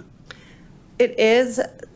We still go through that process, and it's actually more time consuming now without having a process that we go through community core to enter information in, because this way they can go in and register and pay the fee and we process it. Whereas right now, they're still sending us documentation, and our permit technician at through SafeBult is having to go in and manually input all of their information for them before they can apply for a permit. So really it's reducing the time that it takes for us as staff. I have a few questions, so I apologize. Just a few things when I was reading through it. So I know that it says that the property owner, if it's their primary residence, they don't need to register. But if it's a property owner who has a second home or an investment property and they're applying for a permit, do they need to then register if it's not their primary residence? Ask your next question. Brilliant. Okay. Moving on to the next one. I will come back to, let me look at it. Thank you. So I saw that we are going to require liability insurance, but I didn't see anything about workman's comp. Are we going to require workman's comp as well, or just liability? Well, it's just the liability that we have in there right now. That's in alignment with most of the other local jurisdictions nearby us. So we tried to require what they require and not require additional things. All right, perfect. Other question, how many classifications does one license cover? Because I saw there was a list of classifications, but if they're maybe doing multiple projects, does one license cover all of that, or is it they need to register for separate licenses? I think you can apply for, like, you can, if you are a company who has like many different licenses, you can apply for a license for your business. And then the contractors who work on projects that are listed in that license agreement for the work that they're approved to do based on their certifications, they could then do the work. So does that answer your question? That does. Okay. Thank you. Sorry, and I'm not trying to throw any curveballs. I'm just, they're curiosities, No, and I you're want to make sure we thought through it. And then the only other question I had was for turnaround time, because I always hear people rave about how quick we are about everything when it comes to building and permits and inspections and the whole thing. So I just wanted to see if that looks like that would slow that down. I mean, it sounds like it's lightening your workload, which is fantastic. So I'm assuming it won't really have an effect on turnaround times. It shouldn't have any effect on, especially making it easier for contractors to just, once they can register themselves through this process, and once they're registered, they can apply for the permits. So, cool. Yeah. Thank you. I'm ready. So right now, the language for not requiring a license is homeowner who constructs owner's personal or primary residence or a structure there too. So yeah, I think if you're in house A and you own house B 4 blocks away that you don't live there, you rent out or something, yes, you'd have to get a contractor's license. Okay. Thank you. Do we have an idea on like how, I know you mentioned that this is kind of like bringing us in line with surrounding jurisdictions. You know, I think one of the things that we always look towards is we don't want to be putting like impediments in front of people to make it harder for them to, you know, rebuild or do whatever they're going to be doing or doing anything that's like drastically different or more difficult than surrounding communities. So Louisville, Boulder, Broomfield, Arvada, do you have a sense for what they require? Is this similar, identical? I mean, they all require consistent? licenses, but what the level, So in terms of drafting, I looked at Louisville, Lafayette, and most of all Erie. So a lot of things I send you guys, those tend to be my kind of guiding lights for a variety of reasons. And it should look really, really similar. So if you work in kind of East County, it should look really familiar. Because what we don't want to have happen is like all of a sudden we take a policy position on something and then all of a sudden all of the residents in town can't find a contractor because contractors are refusing to work in Superior because it's too difficult. So we don't want to have that like unintended consequence. But at the flip side, if there's consistency with processing applications and you know, a more efficient process and hopefully streamlined process and not additional costs or substantial additional costs. we ran this through Safe Built, who works in many communities as well, and you know, those other communities also have licenses. I don't think, like, based on Nick's review of adjacent jurisdictions for, you know, Louisville, Lafayette, and Erie, and then what I'm familiar with myself and what the building inspector reviewed, I don't think that we're going to be significantly different or more cumbersome than any other jurisdiction. And the cost for the application for processing the permit fee it's $75 based on the 2026 government fee structure. So, or 25, 26, 25? I don't, whatever the government fee structure that I looked at, it's $75. So it's not a significant cost burden to contractors who are wanting to get licensed in order to do work in the town. Do we have any, I know that this is probably an impossible question, but do we have any idea as to like a percentage of contractors that are currently working in town that are licensed versus unlicensed? They any have idea? to be licensed by an adjacent jurisdiction in order to apply for a permit to do work in the town. What we don't know is who's doing work that's not licensed, that doesn't require a permit. So work being done that is, doesn't require you to pull a permit could be done by anyone right now tracking purposes, you know, if they don't apply for a permit Right, and they're right. not licensed, then we may not know that in the future, but it facilitates if we see work being done by a contractor and we, you know, pull it up and they're not licensed, that gives us an opportunity to ensure that they get a license to work in the town. What would be an example of a type of work that doesn't need a permit? Less than 120 square feet. So a water heater replacement? That requires a permit. Okay. But like a Bedroom remodel? usually a bedroom remodel, depending on what it's doing, it may or may not require a permit.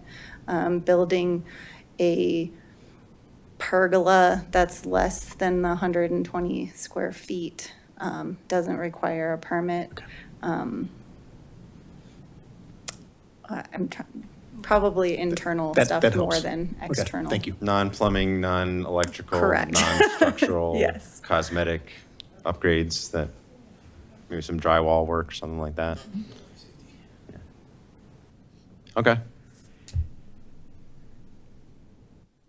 Any additional questions for staff? All right, anybody in the public like to give public comment on this item? Seeing none, anybody on Zoom like to give public comment on this item? All right, seeing none, so this is a first reading, and we will We'll see work whether or with not Nick we to need a determine if public we need hearing a or not, or public we don't need a public hearing? I'll double check. Okay. So if we have a second reading and necessitating a public hearing, can we take action on it at that meeting, or do we need to do a?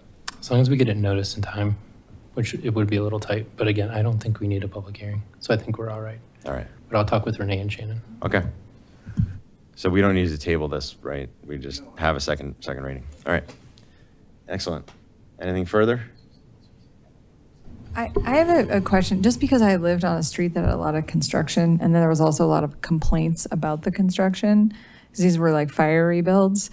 So I don't know that this would be something concerning in the future, but there were some neighbors that were complaining and calling in code enforcement for things that were appropriate and they were doing correctly. And this isn't going to create any unintended consequence or situation where someone who could not like what's going on make a thing out of something that isn't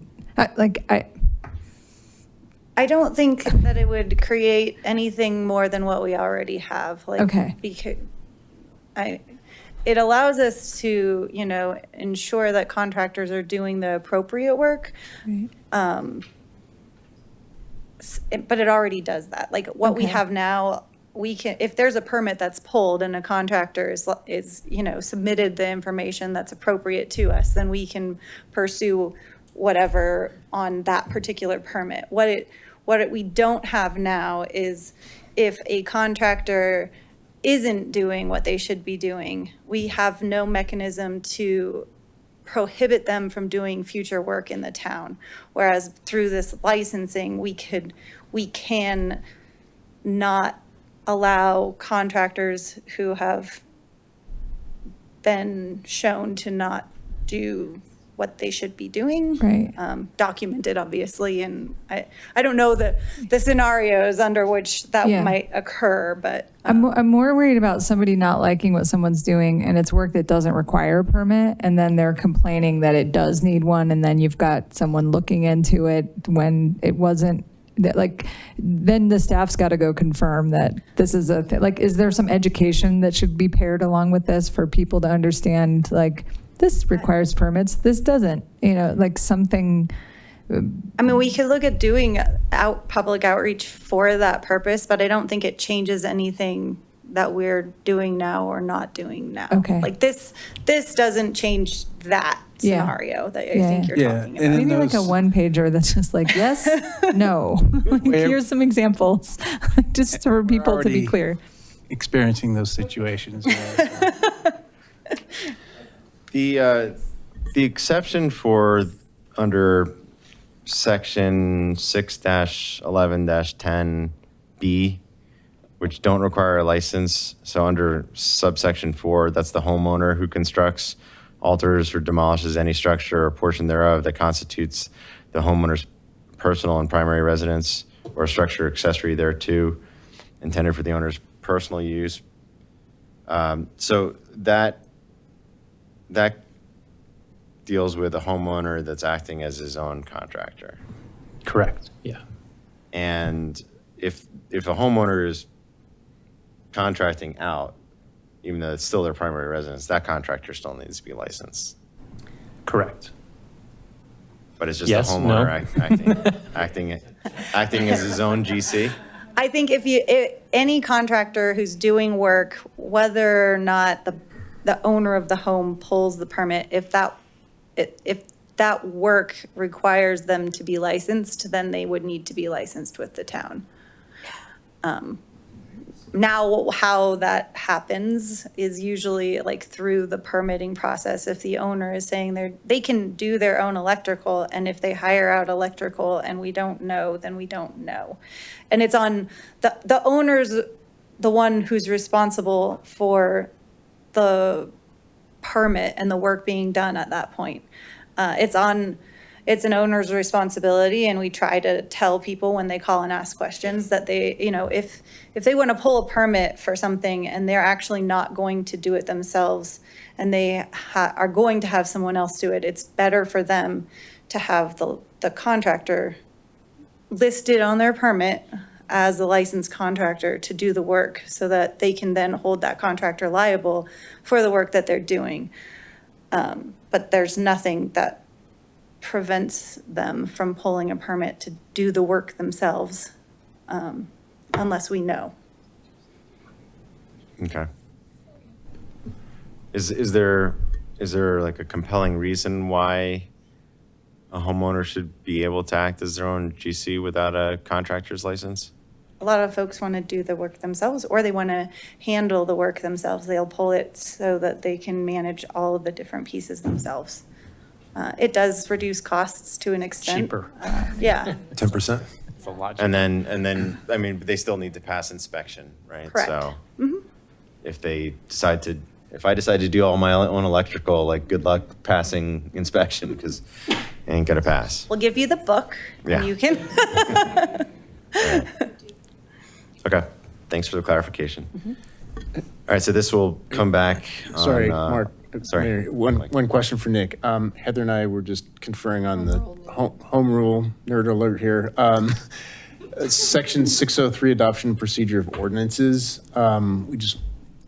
We were thinking that it does require a hearing, but wanted to just confirm with you based on how the charter language is written. I do not think this requires a hearing. Say that again? I do not think this requires a hearing. Okay. Pretty much public hearings for ordinances are really only about land use code. Okay. It pretty much, almost everything else I can think of in the code does not require a public hearing besides land use. Okay. That's why And we asked her. oftentimes money stuff, but we do a lot of that by resolution now, like Jeff just did. So that's another thing for ordinances that we don't need. Great, thank you. This is why we asked the attorney. Thank you. All right. One real quick question, Mark. Renee, regarding like Denver has a requirement for procuring a license, you have to have a certain number of years of experience as a contractor. Do we have anything like that on the books specifically for a resident who will want to do their residential, they won't want to do their home, but they'll want to do a speculative property themselves? What do we say is a requirement for some sort of history of work, or do we not have that? If they own the property, and Yeah, but and it's planned to be their, I mean, I guess I don't understand your question. If they're building, if they have their residential property, they own it, but they buy a lot and they're going to build a speculative house and they want to GC their own project, a lot of municipalities require experience as a general contractor to get a license. And if that person is not a general contractor, but they just want to get the license, are we going to require them to have any level of experience to do that? I don't think that's written into the ordinance the way that it's written, but I don't know what you're asking. asking. I think Are we requiring you anybody can- that's getting a license to have actual experience as being a general contractor? in order They get have that to be license? licensed by the state or by a national, they have to have passed an examination and be licensed to register for a license as a contractor. If you're an owner and you want to build something, you don't need to be licensed to do that. You can do it yourself. For your primary For your residence. primary residence. Correct. But if you're building another residence that you don't plan on living in, what are the requirements for that homeowner now? Then you would have to be a licensed contractor for whatever work that you're proposing to do. So they would have to be licensed.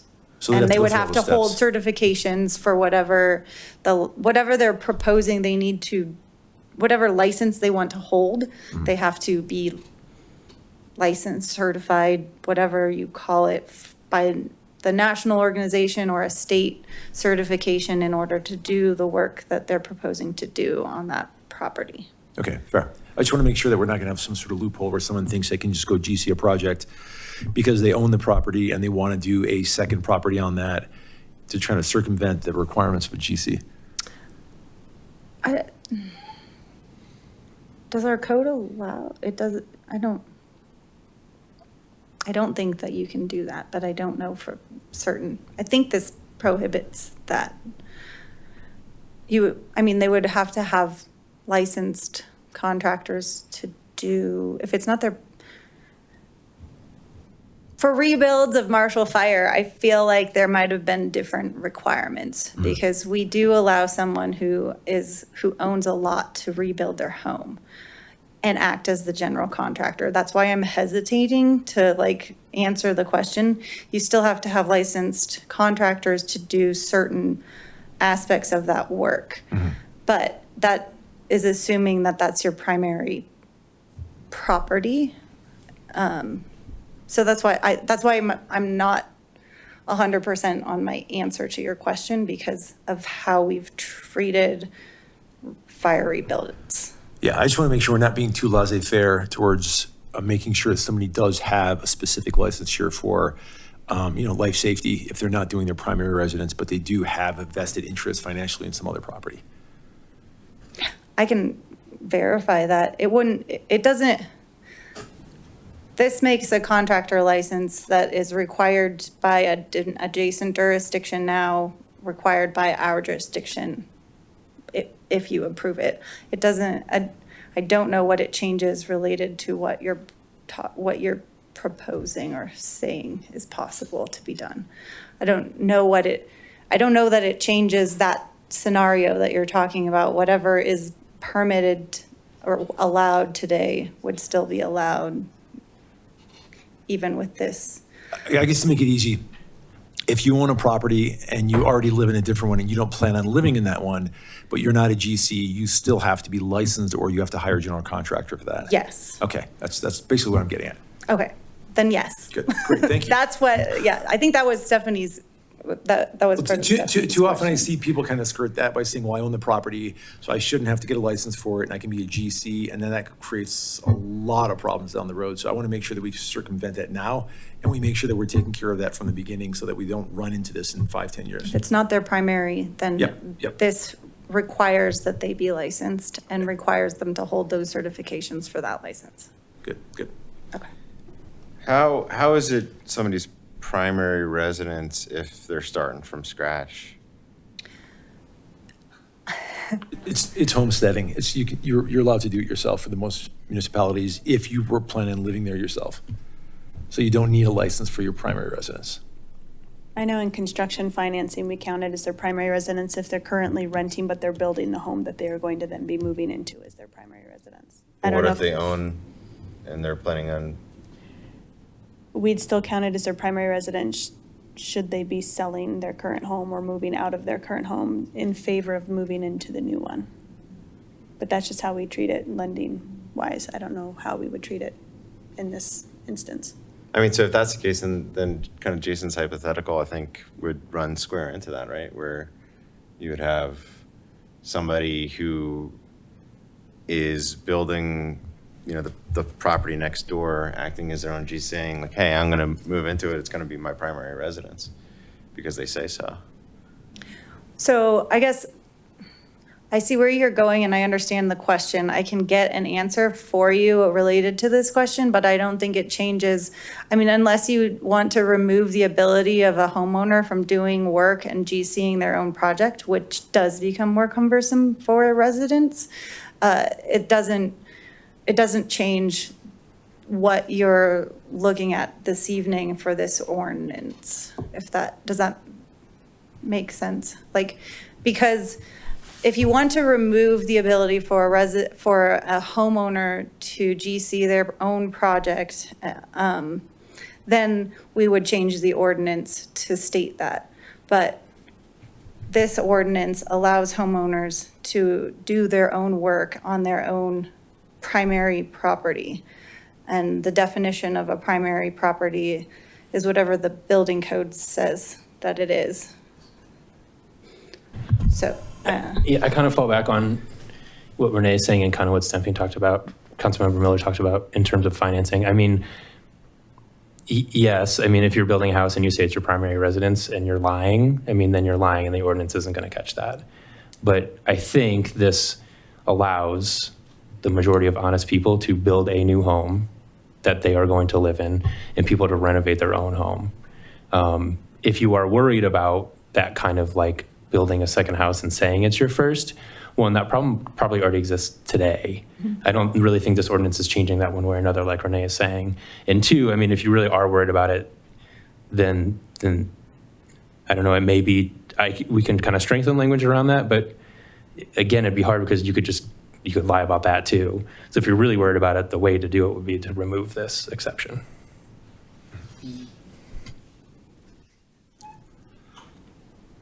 I don't know if I'd want to remove it, honestly. I mean, if you want to GC, and it is difficult to GC your own project, believe me, but I want to be laissez-faire to let someone do that if they choose to want to do that and undertake the difficulties. But at the same time, you know, someone can live in a property, build their own house and say, hey, I want to get another property and I want to build that one too, and I'm going to live in that one. And, you know, it could be a daisy chain effect, but I mean, there's no way we can enforce honesty, right? That's not the point of what we're doing. It's just life safety, making sure it's built to code and to our standards to make sure everything's safe. So I guess I apologize. I'm making this devil's advocate and it's making it too difficult. So I withdraw my question. Well, no, I think it's a good question because, you know, what about the situation where somebody acts as their own general contractor and then they're impacting the neighbors because they don't know what they're doing and they're, you know, impacting the surrounding properties.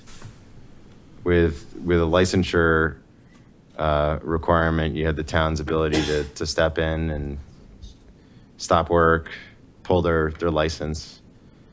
If an owner is acting as their own GC and if they don't care about their neighbors, what mechanism do we have to ensure that the neighbors aren't going to be impacted by a negligent homeowner who's, you know, acting as its own GC?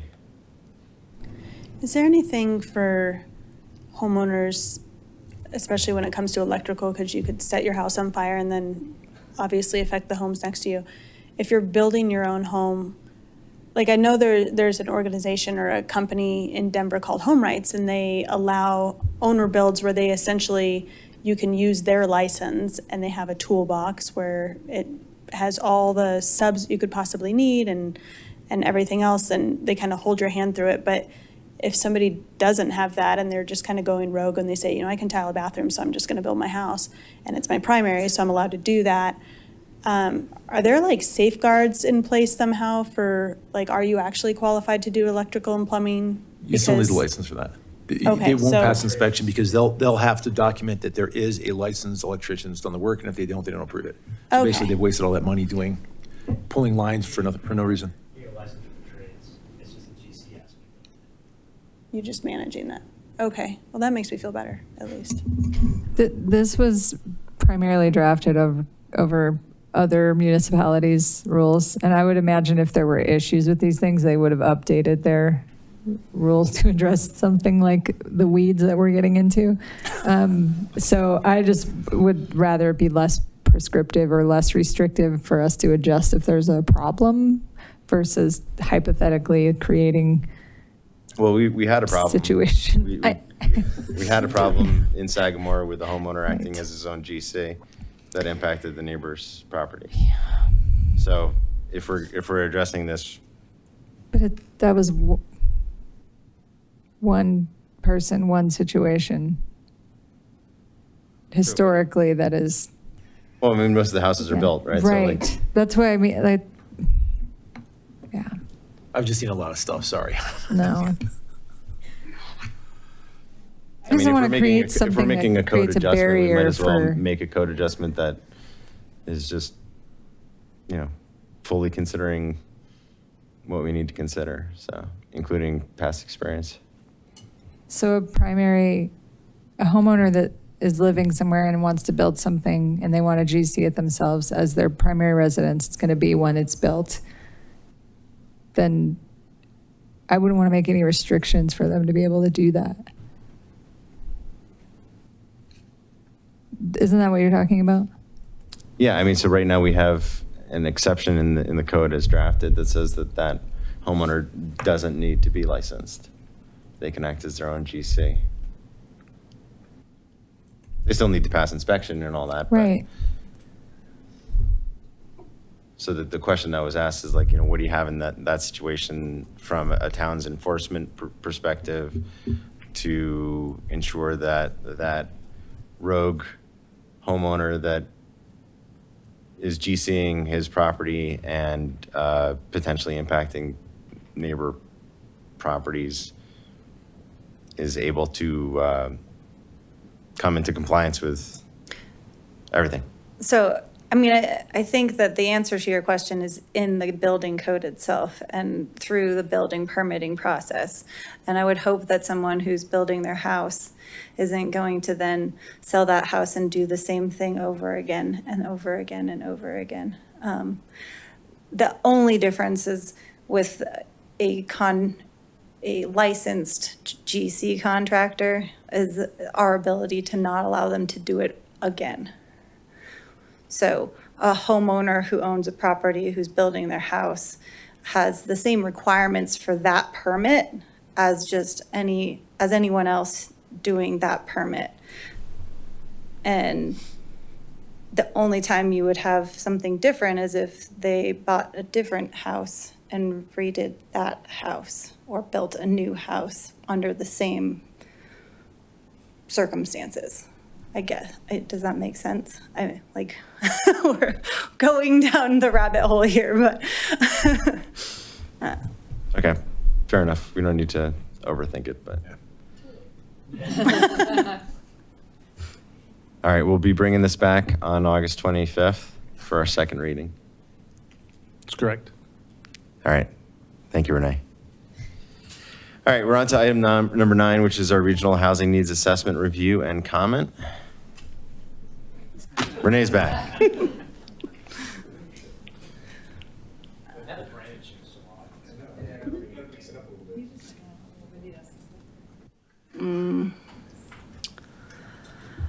Let me see. There is.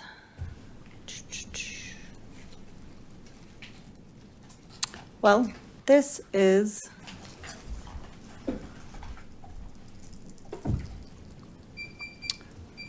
Let me see if I can pull up. This is the actual housing needs assessment. And then there's I'm gonna have to pull up a different PowerPoint. Excuse me for just a moment while I go in here.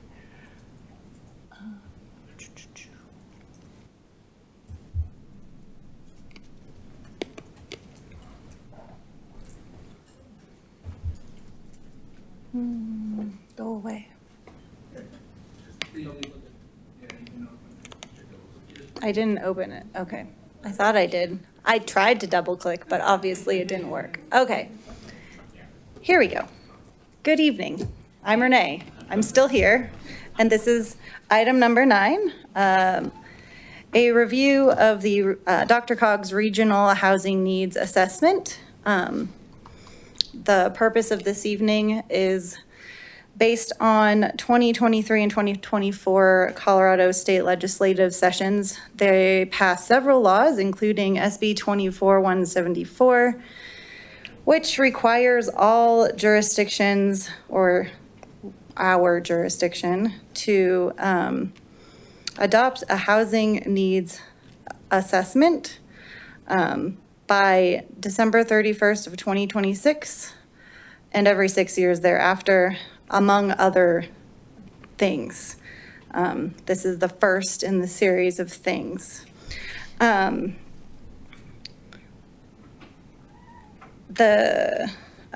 other things include a housing action plan, a water supply and strategic growth element, and comprehensive plans. The housing needs assessment, we did a housing needs assessment, as you all know, with our funding for the IHOP grant last year as part of our housing strategies plan.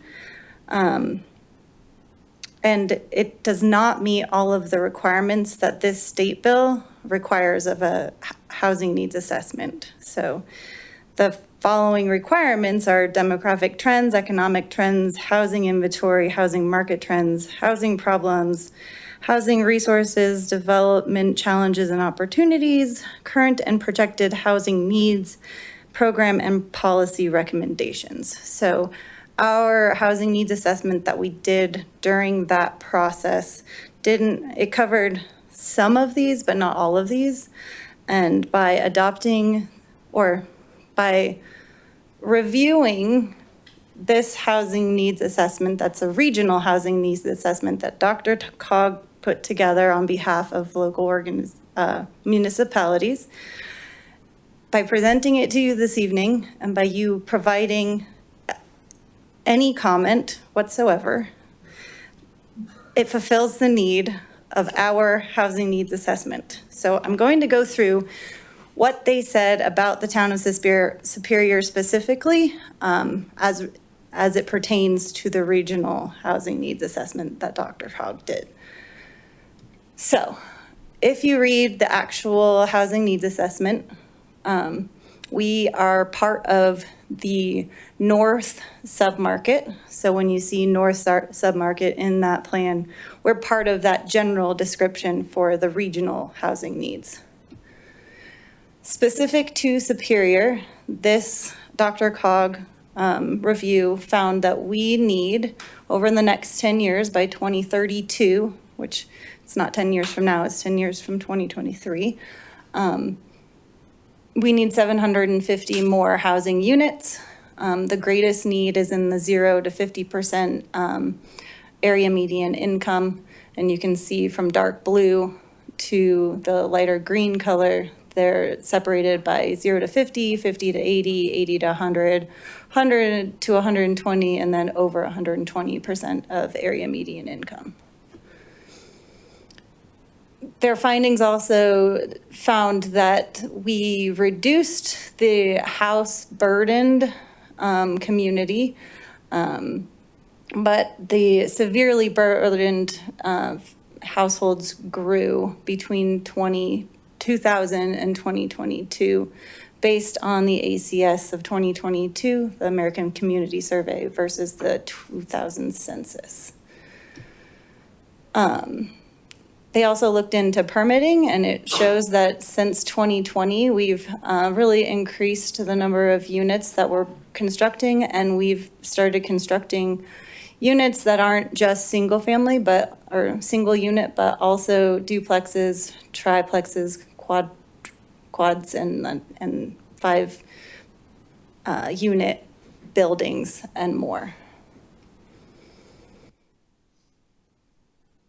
This is our current supply of housing according to the 2020 census.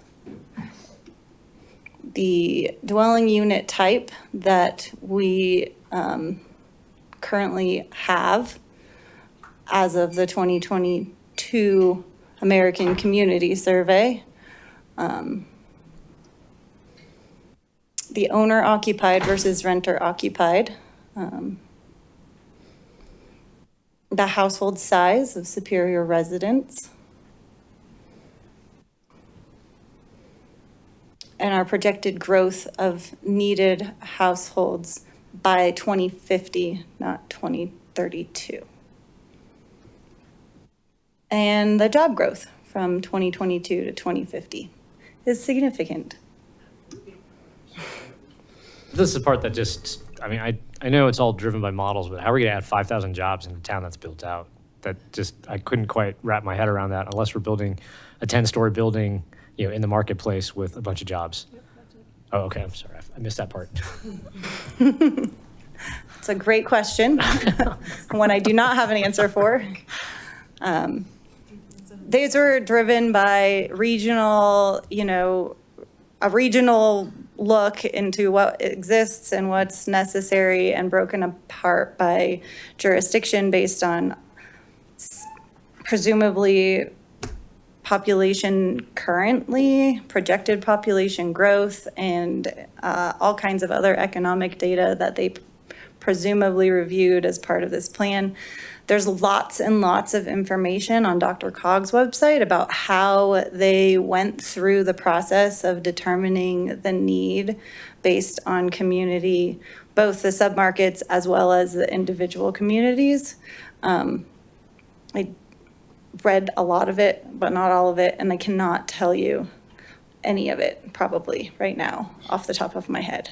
But they did a lot of outreach. They did a lot of research. They talked to a lot of subject matter experts, and these are the numbers they determined for Superior. And we don't have to like them. We don't have to agree with them, but we do have to comment on them if we want to, and not do our own housing needs assessment by next year, December 31st.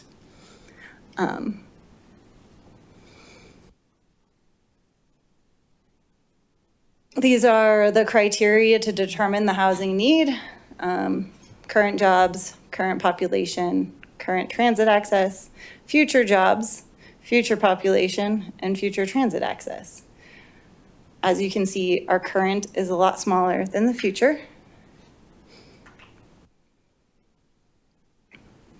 This is a breakout of renter versus, and then the next slide will be owner need. So we need more renter households than we do owner households. And a significant portion of the renter households is needed in the 0 to 50% AMI category. For owner households, it's 297, and the need is still in the 0 to 50% AMI, but a large amount of the over 120% AMI. And that is all of the slides.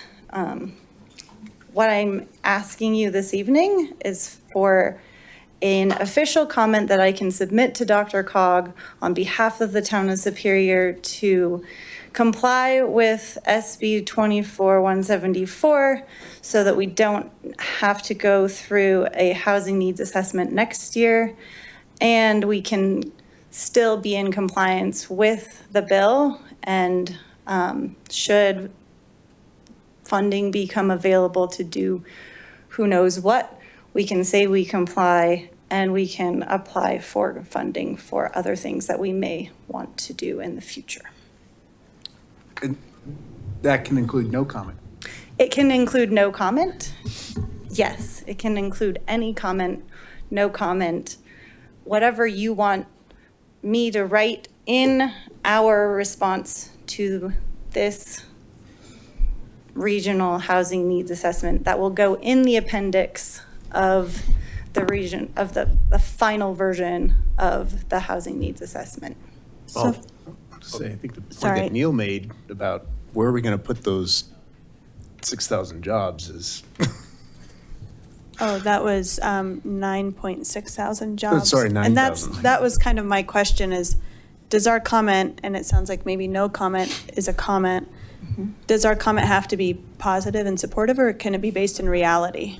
It can say that this is the worst thing you've ever heard, or it could say this is the best thing and we want to adopt this plan and work towards it. it can say, we like this and we don't like this, and it can say, we have no comment, and we can say no comment. Well, It it is seems- really up to you all as to what comment, what official comment that you'd like to provide. And then we can, if you want us to do more or ask more, or, come back with additional information, or if there's something that you'd want to actually work on based on the information that's been provided here or in the regional housing needs assessment itself, then we can pursue that for sure, outside of commenting. One of my And we thoughts on can that. Well, actually, comment next time. If you want to postpone your comment, I can come back with more of whatever information. yeah, we you can, want. we can make this really easy right now, and the fact that this is biased just based on the fact that it basically takes a larger demographic of a city like Denver and it scales it to us, and it doesn't translate. It doesn't make sense to the numbers. We're not going to have that many jobs. I don't care if we build factories here. That's not going to happen. And it talks about AMIs, and like I said during my board report, we're not talking about the big growth of senior living that we need in this town because there's no AMI for that because they're retired. So how do we make that go with it? So those would be my two biggest criticisms of the way this is presented. I have a question. So there is, there are a slew of these housing bills that came down from the legislature, and this is one of the, mandates from one of those bills that was signed into law. There's a number of home rule municipalities that are challenging the state's housing statutes on the grounds of it being, violative of the home rule charters of each of those communities. Do you know if compliance with this provision of the housing needs assessment is something that is being challenged in that litigation? Like for example, like Lafayette, I think is party to the lawsuit that's challenging these housing, pronouncements from the state. Like, are they refusing to do it in the interim? Are they doing it under penalty of protest? Do you know? I don't know. No, I remember when that was filed, and there was a lot of talk about how that was going to happen, and then I know they filed it. I haven't followed specifically the briefing. I have not heard of this bill though being part of. This is 174. I have not heard of this bill being part of the kind of slew of bills. I think that was much more centered around, I think the ADU bill and 1303 and those. Okay. So I'm not sure. The TOC, Transit-Oriented Communities Bill. Yeah, 1303. Yeah. And then the ADU one, and then what was the, and the that was minimum parking one was those are the big three. So from my perspective, I mean, I think that this is one of those examples of the state recognizing that there's a lot of people that are coming to Colorado. We've got a need for additional housing, and they're trying to come up with a solution, with a broad brush that doesn't take into consideration, the individual nuances in each, community. So we know that the numbers, the job numbers aren't going to be applicable to Superior. We're only 4 square miles, 13,000 people. And so, finding whatever 5,000, 6,000 jobs is not realistic. But, the idea that like 750 homes being needed for the town of Superior, is that right? Is it 500? Is it 1,000? I don't know what that number is, but I do think that it's, and I'm not suggesting that this is necessarily what like our comment would be. I don't want us to perform our own housing need assessment. So complying with the state's requirement of providing some comment or no comment or whatever it is, so we don't have to spend money on our own housing needs assessment is what I want us to do. I'll just add, we're as staff working to comply with as many of the bills as we can without doing as much as we can. Yeah.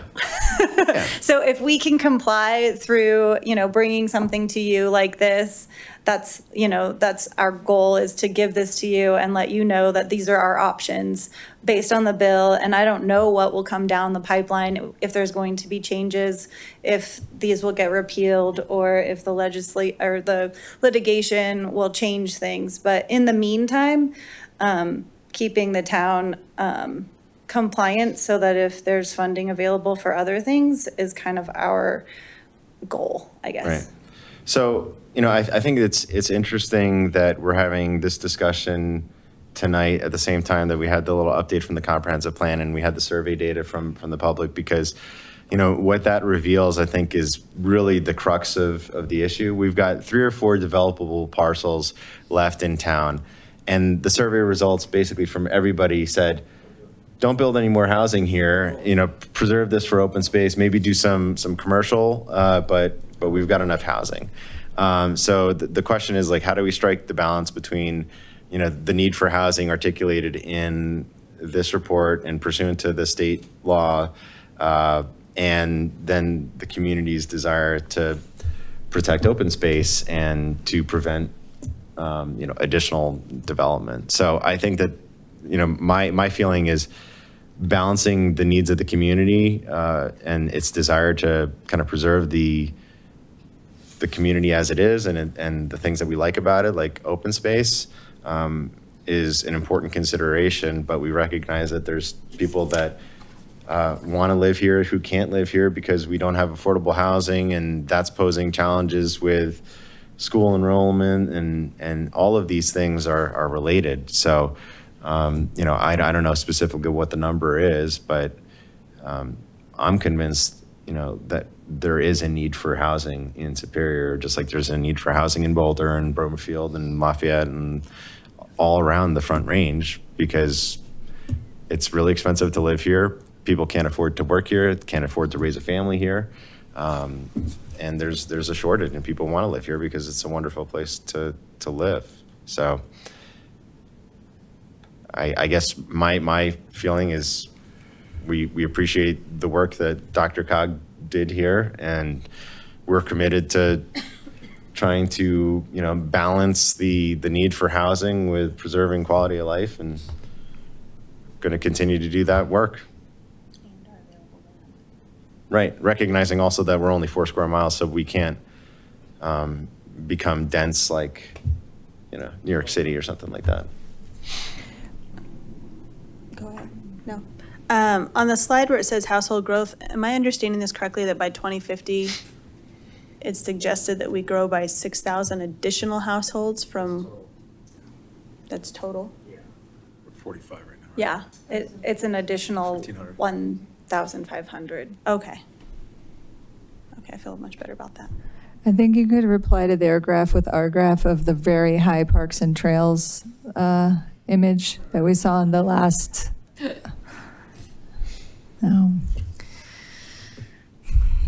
There's I don't know if we talk about this enough, but like the stuckness of the market, of the 47% of people are in under 3% like mortgages. They're not moving. They're not leaving those loans. And a lot of those are seniors who typically would move out of a larger home and make room for the entry-level home people to move into a larger home, which makes the entry-level home the affordable entry buy into a community. So it's all just stuck, right?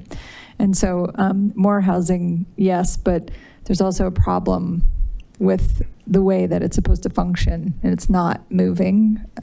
So addressing that, I think, is a higher priority almost than just building things that won't initially be affordable here because of a lot of other reasons. So one of the additional, I think, kind of points that is lost in the way that the state has been going about looking at this problem. And this is something that Mayor Castriata and Broomfield always harps on. The number of already permitted for or permitted housing units that have been allowed by municipalities but haven't yet been built for whatever the economic if it's just interest rates are too high right now, so the money's sitting on the sideline and they're not actually building the housing, like that's not the fault of the local government, and for the state to come in and say you need to deliver these units, well, the local governments aren't in the business of actually building the housing.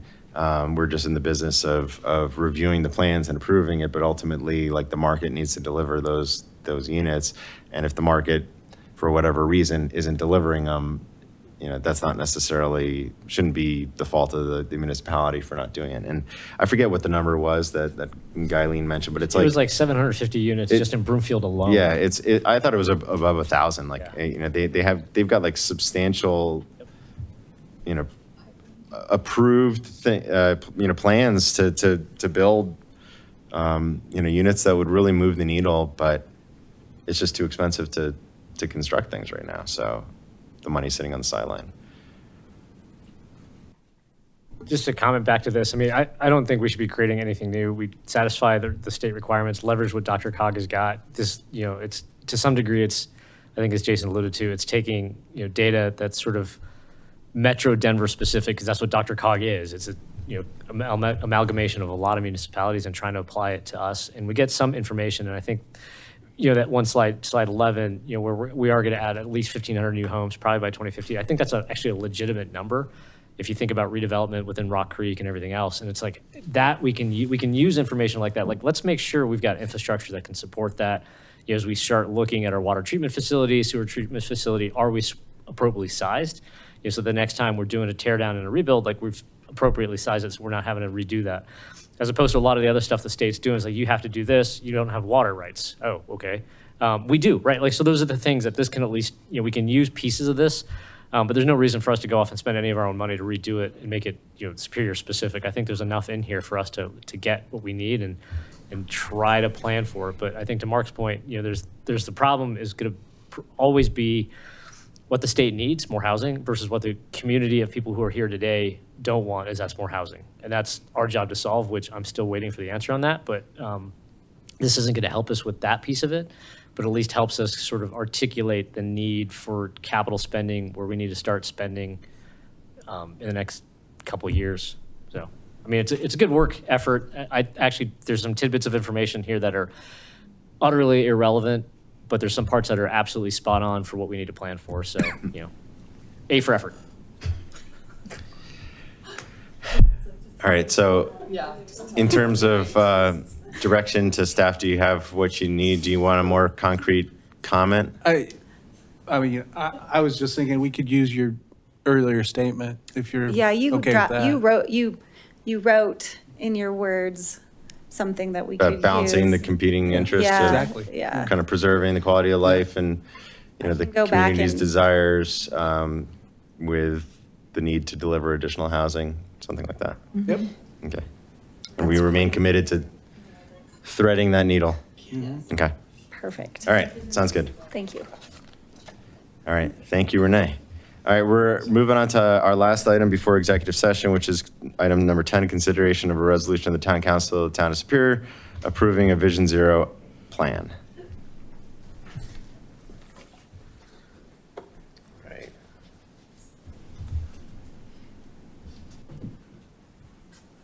Here we go. All righty, yeah, Alex Bullen, here again. Staying awake, staying alert here.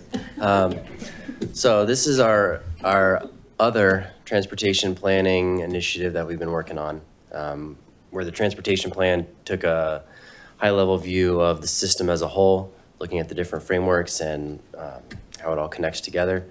The Vision Zero Action Plan focuses in specifically on accidents, crash types, looks at a lot of data, and makes recommendations specifically for transportation safety.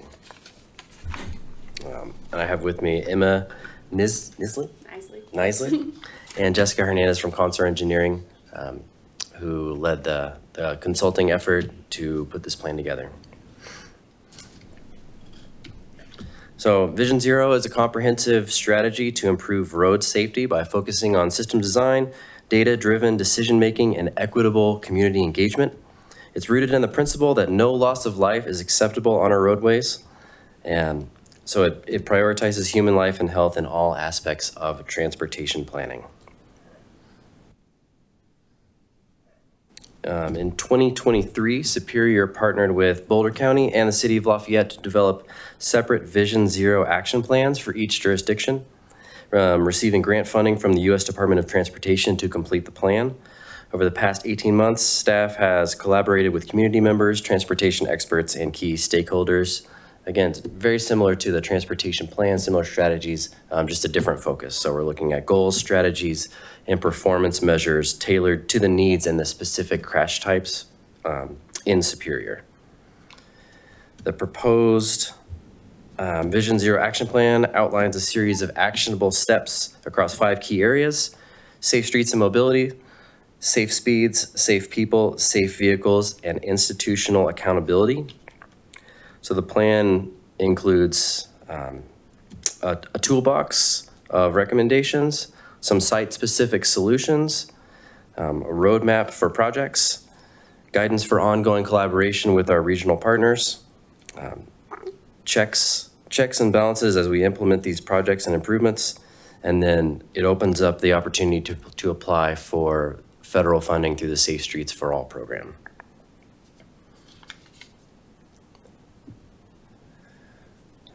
This is our timetable. So we began in spring and summer of last year with our community engagement and safety analysis and crash summary, combing through the data from CDOT and from Boulder County Sheriff on accidents in town. Through the fall and the winter, we engaged the community again and developed and reviewed countermeasures and recommendations for Superior. The spring of this year, we engaged the community again and started to put the pieces of the action plan together. And then this summer, agencies have been taking the completed plans to electeds for adoption. And with that, I'll turn it over to Emma to go over the safety analysis and some other technical pieces.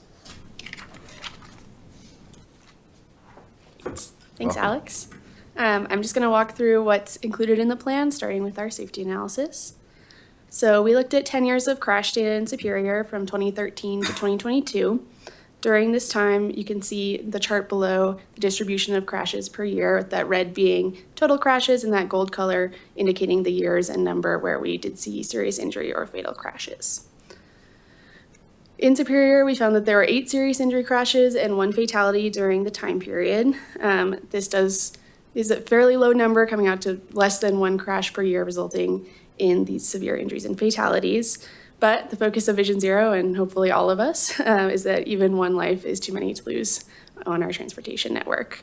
So that said, this kind of fairly low crash rate means that this plan really focuses on building on the existing successes of the transportation network and also bolstering some additional actions to get that number down to 0. Now on the heat map on the right, you can see the distribution of crashes throughout the town. They are concentrated primarily at intersections. So you can see that kind of biggest hotspot at the Marshall-McCaslin area and just north, and then a few other hotspots on some of the more major roadways throughout the town. When thinking about Vision Zero and roadway safety overall, we don't want to just be reactive, but also proactive. So we developed 2 tools. The first being our high injury network, which are those bright red circles. And these indicate the intersections where we saw the highest concentrations of crashes resulting in an injury, including a minor injury. And we also identified a high risk network, which is those darker red lines. And these are roadway segments that have characteristics, high numbers of characteristics that can lead to crashes being more severe if they do occur on those roadways. So things like high speeds, high number of travel lanes, poor crossings, things like that. These 2 networks combine into our comprehensive injury and risk network, which is a roadmap for where investments in safety improvements can have the greatest impact. Another part of the safety picture is understanding some of the most common crash types, both overall and the most common crash types that result in an injury. So some of the top crash types that we saw in Superior are approach turn crashes and broadside crashes. Approach turns are going to be those kind of left turning crashes, while a broadside you might know as a T-bone crash. And both of these occur primarily at intersections, which aligns with where we've seen the most crashes. I wanted to highlight the bicycle and pedestrian crashes. These combined made up only 2% of all crashes in Superior, but made up 25% of crashes that resulted in an injury. So really highlighting the vulnerability of these users. Conversely, some crash types like rear end crashes make up a huge proportion. They're actually the top crash type overall, making up 33% of crashes. But you can see they make up only 9% of crashes that result in an injury. Right. And we looked at the factors leading to these crashes and the locations where these crash types themselves occurred within the town as we were developing recommendations to make sure we identified any hotspots of specific crash types as well. So this data is only half the story. We also needed to understand the experiences of community members. So we had 3 robust phases of community outreach as part of this project. The first was phase 1, which occurred last summer. In this phase, we really wanted to share out some of the results of the safety analysis and also understand where people feel unsafe when they're traveling through Superior by any mode. So we had a variety of interactive, both in-person and virtual activities, including a big blown-up map where people could put stickers of where they felt unsafe traveling by different modes. And we got a lot of great information from that, and a lot of it really aligned with what we saw in the safety data. We heard a lot about intersections, speeding, and feeling unsafe walking and biking. And then in phase 2, we shared out some of our draft countermeasures, which I'll show the countermeasure toolbox in a moment, but really to gather feedback and reactions from the community about the types of countermeasures that we were proposing and making sure that there is support for them in the community. And then our third phase, this past spring, we shared out the draft action plan and got feedback on that. All right. So with this data, our safety data and our community input, we built a toolbox of countermeasures. And these are countermeasures that can be used to address those top crash types that we saw, as well as addressing community concerns. So this consists of a range of countermeasures, including engineering, enforcement, and education. Each of them include the crash type they address, a cost estimate, and also an estimated safety impact to help the town choose the most cost-effective and highest impact solutions. With this toolbox as a base, we developed both townwide and location-specific recommendations in the form of strategies and actions. These are organized by those safe system focus areas that Alex mentioned, primarily focusing on safer roads, safer speeds, and safer people. And then each one of these strategies includes tangible actions that all each have next steps, a safety benefit, a planning level cost, an estimated level of effort, and then a time frame kind of based on all of those factors. I'm going to just high level talk about each of the strategies, but they are fully detailed in the plan. So we'll start with safer roads, where the focus is really on improving infrastructure so that it naturally encourages safer behavior. So our first strategy is to implement identified safety improvements on the comprehensive injury and risk network. So these are some of our location-specific projects, and I'll talk more about those in a moment. But we also have a strategy focusing on reducing some of those risk factors, things like high speeds, again, things that can cause a crash to become more severe if it does occur. And then also strategy 3, upgrading some of our pedestrian and bicycle crossing treatments. So we did a systemic crossing analysis that looked at uncontrolled crossings and best practices for crossing treatments based on those roadway characteristics, and identified a few locations that would be prime candidates for upgraded crossings.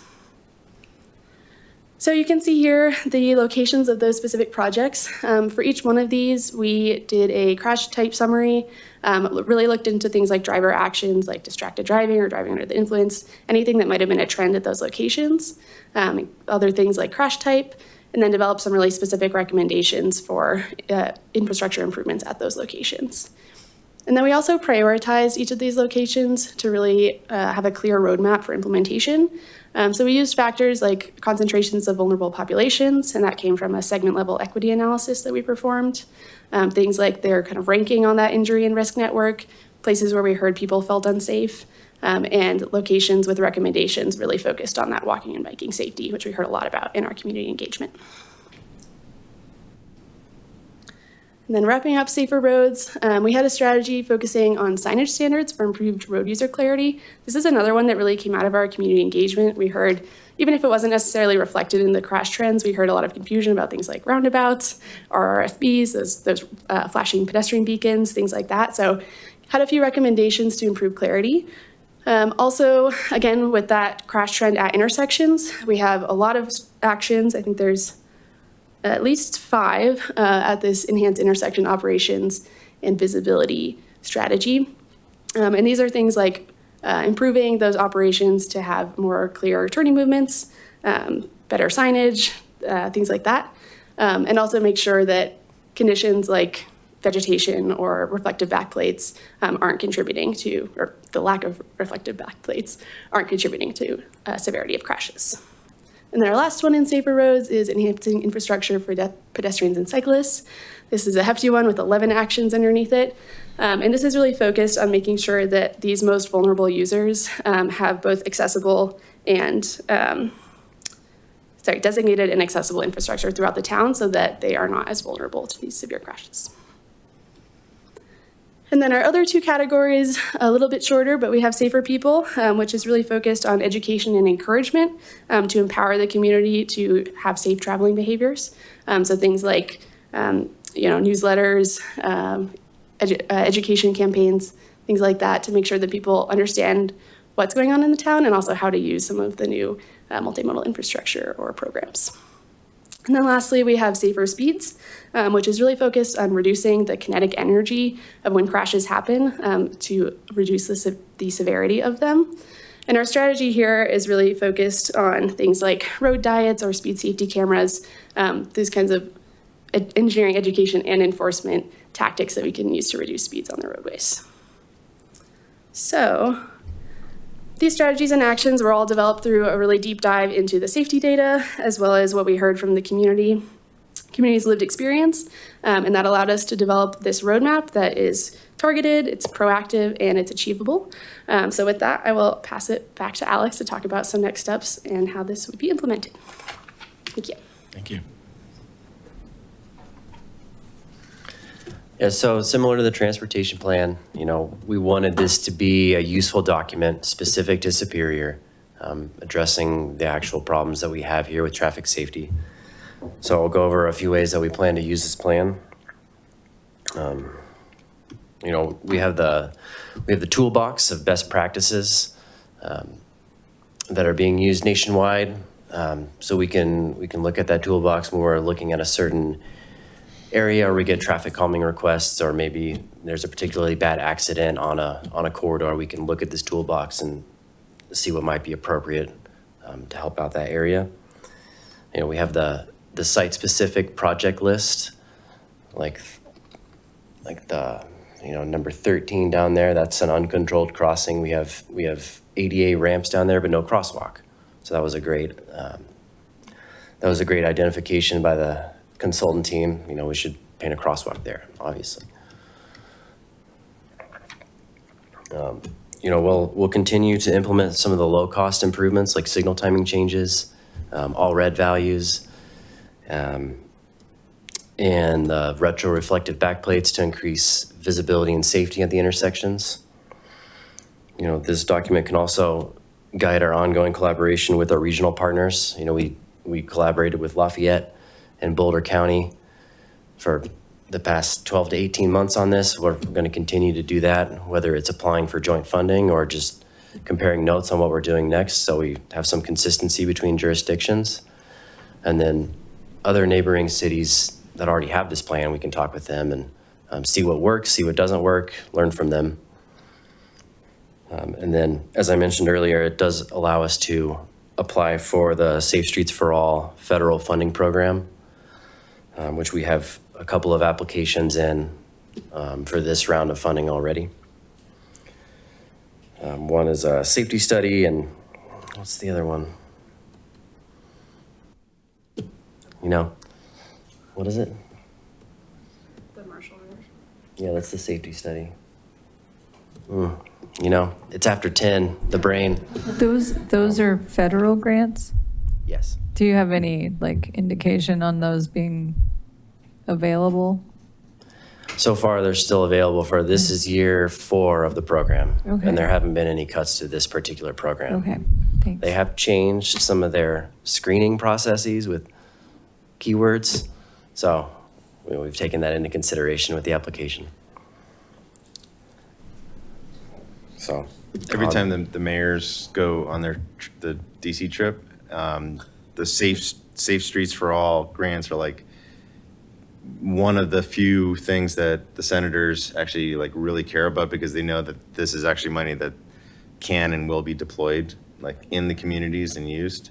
So like it's always top of mind because they know that that grant money is actually like real, tangible, and it gets spent and it makes a difference. So it's definitely something that should be targeted and focused on. Yeah, and they have it in 2 buckets, and one is hard to get and the other is easy to get. So we've gone for the one that's easy to get, and we'll find out sometime this fall if we get that award. So I'd like to open it up to further questions or discussion. I have a question, and I really appreciate this, and I think it's an admirable task to try to, make sure that we have zero serious injuries or fatalities in town, and we should definitely strive towards that. I know that Boulder's been doing this for years, and I'm fully supportive of this. Do we have any idea as to like how data on how many crashes are caused by distracted drivers using their phones?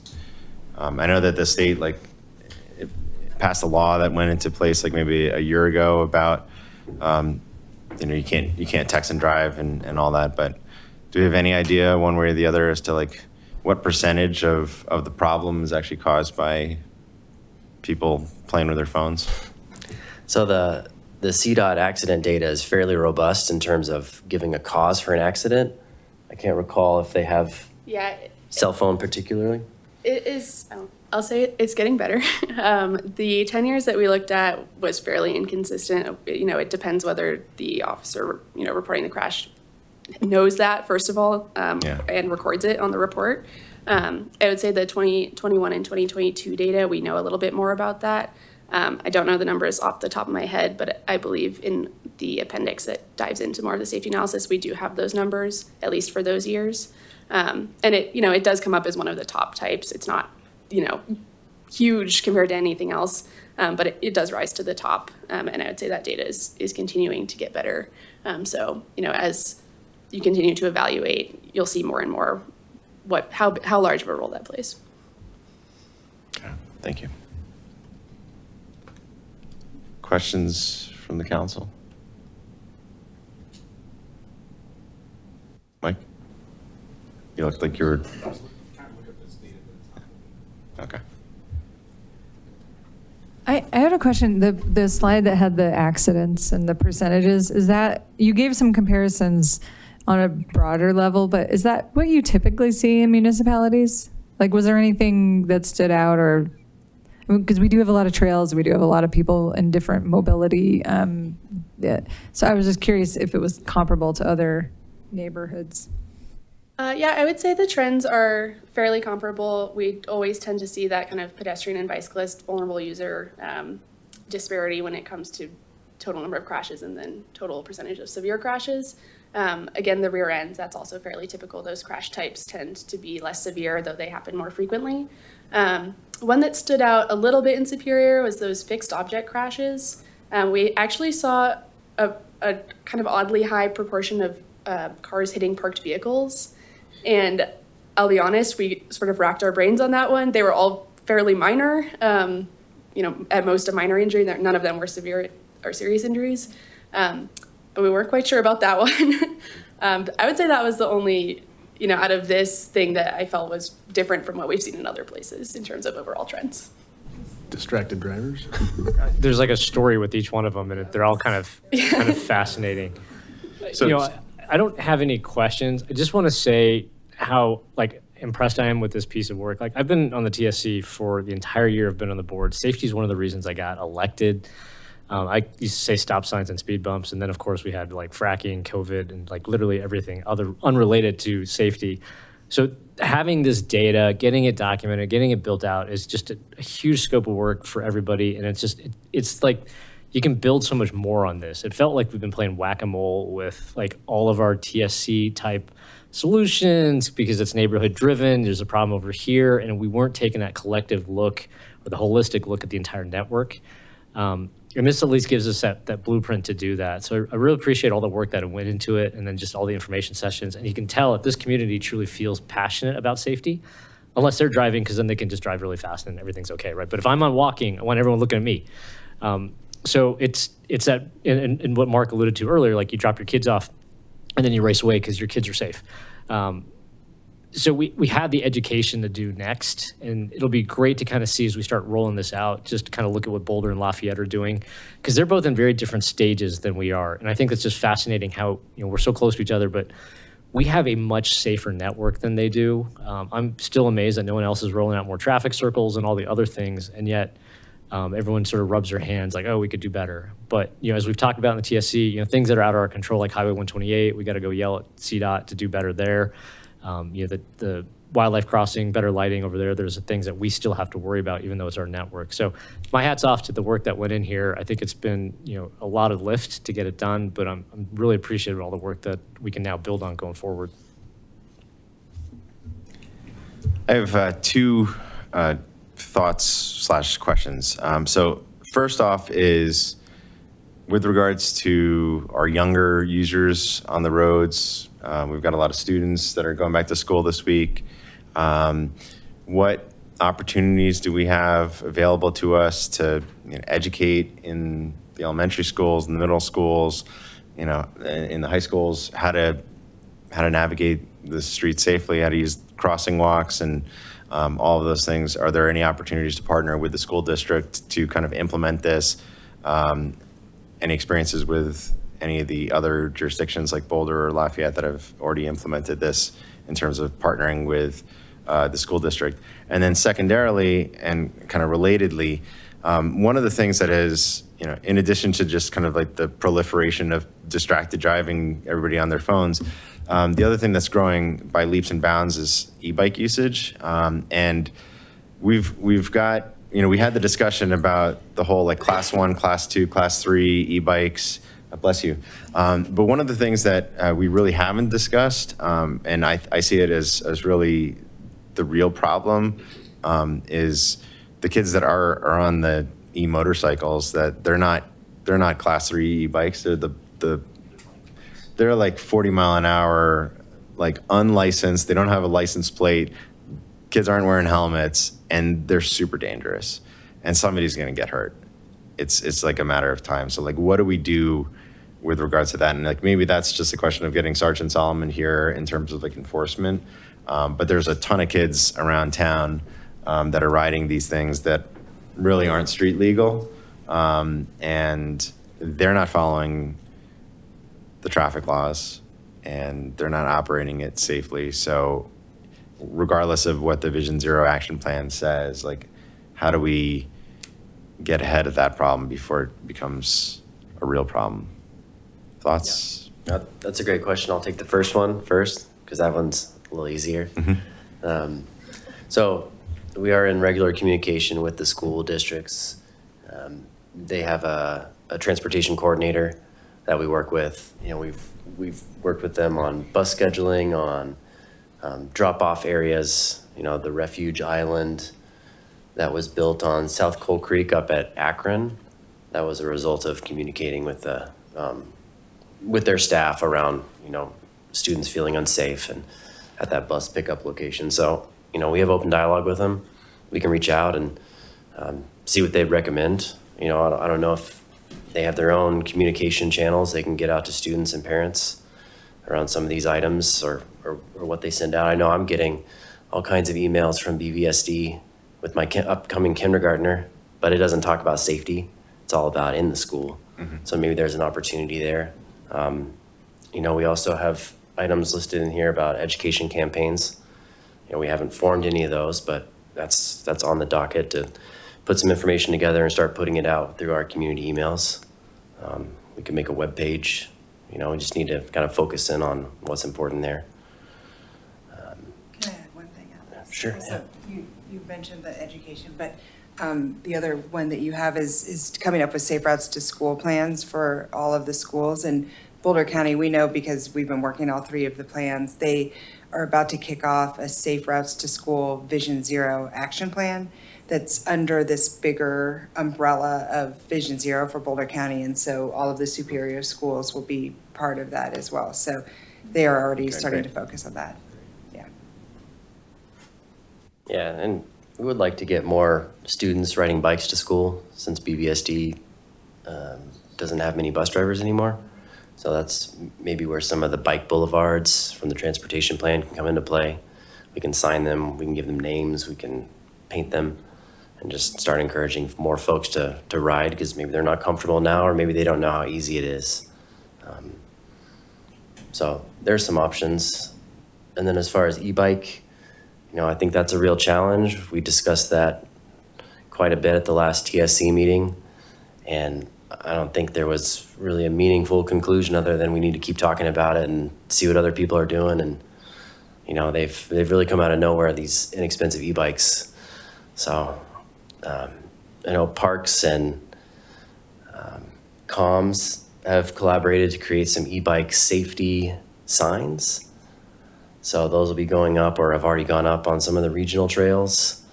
And then creating websites and just trying to tell people about it. But it's becoming more part of the dialogue within transportation in general, and our regional, Dr. Cog and the other cities around. So I think it's coming. Yeah, I mean, the e-motorcycles are dangerous, and there's a bunch of them out there. And I think that the Boulder County Sheriff's gonna have to step up their enforcement and just start pulling kids over and saying, like, where's your license? Because there's kids that shouldn't be riding these things that don't know how to handle it, and they're flying down the road and in parking lots and going 40 miles an hour in the Safeway parking lot, like riding those things, and somebody's gonna get hurt if they haven't already. So it's a problem. So, and the problem is that parents are just buying them for their kids without like batting an eye, thinking, can my kid actually handle riding one of these? I can't remember if it came up in the transportation and safety or if it was a First Fridays, because it's all kind of blending together. But I would love to see that any sort of e-bike, and especially the e-motorcycles, should need to be licensed. And then as part of that licensure, having to attend some sort of safety class and like agreeing to or signing something saying, now that I have my license, I will adhere to these rules, and then to your point, enforce that. And if they're not, because it is going to end up getting somebody hurt, and God forbid somebody get hit by a car, and then, it's just, yeah, I would like us to talk about that and get something on the books. Well, my understanding, based on the information that the town sent out just recently about e-bikes, is that like the e-motorcycles, I mean, you need to be like 16 years old, like have like basically your driver's license. And none of the kids that are riding those things around town meet those requirements. I know many of them personally, so. I talked to, so I did a ride-along last week, which was very informative, because I don't go out after 9 p.m. usually, and that's when we were out. So there's a whole different group of people out after 9. But the conversation about the e-bikes came up, and he explained that confiscation of the bike, there's a lot of things that they could do, but that it's really the parents' education, because the parents, because they don't know, will just replace the bike. Like, there's just not a lot of consequence to the actual kid. And so I see it more as, well, yeah, the kids have to know, but like there's a parental education piece of this. And for such an actively involved community, I feel like there's something here, right? Like we can come up with something for them, to, whether it's to attend or an education thing. And maybe that's, with the Boulder County Sheriff's Office, but the kids are only on the leash that they've been given, right? Sure, yeah. Like they don't know. So, but I was like, well, if can't you just stop the kids? And it's tough for the police officers to go on trail because the kids go, they can technically, but it's not ideal. And then once they stop the kid, then he's like, okay, I've got a kid and a bike, and I can take the bike, but then they'll be right back out. He's like, we live in a wealthy place. The parents will replace it. And so I think some of the education is more need to be to the parents than to the kids even. Well, when we had the discussion about e-bikes previously, it was always about the class 1, class 2, class 3, and it stopped at class 3. but the bikes that are the problems that are on the streets aren't class 3 bikes. And like, we didn't even talk about that because that wasn't even within the framework of the things that we were potentially discussing. And really the first time that I saw it kind of raised that kind of like made me think about it was when the town sent out that e-blast like a week or so ago. And then thinking like, wait, all these things are not class 3 bikes, they're e-motorcycles, and there's a bunch of kids that are riding on them that shouldn't be allowed to. I think like the manufacturers have to have that, it has to come from a designation up there where there's some visual component on the bike that you can see it from it. Like, they all look the same. You can't tell, you don't know unless they're stopped. But if there was like a giant like red band on the down tube, or there was a what, like there's some sort of, like it has to come from not us, right? In terms of like enforcing that or educating people on that. The state has to get involved. The state has to regulate these from the top, and that's going to be people like Kyle, and they're going to have to take the charge for us and make this a fact, because that way now you're selling a motorized vehicle, which it is, and you're going to need a license to buy it, just like you do a car. They're not going to sell you a car without a license. So, we have to push the state to start stepping up, because we ourselves can't do it. Or just, like, you can buy a car without a license, but the drive it. Yeah, the driving part is, yeah. All right, any additional questions on Vision Zero action plan? All right, thank you, everyone. Emma, Jessica. Thanks. And Alex, and let's entertain a motion to approve the resolution. So moved. All right, we got a motion to approve Town of Superior Resolution number R-58, Series 2025, a resolution of the Town of Superior adopting the 2025 Town of Superior Vision Zero Action Plan. Got a motion from Councilmember Shah, second from Mayor Pro Tem Serbu. All those in favor? Passes unanimously. Thank you very much. Appreciate it. Jen, Keep us posted on the BVSD you needed an ID to purchase it. You don't, not to drive it. vision plan to get to school. So you need that anyway, so. All right, we are on to item 11, which is executive session to hold order. Executive session to hold the conference with the town's attorney to receive legal advice on specific legal questions pursuant to CRS section 24-6-4024B regarding the Kuffner litigation and related matters. Do we have a motion to enter executive session? So moved. Got a motion from Councilmember Shah, second from Councilmember Foster. All those in favor? Passes unanimously. As a Superior Town Attorney, it is my opinion that the following discussion constitutes a privileged attorney-client communication, and I am therefore recommending that no further recording be kept of this executive session. We'll just need a couple minutes. Close everything out. Lock it down, lock it down.